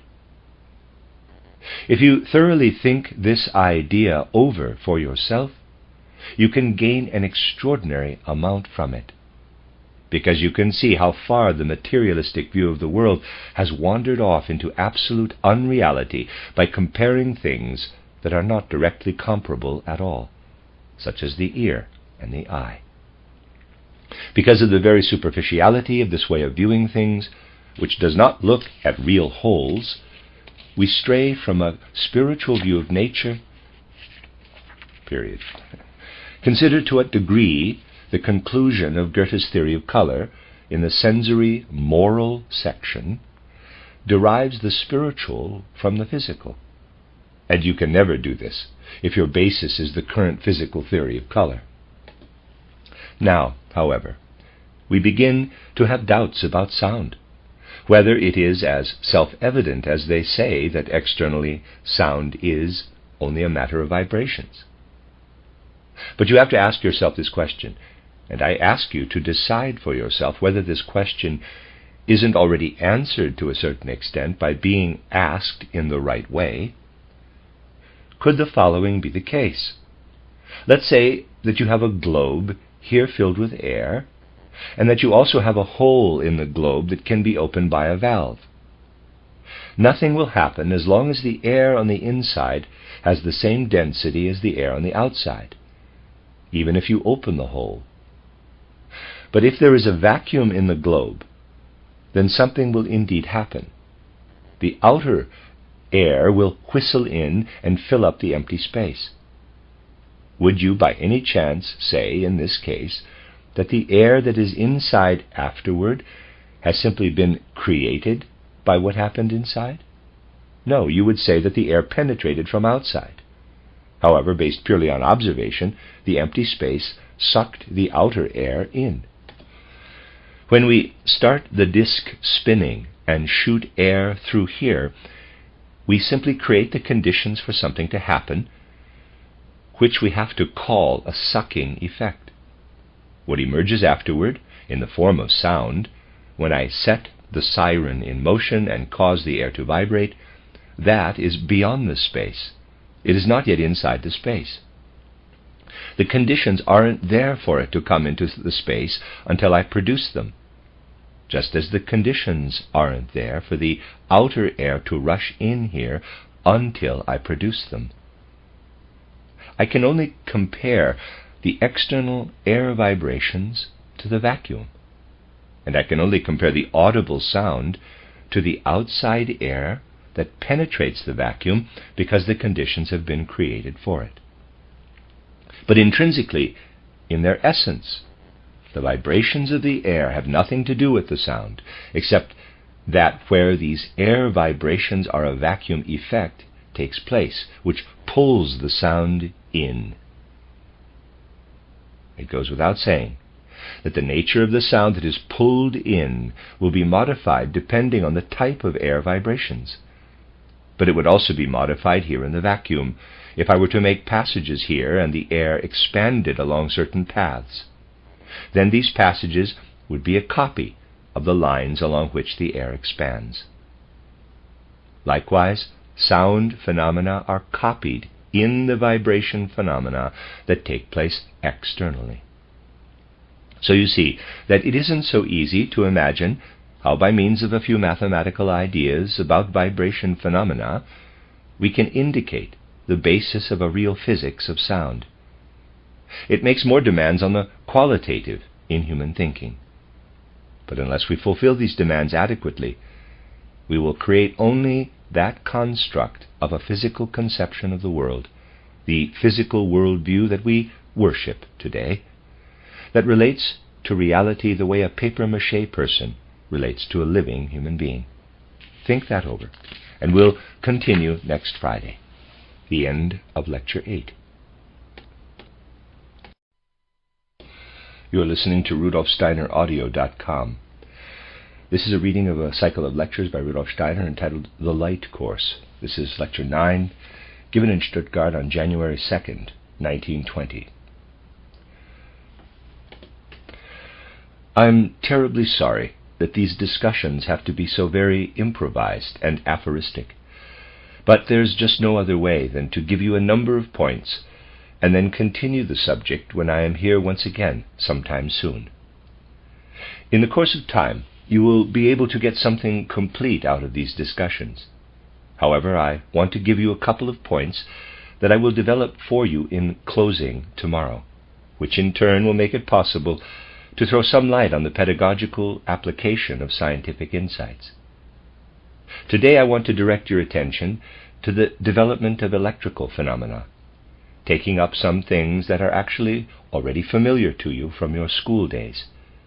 Because tomorrow, starting from there, I want to give you an overview of the entire area of physics. You already know the elementary facts about the theory of electricity. You know about the existence of what we call static electricity, that we can cause a glass or resin rod to develop a force by rubbing it with some kind of so-called friction cloth, so that the rod becomes electric, so to speak, meaning that it attracts small bodies, such as little bits of paper. You also know that observation of the phenomena has gradually shown that the force exerted by the glass rod, on the one hand, and that exerted by the rod made of resin or sealing wax, on the other, exhibit different properties. When the glass rod attracts the paper cuttings, they are saturated electrically, as they say, in a particular way that is opposed to the way they are saturated electrically by the resin rod electricity. Therefore, with a nod to the qualitative, we differentiate between glass electricity and resin electricity, or expressed more generally, positive electricity and negative electricity. Glass electricity is positive, resin electricity is negative. And now there's a figure, 9a, which will be referred to. Now the curious thing is that positive electricity somehow always attracts negative electricity. You can observe this phenomenon in the so-called Leyden jar.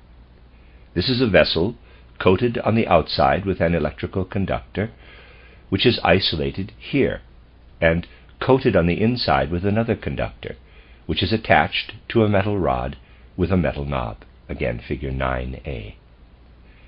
If we electrify a metal rod and conduct the electricity to the outer coating, which you can do, then the outer coating will become, for example, electrically positive, producing the phenomena of positive electricity, with the inner coating becoming electrically negative.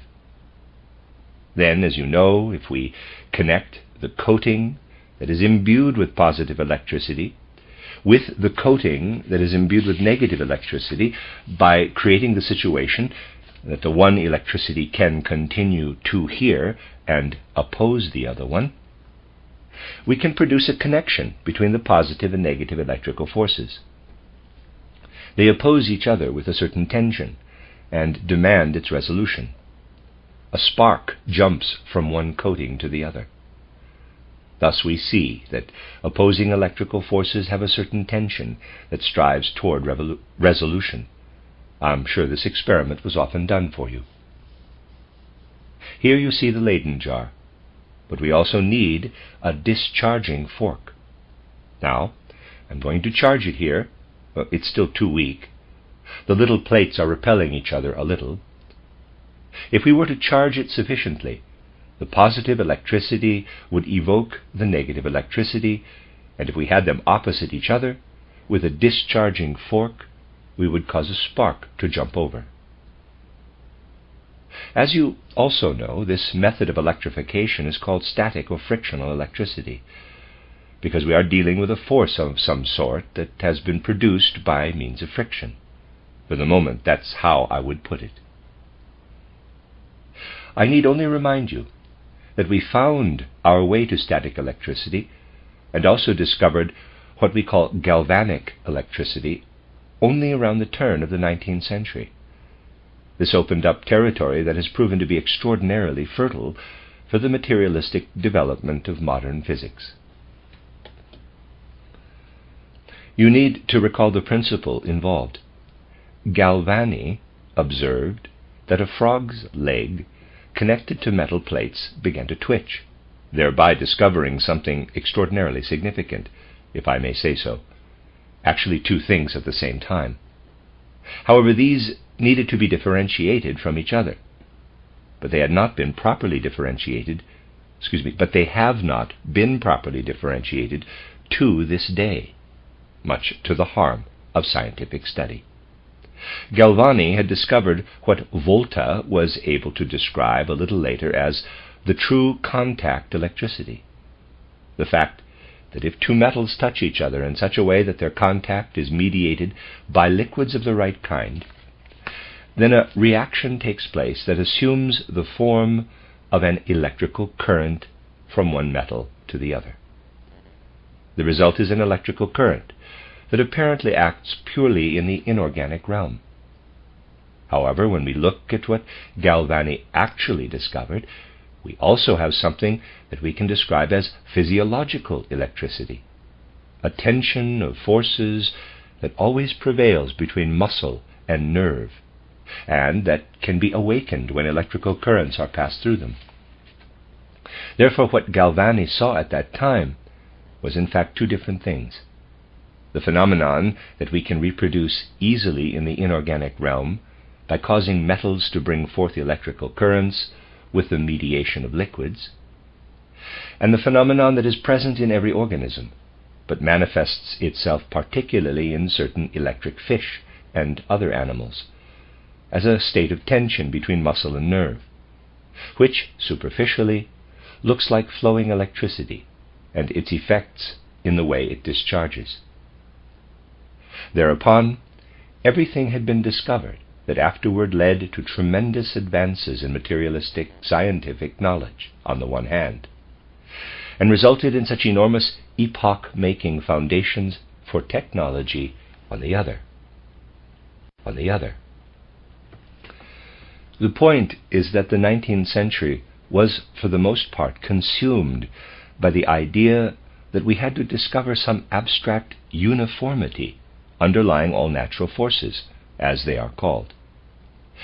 The things brought to light in the 1840s by Julius Robert Mayer, the well-known and brilliant Heilbronn physician I have already mentioned, had also been interpreted in this way, of course.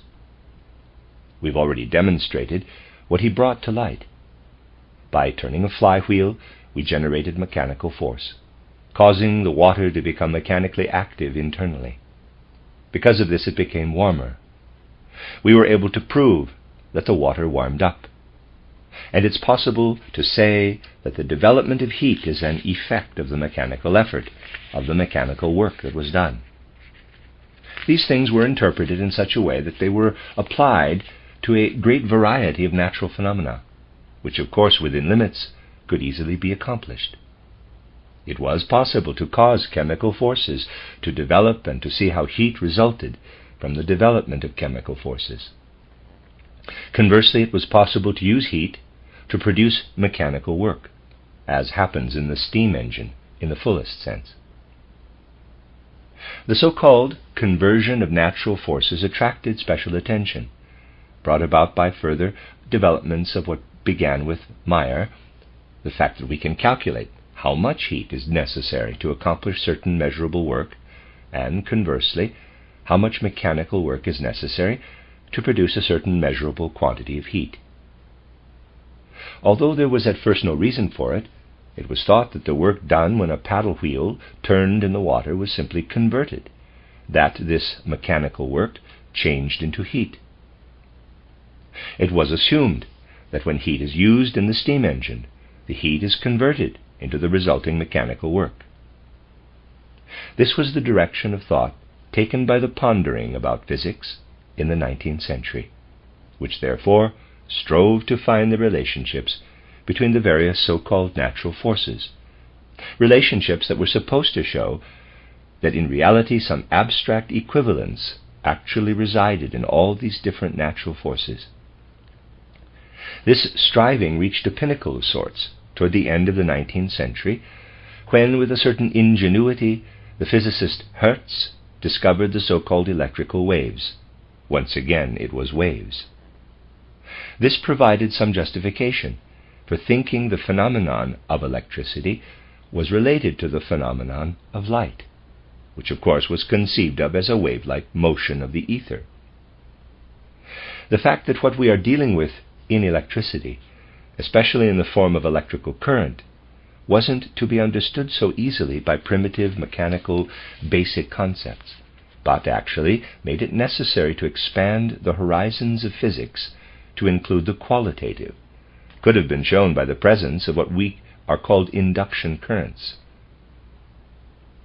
To give you only a rough idea of this, an electrical current moving in a wire induces a current in a wire nearby, simply because the two are in the same vicinity. Thus we could say more or less that effects of electricity take place across space. Hertz arrived at the interesting insight that the transmission of electrical forces is indeed related to all the phenomena that are propagated in the form of waves, or can be thought of in this way. He found that if an electrical spark is produced in the same way, it is produced here. That is, if a voltage is generated, then the following result will be achieved. let's assume that we had a spark jumping across here. And there's a figure 9b, I believe he's referring to that. Then we could place two such things, let's call them little inductors, opposite each other. They would just have to be placed facing each other in a certain position. At an appropriate distance, a spark could jump across here too, which would resemble no other phenomenon so much as one where, let's say, a source of light is here, and a mirror here that reflects the beam of light, which is caught by another mirror here, with the image then appearing here, figure 9b. We can speak of the spreading out of light and of an effect that takes place at a distance. So Hertz could also speak of electricity spreading out, with its effect perceptible at an appropriate distance. And in his opinion, and that of others, he had brought about something that was evidence that with electricity, something actually spreads out in a way that corresponds to a wave-like motion. However, we might conceive of wave-like motions spreading out. Just as light spreads out through space and acts at a distance when it strikes other bodies, and is able to manifest itself, electrical waves also spread out and manifest themselves at a distance. That is the basis for so-called wireless telegraphy, as you know. Thus we are dealing with a certain fulfillment of an idea that was near and dear to the physicists of the 19th century, wave movements, which were imagined in the case of sound and in the case of light, and had begun to be imagined in the case of heat transmission, because heat phenomena reveal similar characteristics. Could also be imagined in the case of electricity. You just had to imagine very long waves. To a certain extent, this delivered irrefutable proof that the way of thinking of physics in the 19th century was fully justified. Nevertheless, there is something in Hertz's experiments that indicates the old way has actually come to a close with them. You see, everything that takes place in a certain domain can only be judged appropriately within that same given domain. When we have experienced revolutions recently, they have seemed to us like tremendous disruptions of social life, simply because we are looking at their particular domains. If we look at what happened in the realm of physics in the 1890s, and in the first 15 years of this century, we have to say that a revolution has taken place there that is actually much greater in its domain than the external revolution in its domain. Physics is basically in the midst of a complete dissolution of the old physical concepts, although the physicists resist admitting it.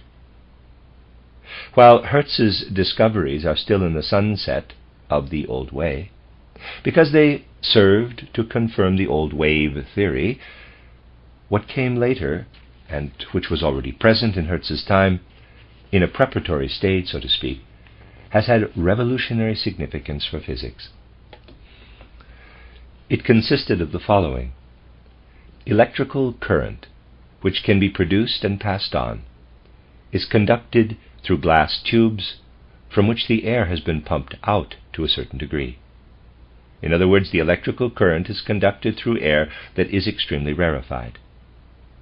You see here that the electrical potential is achieved simply by extending the ends where the electricity can discharge as far apart as the length of this tube, so that the part, which we can call one end, through which the positive electricity is discharged, the positive pole, is on one side, and the negative pole is on the other end.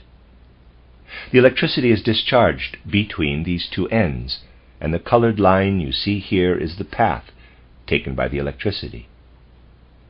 Thus we can say that what otherwise passes through wires assumes the form you see here when it is propagated through rarefied air. It is even stronger with more highly rarefied air. Here you see that a kind of movement takes place from one side and the other when there's a significant change in the phenomenon. Thus it is possible for us to manipulate along part of its path what flows through the wire in the form of electricity, in such a way that by interacting with something else, it reveals something of its inner essence. It reveals itself because it can't hide in the wire.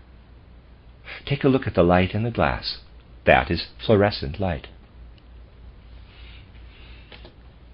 I'm sorry that I can't describe these things in more detail, but I wouldn't get to what I want to accomplish if I didn't speak in such a sketchy way.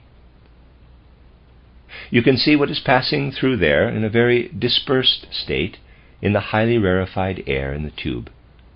Now, the phenomena that are revealed in this way in rarefied air or gas tubes need only to be studied. People of all sorts have taken part in these studies, among them crooks. That's a person. It's a matter of observing how the phenomena in the tube actually behave and of conducting experiments with the phenomena that result in the tube.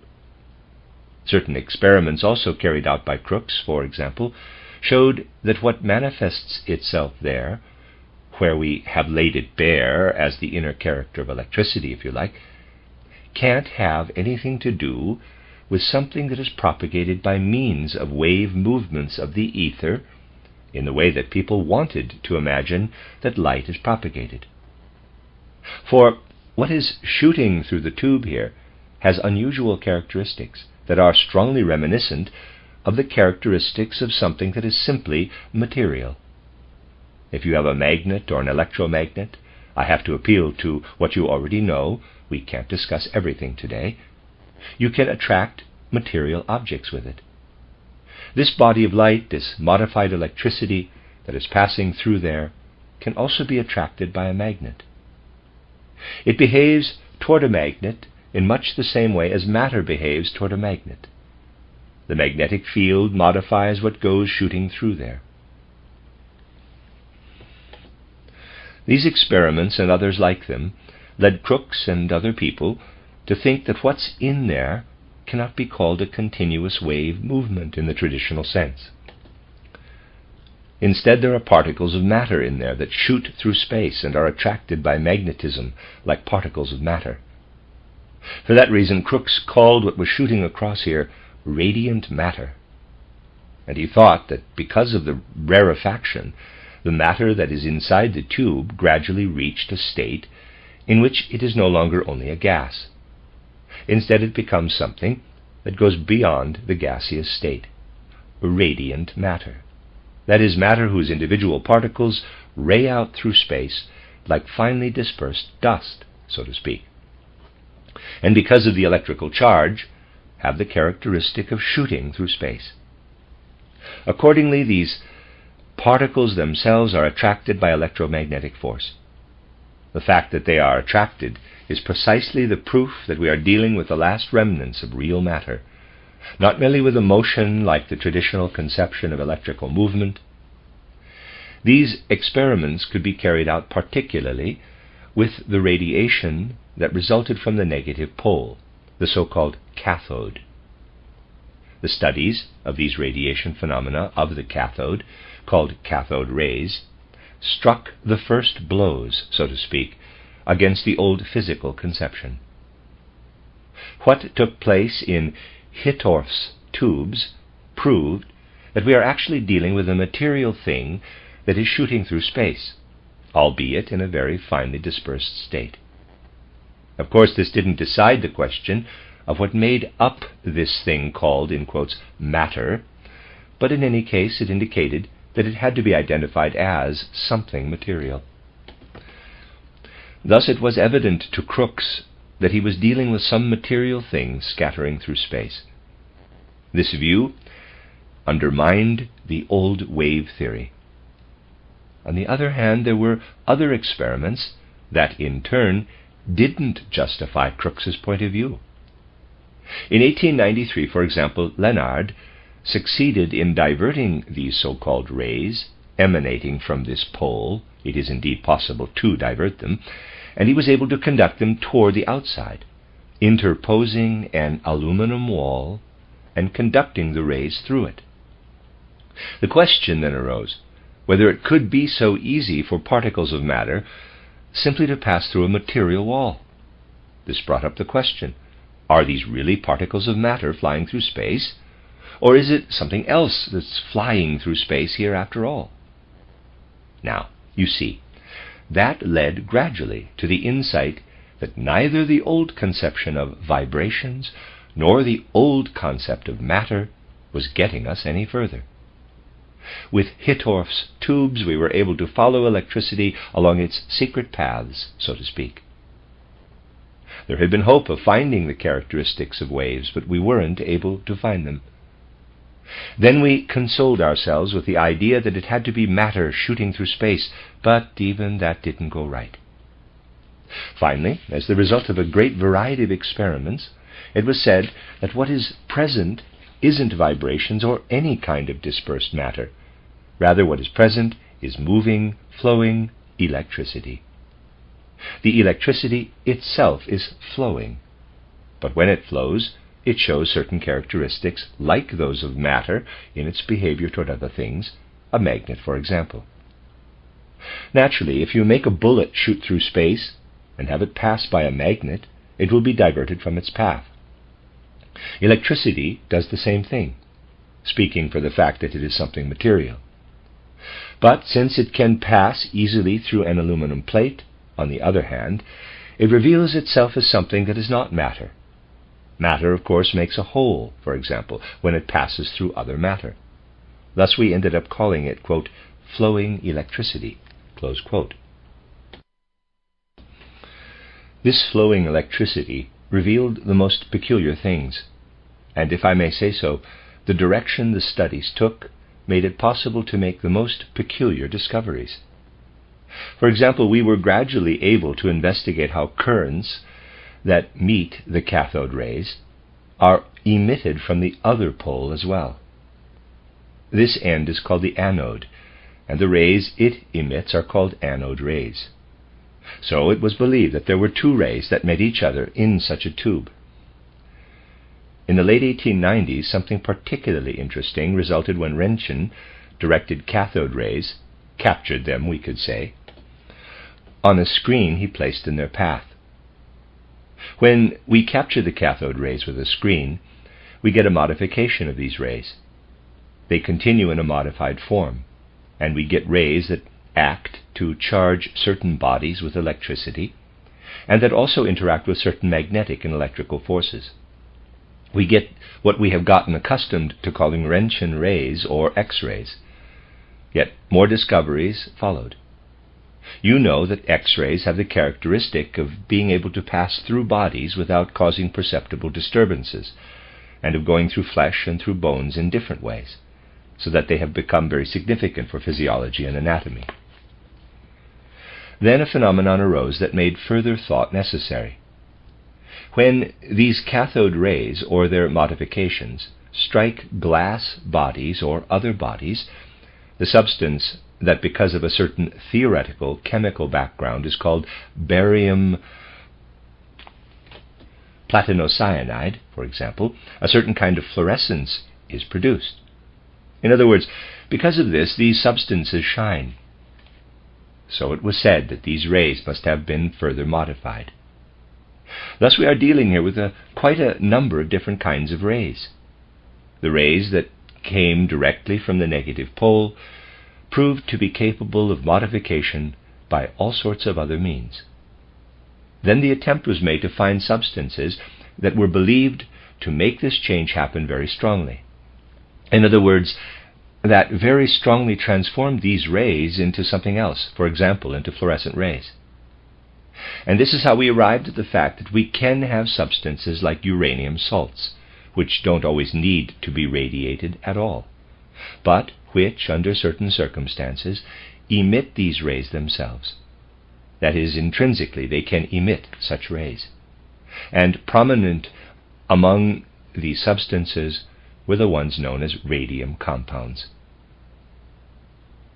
Certain of these substances have highly peculiar characteristics.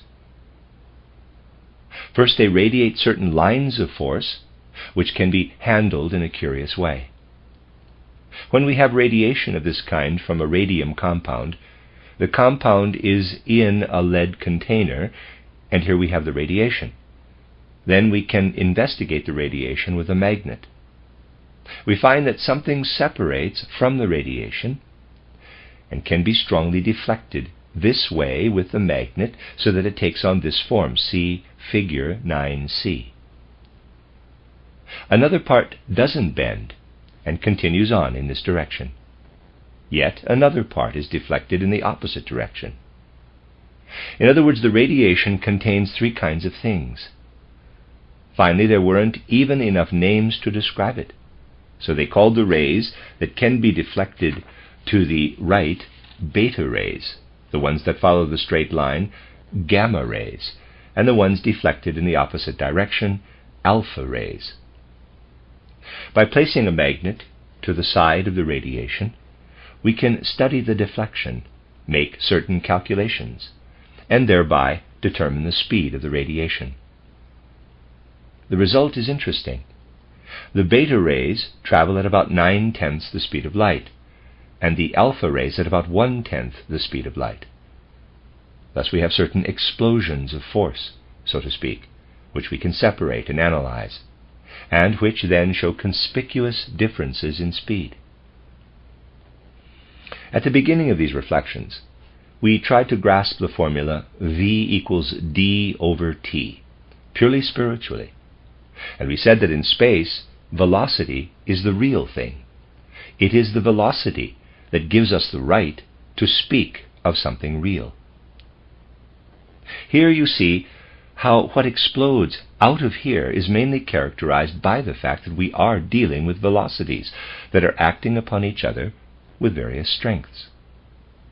Think for a moment about what it means that in the same cylinder of force radiating out from here, there is something that wants to move 9 times as fast as the other. In other words, one moving force that wants to hold back is asserting itself against the other force that wants to go 9 times as fast. Now, I want you to take a brief look at something that only we anthroposophists have the right not to regard as lunacy. Please recall how very often we had to talk about the fact that in the greatest world events we can comprehend, differences in speed are the essential element. How do phenomena of the greatest importance come into play in the present? By means of the fact that there is an interplay of the normal, the luciferic, and the ahrimanic influences, that there are differences in speed in the spiritual streams the universe is subject to. The path that physics has opened up in recent times forces it to go into differences in velocity, in a sense, that, for the moment, quite unconsciously, is very similar to the way in which spiritual science has to assert their significance for the most comprehensive agents of the world. However, that doesn't exhaust everything that radiates out of this piece of radium. Another thing radiates out, whose effects can in turn be proven. This reveals itself in its effects as something that radiates as an emanation of the substance radium, but then gradually no longer manifests itself as radium, but rather as helium, for example, which is a completely different substance. Thus radium not only emits what is in it in the form of agents, but also gives up its own substance and becomes something quite different in the process. This no longer has much to do with the conservation of matter, but with the metamorphosis of matter. Today I have presented you with phenomena that all take place in an area we could call the electrical realm. These phenomena all have something in common. They behave toward us in a way that is quite different from the way sound, light, and even heat phenomena behave. We float, so to speak, in light, sound, and heat, in the way we have described in the preceding reflections. We can't say that so easily about electrical phenomena, for we don't perceive electricity as something that is as specific as light. Even when electricity is forced to expose itself to us, we perceive it by means of a light phenomenon. This has long since led us to say that electricity doesn't have a sense associated with it in human beings. Light has the eye as sense in the human being. Sound has the ear, and for heat, a kind of heat sense is construed. It is said that there isn't anything similar for electricity, which is perceived in a mediated way.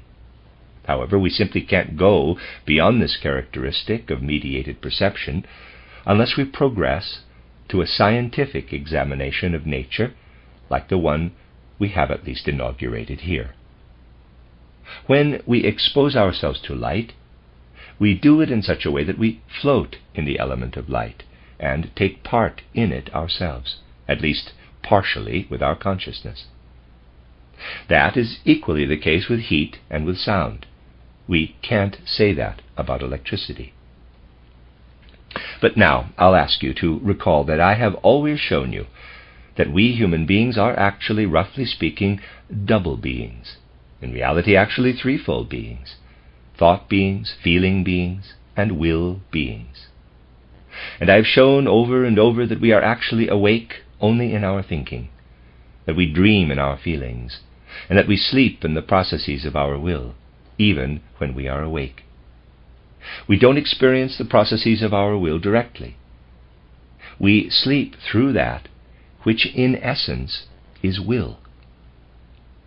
In these discussions I have pointed out to you that when we pass from the merely countable, from movement and time and space, to something that is not merely kinematic, where we write m equals mass in physical formulas, we must realize that this corresponds to a transition of our consciousness into a state of sleep. If you take an unbiased look at this organization of the human being, you can say to yourself that to a high degree the experience of light, sound, and heat falls into the realm we comprehend with our sensory conceptual life.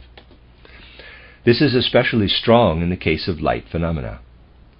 Thus, simply because we are studying the human being in an unbiased way, those experiences reveal themselves as related to our conscious soul forces. When we progress to mass itself, to the material world, we are approaching something that is related to the forces that develop in us when we sleep. We travel exactly the same path when we descend from the realm of light, sound, and heat to the realm of electrical phenomena. We don't experience our will phenomena directly. Rather, we experience what we can imagine of them. We don't experience the electrical phenomena of nature directly, but what they deliver up into the realm of light, sound, heat, etc. We enter the same lower world when we sleep that we enter in ourselves when we descend from our thinking conscious life into our will life. Whereas everything that is light, sound, and heat is related to our conscious life, everything that takes place in the realm of electricity and magnetism is intimately related to our unconscious will life. And the appearance of physiological electricity in certain lower animals is only a symptom expressing itself in a particular place in nature of an otherwise imperceptible but general phenomenon. Everywhere that the will acts through the metabolism, something similar to external electrical and magnetic phenomena is at work. By descending along complicated paths, which we were only able to sketch out roughly today, we are actually descending into the realm of electrical phenomena, into that same realm we have to descend into even to arrive just at mass. What are we doing when we study electricity and magnetism? We are studying concrete matter. You descend into matter when you study electricity and magnetism. And what an English philosopher said is very true. In earlier times, people imagined in the most various ways that matter was the basis of electricity. Now, we have to accept that what we believe to be matter is actually none other than fluid electricity. Previously, we atomized matter. Now, we think that electrons move through space and have similar characteristics to those we used to attribute to matter. Although we don't admit it, we have taken the first step toward overcoming matter and toward acknowledging that we are descending in the realm of nature when we make the transition from light, sound, and heat phenomena to electrical phenomena.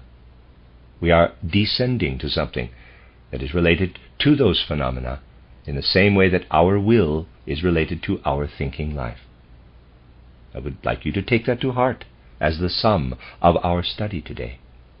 I want to speak to you chiefly about things you won't find in books. What I do present to you from books, I only say as a basis for the other material. The end of Lecture 9. You are listening to RudolfSteinerAudio.com. This is a reading of the 10th and last lecture, but a discussion will also be recorded, of the Light course, a cycle of lectures Steiner gave to the newly formed Waldorf School and its teachers, given in Stuttgart on January 3rd, 1920. Today, to conclude for the time being these few improvised hours of reflections on the natural sciences, I would like to give you a few guidelines that can be useful in creating your own nature studies based on characteristic facts you can demonstrate experimentally for yourself. In the natural sciences, it is very important for teachers to find their way to the right forms of studying and thinking about what nature has to offer. In this regard, I was trying to show you yesterday that since the 1890s, the course of physical science has been such that materialism has been turned on its head. It is this aspect that you should emphasize most. We have seen that an era that believed it already had ironclad proof for the universality of wave phenomena was followed by an era that couldn't possibly hold on to the old wave or undulation hypothesis. The last 3 decades in physics have been as revolutionary as we could possibly conceive anything in a given field to be. For under the press of the facts that came to light, physics has lost nothing less than its very concept of matter in the old form.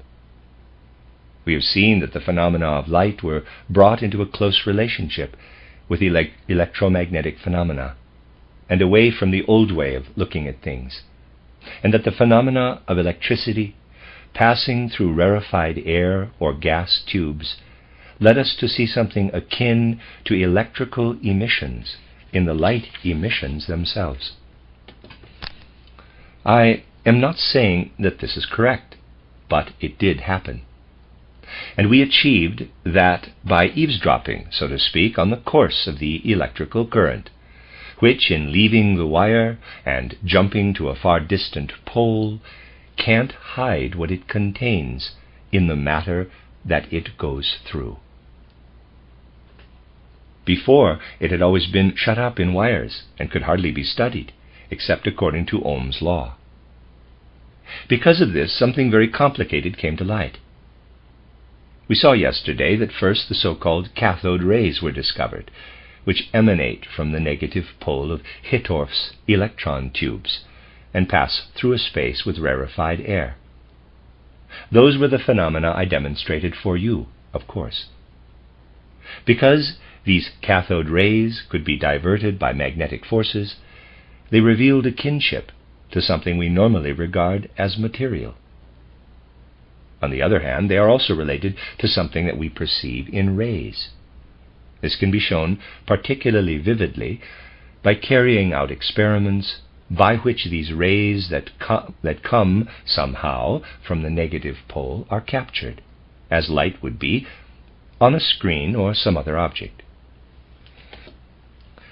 Light throws shadows, and radiation of this kind also throws shadows. Naturally, precisely because of this, its relationship to the ordinary material element is established. Because if you imagine that we are bombarding from this point, then the bombs would go through the barrier, and what is behind it remains untouched, as we of course saw yesterday, in accordance with Crookes' ideas about what is happening with the cathode rays. We can illustrate this particularly well by capturing the cathode rays as in Crookes' experiment. We will produce the electrical current here, then conduct it through this tube containing a partial vacuum, which has its cathode, the negative pole, here, and its anode, the positive pole, here. Readers aside, I'm sorry there's no picture here referenced, so I'm not sure if there's not one in the next few pages, so he might be speaking of hopefully a picture that you've seen earlier. End of readers aside. By driving the electricity through this tube, we get what are called cathode rays, which we then capture with the attached screen that is shaped like a diagonal cross. We have them strike it, and you will see that something like the shadow of this diagonal cross becomes visible on the other side, which tells you that the cross blocks the rays. Please consider this carefully. The diagonal cross is inside here. The cathode rays go this way and are blocked by the cross sitting here, and the shadow becomes visible on the back wall.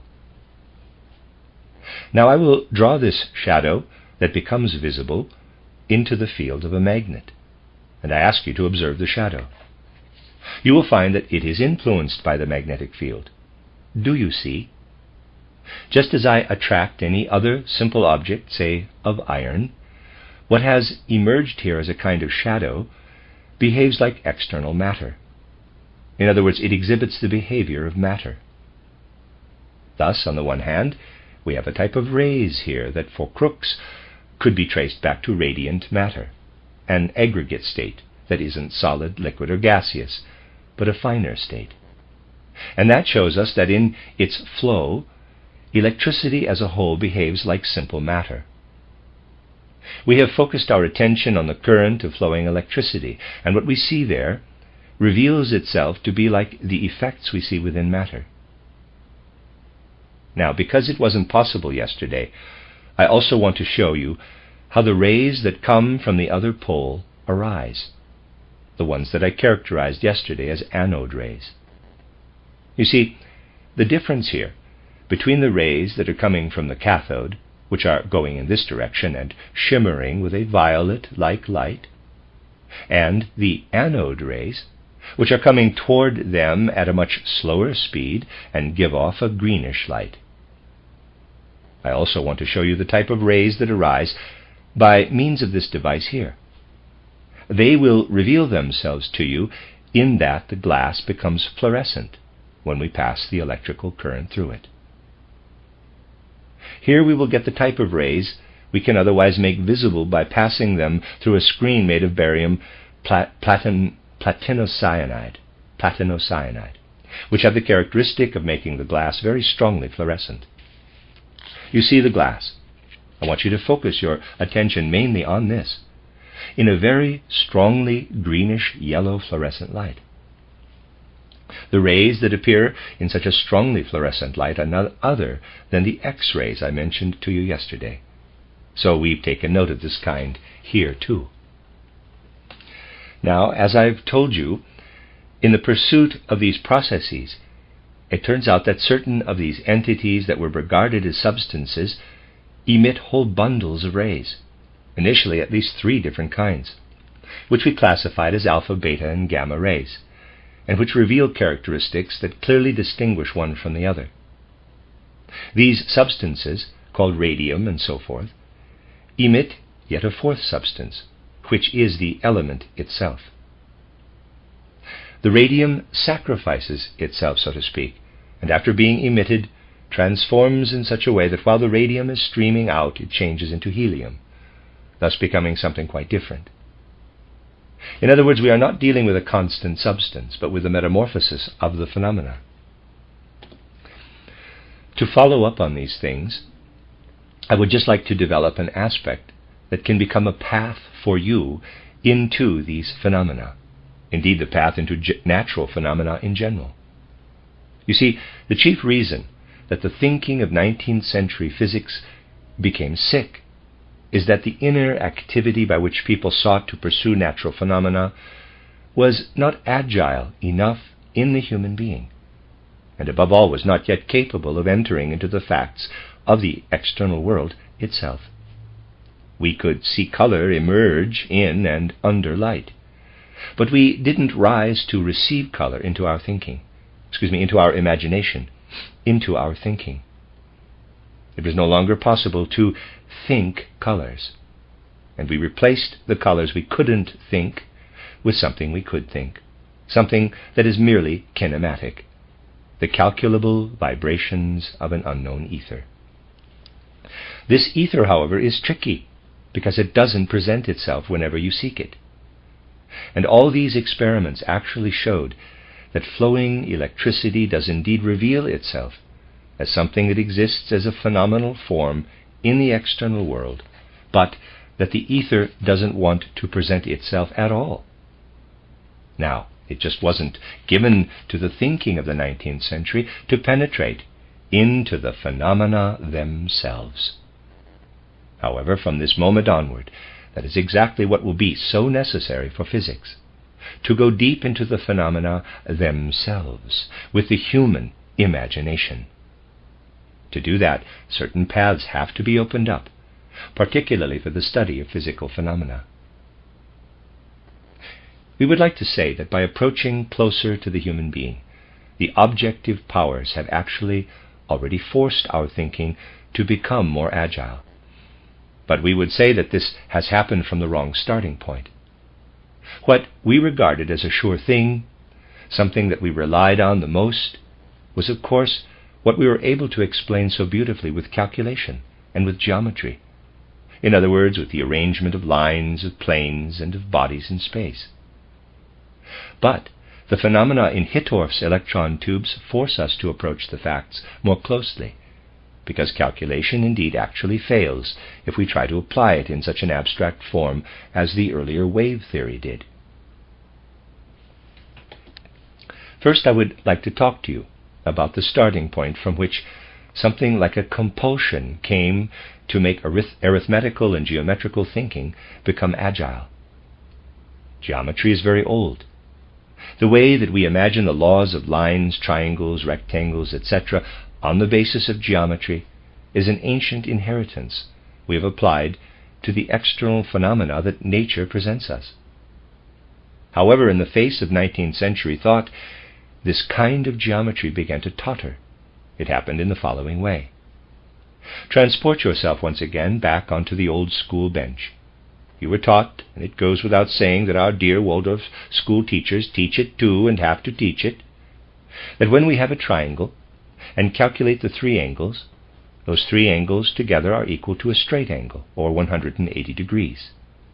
Naturally, we feel compelled, and have to feel compelled, to give the student some kind of proof for the fact that these 3 angles together are 180 degrees. And there's a figure 10a he's going to begin to refer to. We do this by drawing a parallel here to the base of the triangle, saying the same angle that is here as alpha appears here as alpha 1. Alpha and alpha 1 are alternate interior angles. They are equal. Thus I can simply put this angle over here, again figure 10a. Likewise, I can put angle beta over here and have the same thing. Now angle gamma stays where it is, and if gamma equals gamma and alpha 1 equals alpha and beta 1 equals beta, and alpha 1 plus beta 1 plus gamma together make a straight angle, then alpha plus beta plus gamma together also have to make a straight angle. I can prove this clearly and concretely. There can't be anything clearer or more concrete, you might say. However, the assumption that we make here when we prove this is that this upper line, A1, B1, is parallel to AB, because only then am I able to carry out the proof. But in all of Euclidean geometry now, there is no way of proving that 2 lines are parallel, that is, that they intersect only at an infinite distance. In other words, that they don't intersect at all. This looks as if they are parallel only as long as I stay with imaginary space. Nothing guarantees that this is also the case with real space. And if I assume only one thing, that these 2 lines do not intersect only at an infinite distance, but in reality intersect earlier, then my whole proof that the angles of the triangle equal 180 degrees is wrecked. Indeed, in the space that I construe for myself in my thoughts, and with which normal geometry is concerned, the sum of the angles of the triangle is 180 degrees. But as soon as I contemplate a real space, it may be different. Then I would conclude that the sum of the angles of the triangle isn't 180 degrees at all, but perhaps greater. In other words, besides the normal geometry that stems from Euclid, there are other possible geometries for which the sum of the angles of a triangle is not 180 degrees at all. Especially since Lobachevsky, 19th century thinking was much occupied with debates in this direction, and in the aftermath the question had to arise: can the processes of the real world that we follow with our senses actually be comprehended, completely comprehended, with those concepts we generate as geometric concepts in an imagined space? The imagined space is without a doubt imaginary. We can indeed foster the beautiful notion that what happens outside of us, out there, partially coincides with what we cook up about it. But nothing guarantees us that what happens out there works in such a way that we can grasp it completely with the Euclidean geometry we have thought up. It could easily be the case that things out there happen according to a quite different geometry, and that it is only we in our interpretation who translate it into Euclidean geometry and its formulas. Only the facts themselves can tell us the truth about this. That means that initially, if we accept only what the natural sciences currently have at their disposal, there is no possibility for us to decide how our geometric, or more generally our kinematic concepts, relate to what we see out there in nature. We calculate and draw natural phenomena as long as they are physical. However, whether we are only superficially drawing just any outward thing or penetrating into something natural can't be determined for the time being. Once we begin to think really thoroughly, particularly in physics, we will end up at a terrible dead end and see we aren't getting anywhere. And we will get somewhere only if we first educate ourselves about the origin of our kinematic concepts, of our concepts about counting, about geometry, and also about movement purely as movement, but not of our concepts about forces. Just where do all these kinematic concepts come from? We may normally believe that they arise from the same source as the concepts we develop when we involve ourselves in the outer facts of nature and work on them rationally. We see with our eyes and hear with our ears. What we perceive with the senses we process with our intellects in a primitive way initially, without counting it, without drawing it, without looking at its motion. We are guided by completely different conceptual categories.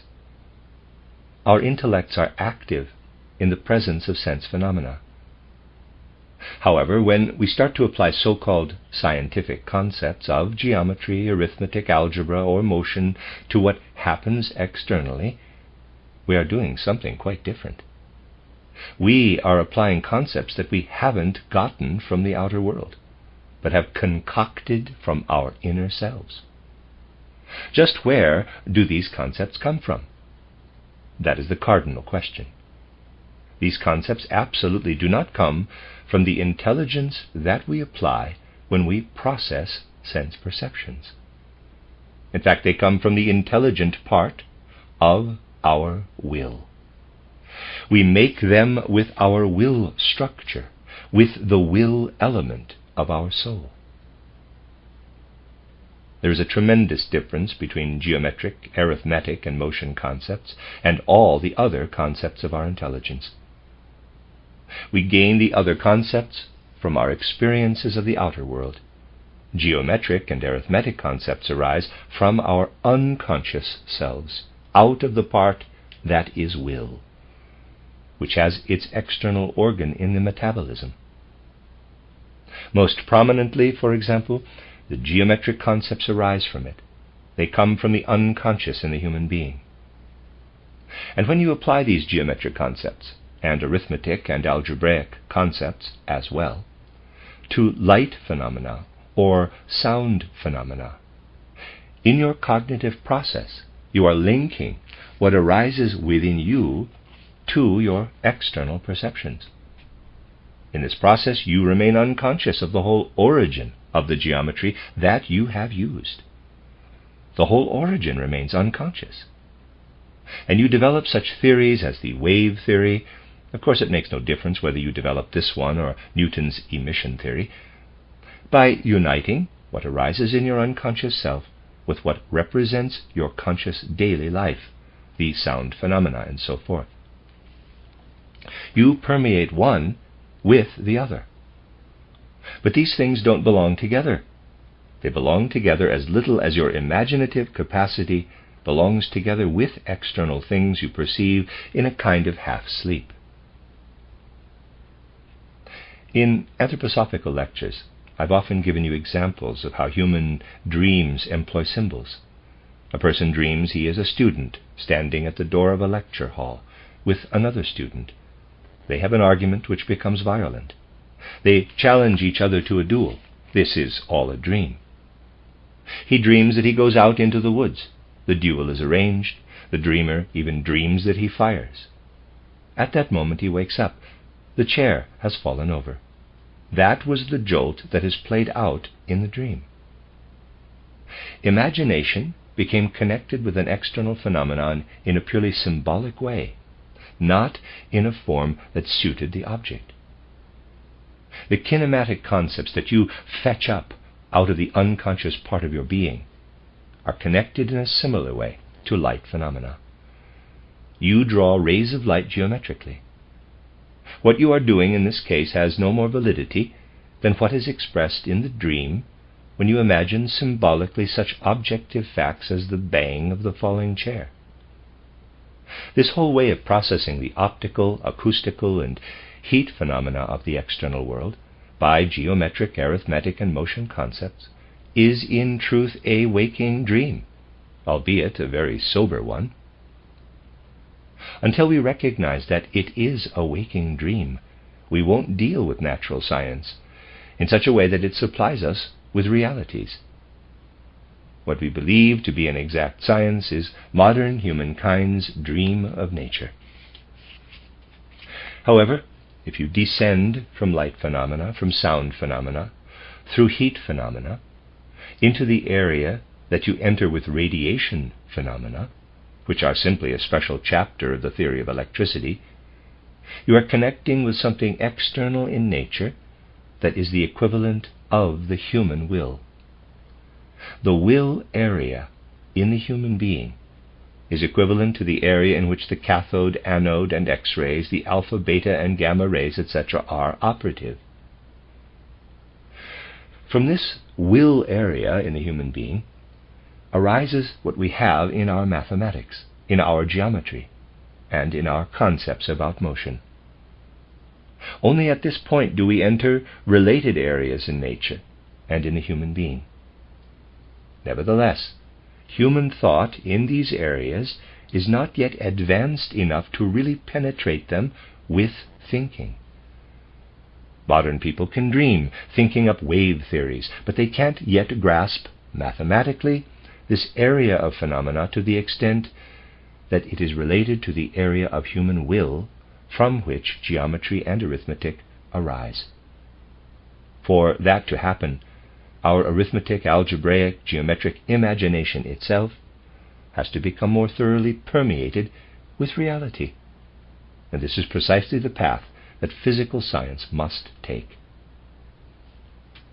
These days, when you talk to physicists who were educated in the era when the wave theory was in flower, many of them are quite uneasy about these more recent phenomena, for they are causing arithmetic concepts to break down in every possible way. Of course, in recent times, because completely legitimate arithmetic and geometric procedures didn't work anymore, we have found another way of doing things. A statistical method has been introduced that allows us to connect empirical, numerical relationships more closely to the external empirical facts and to work with calculations of probability. This allows us to say that a given regularity can be calculated that lasts for a certain series. Then a point comes when it doesn't work that way anymore. Such things show how, especially in the course of the development of more recent physics, we may indeed lose a thought, but in the very process of losing it, arrive at reality. Thus, for example, it is easily conceivable, given certain rigid ideas about the nature of a heated gas or heated air and its behavior vis-à-vis the environment under certain circumstances, that someone could have proven with mathematical certainty that the air could never be liquefied. Yet it was liquefied, because at a given point it was shown that certain ideas that account for the laws of a series have no validity at the end of a series. I could cite many examples of this kind. Such examples show how today, especially in physics, reality often forces people to admit that with their thinking, with their concepts, they are no longer immersing themselves fully in reality. They have to start the whole thing from a different point. To start from this different point, it is necessary to feel the relationship between everything that arises from the human will, and that is where kinematics comes from, and what is separate from us and approaches us externally in such a way that it announces its presence only in phenomena of the other pole. Everything that passes through those tubes uses light to announce itself, and so forth. But the flowing electricity is not perceivable by itself. That's why people say that if we had a sixth sense for electricity, we would be able to perceive it directly too. That's nonsense, of course, for it is only when we ascend to intuition, which has its basis in the will, that we come into the region where electricity lives and works, even for the outer world. Along with this, however, we also notice that in this last area we have examined, we have the inverse of what we have in the case of sound. With sound, the peculiar thing is that because people are simply immersed in the world of sound, as I described it, they live into sound itself only with the soul.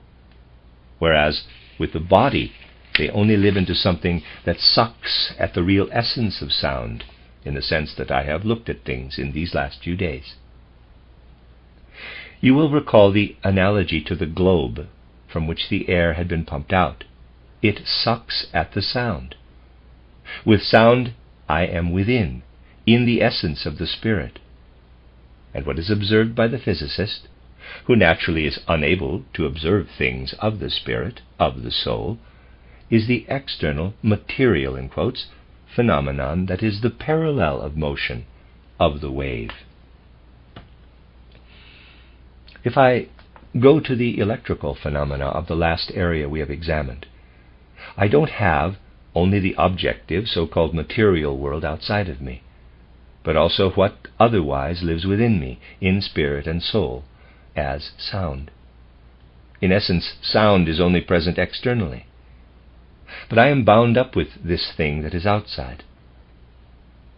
With these electrical phenomena, on the other hand, I have in the same external sphere in which the case of sound, let me read that again, with these electrical phenomena, on the other hand, I have in the same external sphere in which, in the case of sound, there are only material sound waves, something that with sound can be perceived only by the soul. With electrical phenomena I have to perceive physically the same thing that in the case of sound I can perceive only with the soul.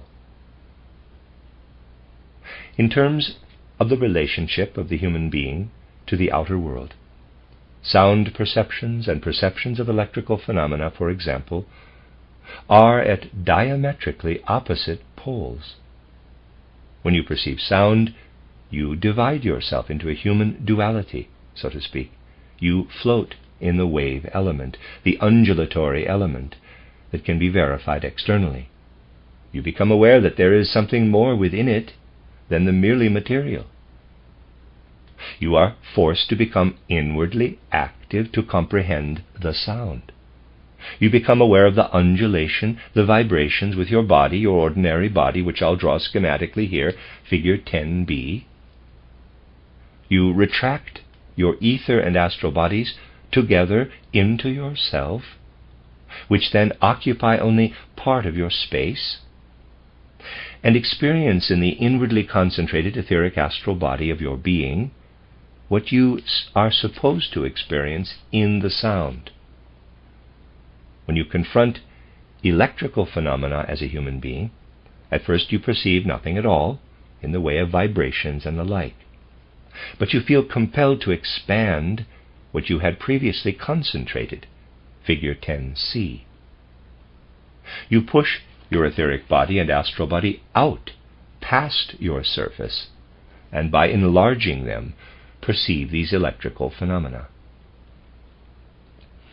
Without progressing to the human spirit and soul, we will never be able to gain an understanding of natural phenomena that corresponds to truth or reality.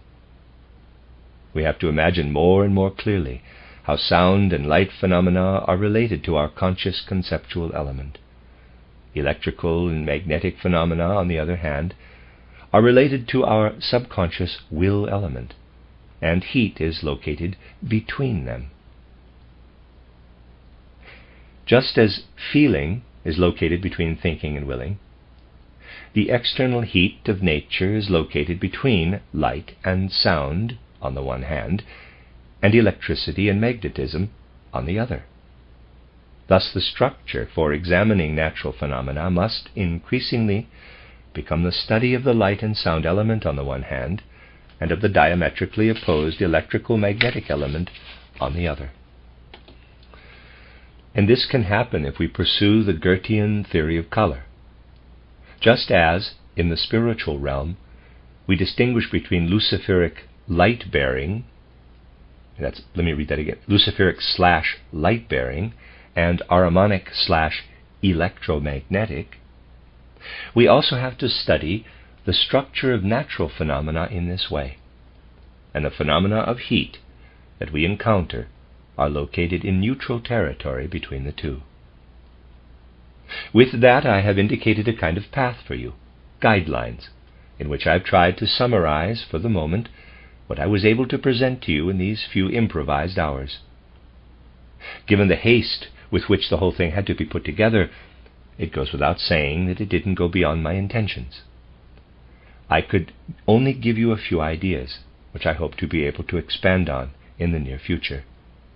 I believe, however, that what I've given you here will help you, and can especially help the teachers at the Waldorf School when you teach the children concepts about the natural sciences.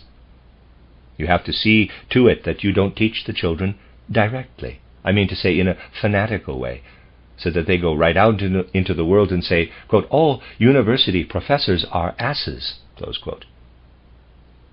Instead, with these things, what is important is that the realities be developed in an appropriate way. We shouldn't confuse our children, but at least we can succeed in not mixing too many impossible concepts into our lessons, concepts based solely on the belief that the dream image we construct about nature has an actual external reality. If you let yourselves be pervaded by a certain scientific cast of mind, like the one that pervades what I've presented to you in the last few hours, for example, then that can serve you in the way you talk to the children about natural phenomena. I believe that you can also get a good deal out of it in terms of methods. Although I would have preferred not to rush through these phenomena in the way I had to, you will nevertheless have gathered that we can connect what is observed externally in an experiment with the concepts that are called forth about things, so that we don't simply gape at things, but reflect on them. And if you set up your lessons in such a way that the experiment makes the children think, and you discuss the experiment with them rationally, then especially in the science lesson, you will develop a method that will make the natural sciences fruitful for the children entrusted to you. Thereby, I believe, I've added something, by way of example, to what I said in the pedagogical course when instruction began at the Waldorf School. On the one hand, I believe that by setting up these courses, we have once again done something that can help our Waldorf School thrive, so that it can really develop. And it can do just that in the wake of its very commendable start. This should be the beginning of work that draws on something new for the development of the human race. If we let this consciousness permeate us, that there is simply so much that is breaking down in what was built up thus far in the development of the human race, and that something newly formed has to take its place, then we will have exactly the right consciousness for this Waldorf School. Particularly in physics, quite a few concepts have proven to be extraordinarily fragile, and this fact has a much stronger connection than we might think with the misery of our times. Isn't it true that when people think in sociological terms, we notice right away how their thinking has gone awry? Most don't even notice that if we are able to notice it because sociological ideas have an effect on human social order. But we don't really form any satisfactory idea of how deeply the concepts of physical science affect all of human life. So we are ignorant of the damage that has in truth been caused by the often horrific ideas of modern physics. Indeed, I have often cited how Hermann Grimm, who for his own part viewed the ideas of the natural sciences only as an outsider, stated with a certain justification that future generations would hardly be able to comprehend that there was once such a crazy world that explained the development of the Earth and the whole solar system on the basis of the theories of Kant and Laplace. Someday in the future, it won't be easy to grasp this scientific insanity. However, there is a great deal today in our ideas about inorganic nature that is like Kant's and Laplace's theories. But how are people going to free themselves of Kantian Königsberger thought and the like if they want to move forward to far-reaching, healthy concepts? We hear of strange things in which we can see that the wrong on one hand is linked to the wrong on the other. It can make your skin crawl to hear such things as the following.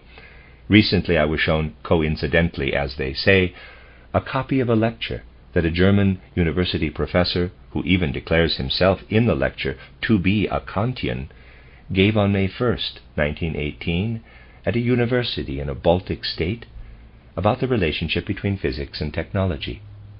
Please take note of the date, the 1st of May 1918. The man, who is a learned physicist, expresses his ideal at the close of the lecture, saying more or less that the course of this war has clearly shown us that we haven't been able to forge, to an adequate degree, the union between the scientific work of the university laboratories and the military. In the future, so that the human race can make appropriate progress, a much closer bond must be made between the heads of the military, what is happening at the universities. For everything coming from science that can make mobilization especially powerful must in future be included in mobilization issues.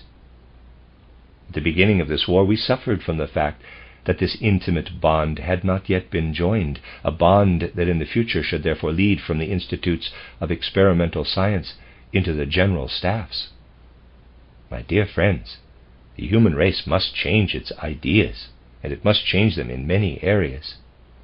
If we can decide to change them in such an area as physics, it will be easier for us to change our ideas in other areas too. Those physicists who go on thinking in the old way, however, won't ever be far removed from this nice little coalition between the Institute of Experimental Science and the general staffs. A great deal has to change. May the Waldorf School always be a place where the changes that are to come can take root.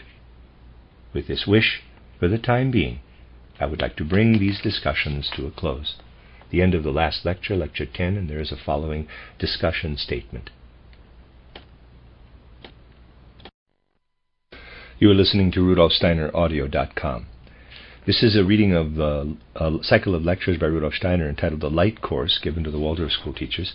However, this last section, section 11, after the 10 lectures proper to the course, is a discussion statement given in Dornach on August 8, 1921, so over a year later. At the conclusion of her very noteworthy remarks, Dr. Rebel said that I had once commented that these more recent experiments could actually serve to confirm the Goethean theory of color. At that time, Dr. Rebel was so kind as to give me one of her treatises that are along exactly the same lines, and I said that the facts coming out of modern physics are indeed of such a nature that they would gradually have to lead to a confirmation of Goethean color theory. Today, there is unfortunately no possibility of going into all the pros and cons of Goethean color theory and, let's say, anti-Goethean color theory. As the matter stands, for the time being, the concepts of physics that are the norm today are based on theoretical premises of such a nature that what I once heard from a physicist with whom I had a conversation about Goethean color theory is indeed correct. He said, simply and honestly, as I can only verify in unmistakable terms, that a physicist of the present day can't make heads or tails of Goethean color theory, and that is actually quite true. We must not forget that certain things have to be overcome before Goethean color theory is to be taken seriously by physics. Isn't it true that the physicists of today feel bound to investigate what they call light in such a way that, as far as possible, the subjective plays no role in the field of investigation? Readers aside, subjective is in quotes, end of readers aside. To a certain extent, the experience they have of light phenomena serves at most to make them more attentive to the fact that something is happening there. However, what the physicists want to include in their interpretations of light phenomena, which they also extend to color phenomena, is an entity that is completely independent of subjective experience. Goethe starts out from a completely different premises for his whole way of thinking. Therefore, I still consider what I said in 1893 in a lecture in Frankfurt am Main about Goethe's view of nature to be right in a certain sense. I said it was possible to talk about Goethe's statements in the field of morphology, and even at that time I gave a lecture about that, because the ideas that Goethe had about metamorphosis and about the origin of species in connection with metamorphosis already coincided to a certain extent with those that were coming, although in a completely different way, from the Darwin-Haeckel point of view. Thus, in a certain sense at least, there was already a field in which the points of view overlapped. However, with Goethe's color theory, which doesn't aspire to be a theory of optics, by the way, that is not yet the case at all. Therefore, on the basis of anthroposophy, let's say, it is indeed possible to talk about Goethean color theory. A conversation is certainly possible there, but a discussion about what physicists have to say about color, about what they derive from the physical basis of their science, is still going to be completely fruitless, even today. For that to happen, certain basic concepts that were implicit with Goethe and were the starting point for his theory of color would still have to be explained, so that they could really be made the basis. Therefore, I consider everything I have said in my books about Goethean color theory to have been put out into the world for the time being without any pretension of beginning a productive discussion with the ideas of physics, which, while not contradictory, come from a completely different angle. Now, however, you can be quite certain, and the previous speaker already said a great deal about this, that Goethe would see a confirmation of his basic point of view in all of the phenomena Dr. Rebel so kindly took up today. And that is a proposition I would absolutely defend. If, speaking with Goethe, we say that one side of the spectrum, in other words, what has been called long-wave radiation as opposed to short-wave radiation, is in the relationship of a polarity. This corresponds to the facts of the matter from one angle, but not completely. Polarity is a very abstract relationship, which we can simply apply to various opposites, and thus to this one too. Only that isn't really the point at all with Goethe here. And readers aside, there's a gap in the transcription. End of readers aside. However much we may believe we can exclude mistakes by some kind of experimental arrangement, whereby we make the bundle of rays narrower and narrower, such that the entire thickness of the bundle of rays, which by the way isn't my expression, but I may employ it here legitimately, is finally cancelled, and then speak of one, in quotes, ray, in the end there is no difference in reality. Whether we take a broad bundle or a narrow one, in principle it doesn't make any difference. Goethe, however, did indicate a difference in principle when he conducted experiments with the small opening. In the prism, we can't exclude what modern physics would like to exclude.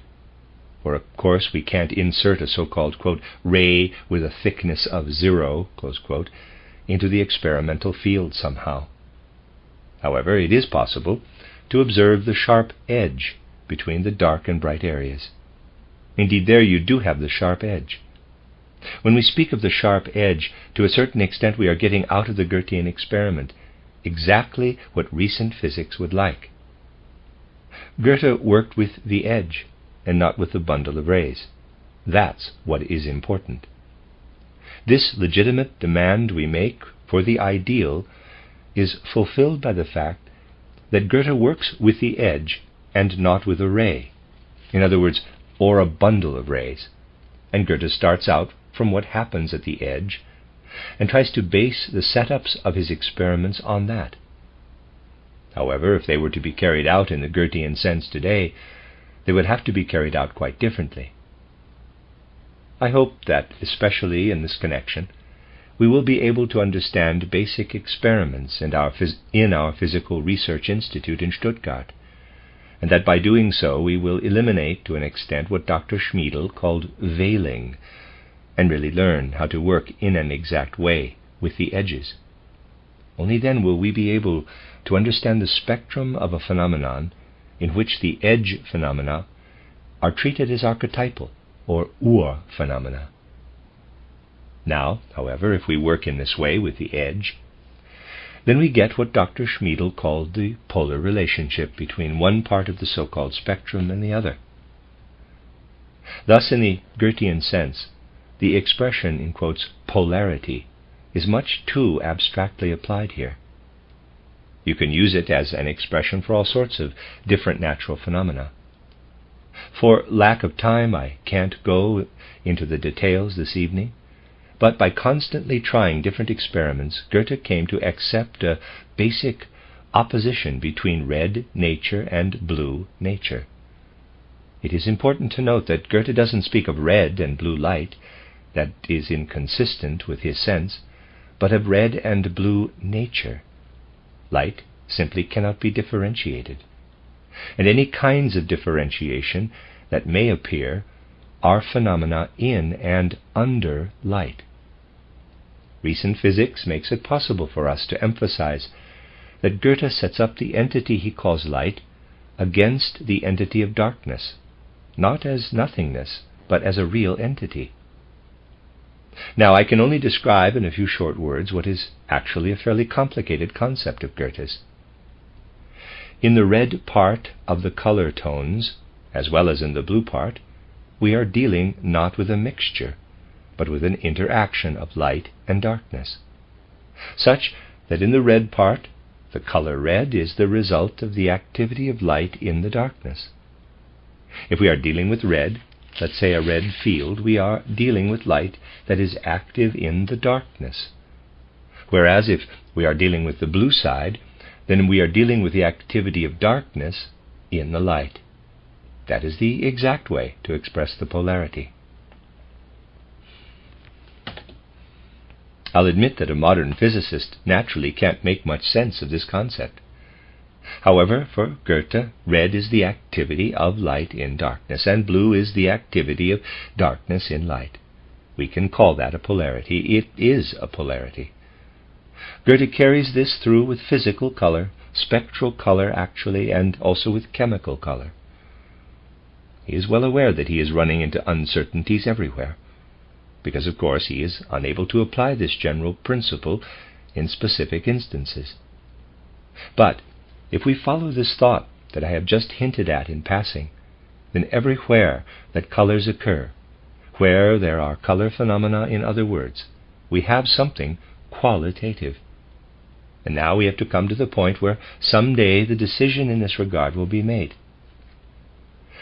Nowadays it is still the case, if I may say so, that we experience an abundance of phenomena. Even today you have been generously presented with an abundance of phenomena, about which we would have to give whole series of lectures to show how they actually fit into Goethean color theory and into the whole field of the natural sciences. However, the phenomena we are experiencing nowadays call for corrections of a completely different sort than those given by the theoretical considerations of relativity theory, etc., concerning ideas about the speed of light. As Dr. Rebel herself just emphasized, what we are experiencing right now is that physicists feel constrained to turn to Newton's emission theory once again, although in greatly modified form. Of course, there is a big difference between the Newtonian theory, which was drawn from relatively simple phenomena, and the view of the current era, for the current view is based primarily on the fact that with the usual concepts of wave theory, we can't imagine how the following phenomenon, for example, is possible. If we cause ultraviolet light to strike a metal, the electrons are reflected, which can then be studied. These electrons reveal a certain strength, which is not dependent on the distance of the source of the ultraviolet light from the metal. You can place the source far away and still get the same voltage.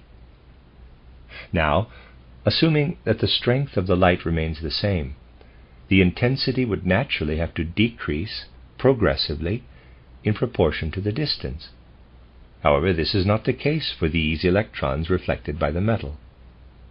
We see that their strength doesn't decrease at all in proportion to the increase in distance. Rather, it is dependent only on the color. The strength of the color is the same when the source is nearby as when it is at a greater distance. This leads us, first of all, to the conclusion that in general we have to think quite differently about this thing we call light. These days we help ourselves get around this fact by referring to quantum theory, which states that light isn't something continuous that spreads, like gravitation, for example, but instead spreads atomistically.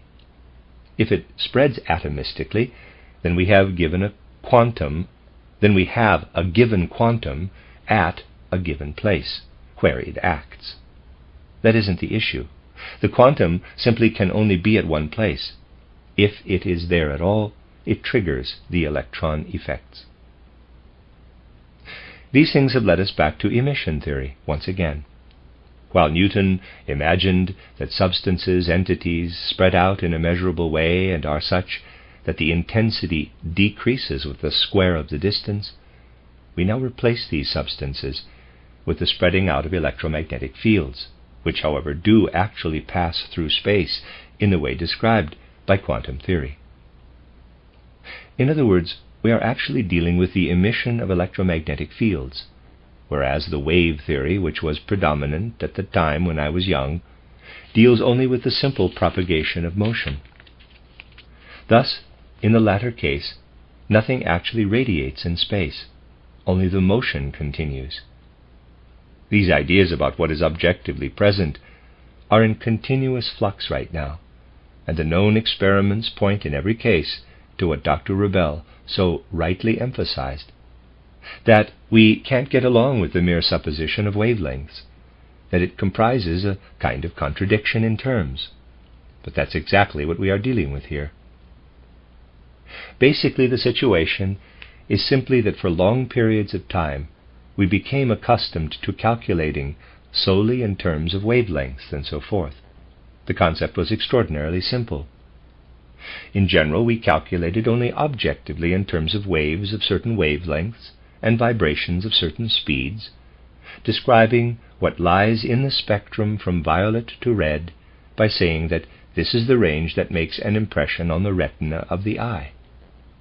Beyond red we have other vibrations that don't make any impression, but they are no different qualitatively, and it's the same on the other side of violet. Some rebelled against this. Some rejected it in an interesting way. For example, Eugen Dreyer conducted many experiments in the 1870s to prove that light, heat, and chemical entities are three completely, radically different things.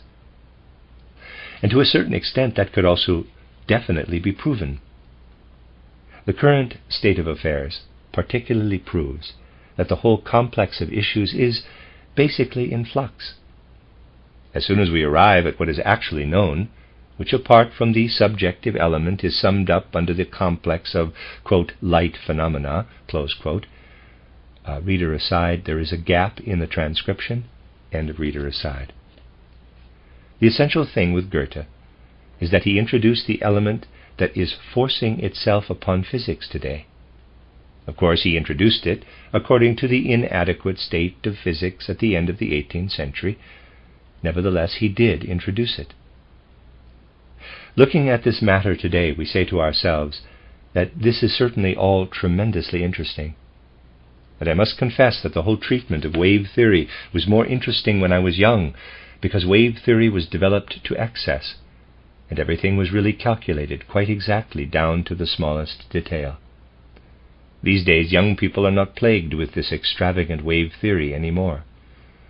It's a somewhat different matter, whether, based on theoretical mechanics, we calculate the undulation with some kind of ether hypothesis, or we start from the way the electromagnetic fields work. All of that does indeed look a bit more uncertain. Today we don't have a need to calculate everything within light phenomena in such a straightforward way as was still done 30 to 40 years ago. Naturally, it is extraordinarily interesting to work out all these refinements, but they are the result of calculation. And the whole decisive proof for this calculation is actually seen in the interference experiment. Nowadays, the interference experiment is in need of a new explanation. Physics today is willing to admit that, and quantum theory really hasn't achieved much there. The situation is as follows. We haven't gotten very far these days, but we increasingly see how certain very usable numbers that we have in the oscillation figures or wavelengths are all fine tools for calculations, but no one can actually say today that they have any basis in reality. I might say that if we state the wavelength for the so-called red rays and for the blue ones, we have a certain ratio between red and blue that expresses how one number is related to the other. Indeed, today we can say that the ratios of the different numbers to each other are much more important than the absolute value of the individual wavelengths, which takes us from the quantitative into the qualitative. Today we are on our way to saying that we can't manage it only with wavelengths. We need something else. But this something else is getting more and more similar to what Goethe was looking for along his own paths. This isn't clearly recognized yet, but those with an exact knowledge of these things can definitely recognize that physics is gradually leading in this direction. As I said, Goethe would definitely see the phenomena that were presented today as a confirmation of his point of view. Naturally, it is difficult to go into details, because, as of now, the basis has not been created for them. I only want to go into the principles of the plant question, for example. I don't want to go into such things as whether we should be using an expression such as, in quotes, absorbed or not. If you take it merely as a description of what is known, then I have nothing against it. But we make the situation too simple for ourselves by saying that when a pane of glass is placed in the path of light, and behind the glass is a red field, that all the other colors have been swallowed up by the glass, and only the red was allowed to pass through. Then we are replacing a perceived phenomenon with an explanation that comes completely out of the blue, for which there is no known reality. We can definitely stick with the phenomenon. That is good. However, let's look at how Goethe expressed it, still very imperfectly perhaps. The activity of light, of brightness, in the darkness, is the basis of red. The activity of darkness, in the brightness, in the light, is the basis of blue. What the basis of the nuances is, the shadings of green or orange, isn't important right now. I can't go into that. I can only indicate the basic phenomenon. Then, of course, you have what I indicated just now in a sketchy way. We are dealing here with darkness as a reality. We have to realize there is a good deal of evidence for what I am going to say now, but even looking at the matter superficially, we can come to an understanding of this, that this entity of darkness opposes the light in a certain way. Our subjective feeling tells us this naturally, but so do the objective facts. We have to assume a polarity here, if we don't want to stay with abstractions, and instead go into the concrete facts. Now, if you think about this polarity of light and dark, you will gradually become aware that with darkness it is impossible, in a way, to speak of the spreading of an entity the way we do with light. The experiments conducted up to now can't tell us anything about this. Just imagine that we describe light as a spreading out that takes place. Naturally, there is more to it, but that is based on supersensible or partially supersensible observations, so let's take it just as a possibility, an hypothesis, for the time being. You can't then describe darkness as a spreading out that takes place. Instead, you have to describe darkness as a kind of absorbing that takes place out of the infinite. You wouldn't be able to say, in the case of a room furnished with black walls, that a spreading out occurs, an emission or the like. Rather, an absorption takes place.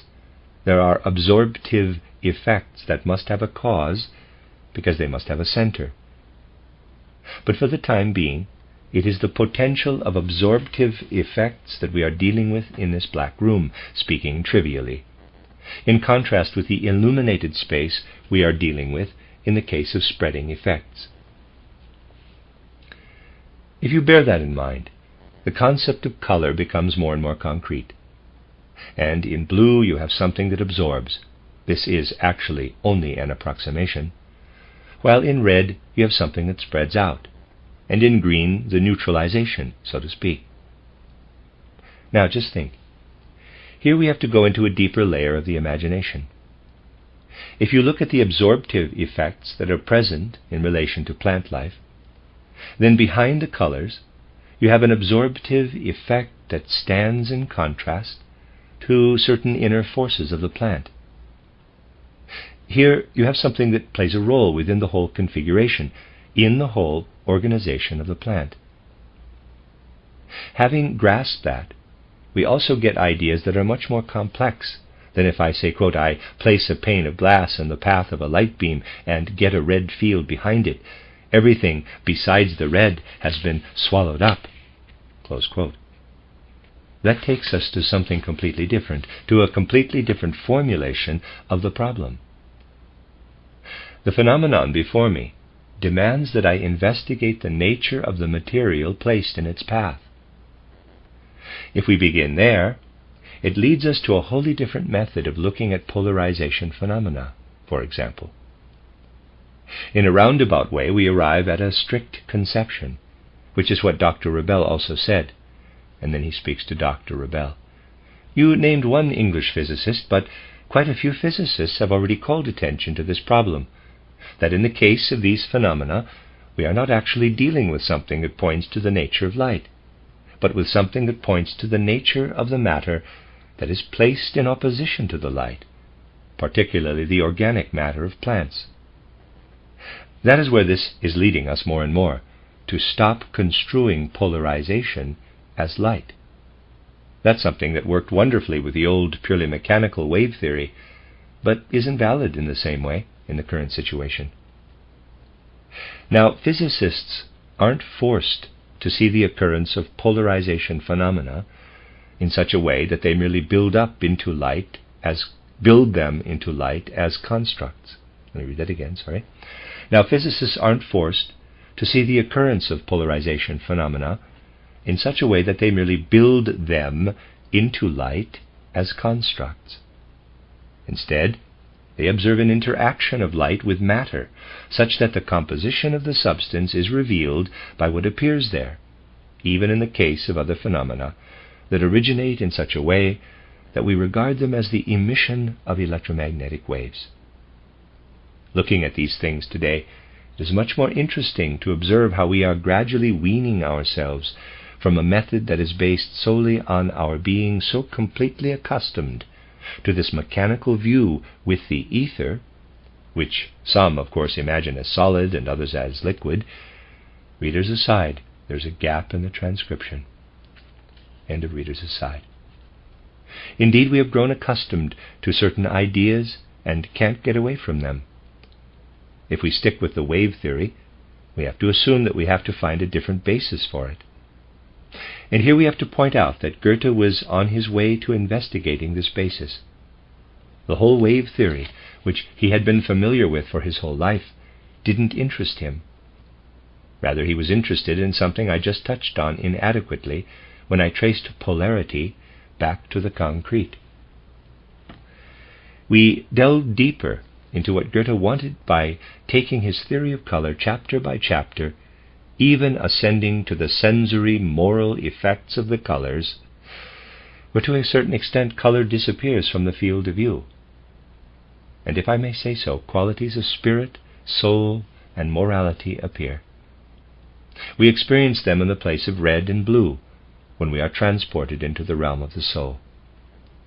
And Goethe would say in this case that it is only then that we actually learn something about the essence of color, when color disappears and something wholly different appears.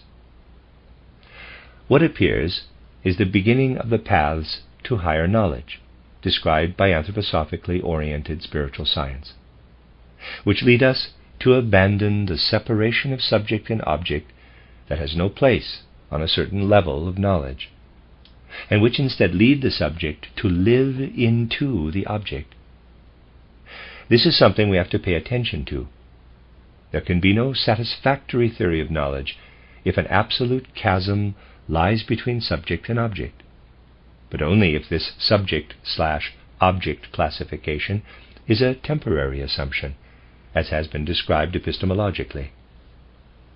Modern physics, in the way that, say, Blanc defines it, certainly has the goal of excluding the subjective completely and describing the phenomena as they occur in an objective field without any consideration of the human being.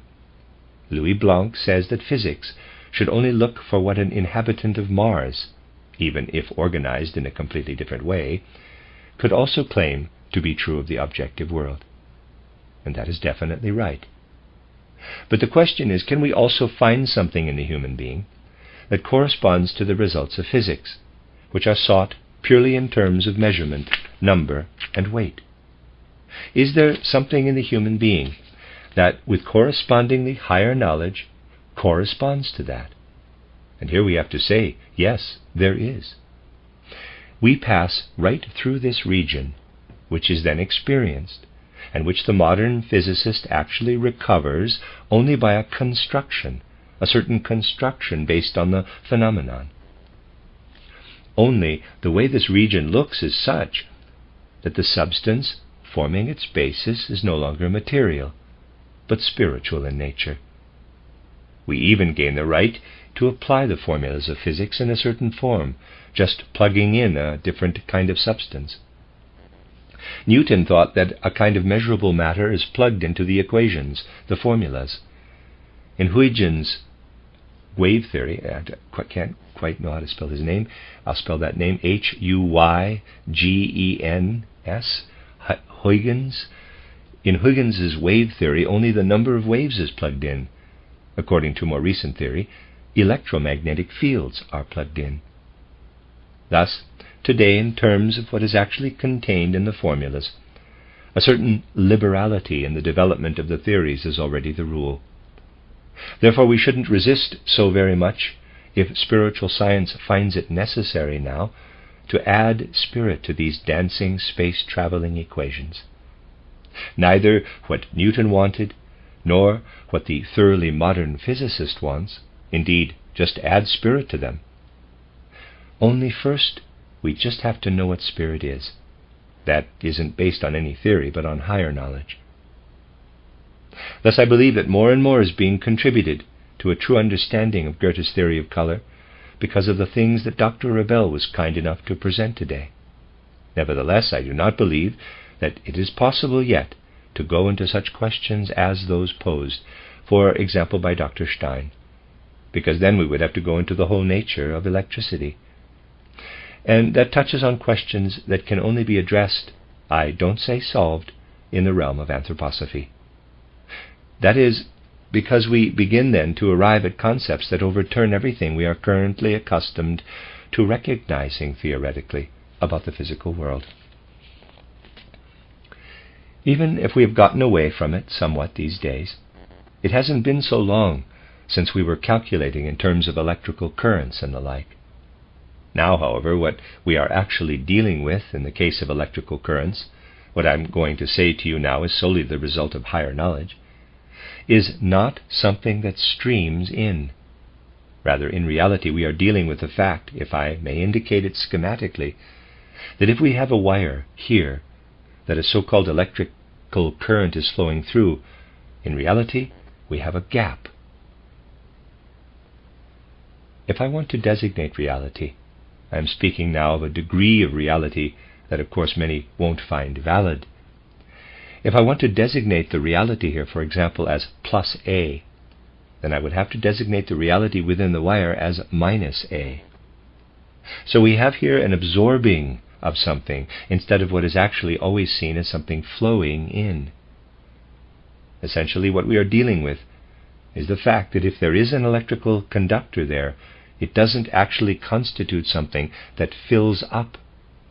Rather, it constitutes a hollow space in the spiritual. And now, that takes us to the nature of the will, which Dr. Stein only touched upon before, and which is also based on the fact that with nerves, for example, we are not dealing with something that fills up, but with hollow channels, hollow tubes, through which the spiritual is drawn on and through which the spiritual passes. But as I said, that would lead too far afield today, and all I have been able to do was to take up the task of showing to what degree, or rather how I meant it, when I said that these more recent phenomena are actually in line with the further development of Goethean color theory. That is the end of Part 11, the discussion statement by Rudolf Steiner, and the end of the cycle of lectures by Rudolf Steiner entitled The Light Course.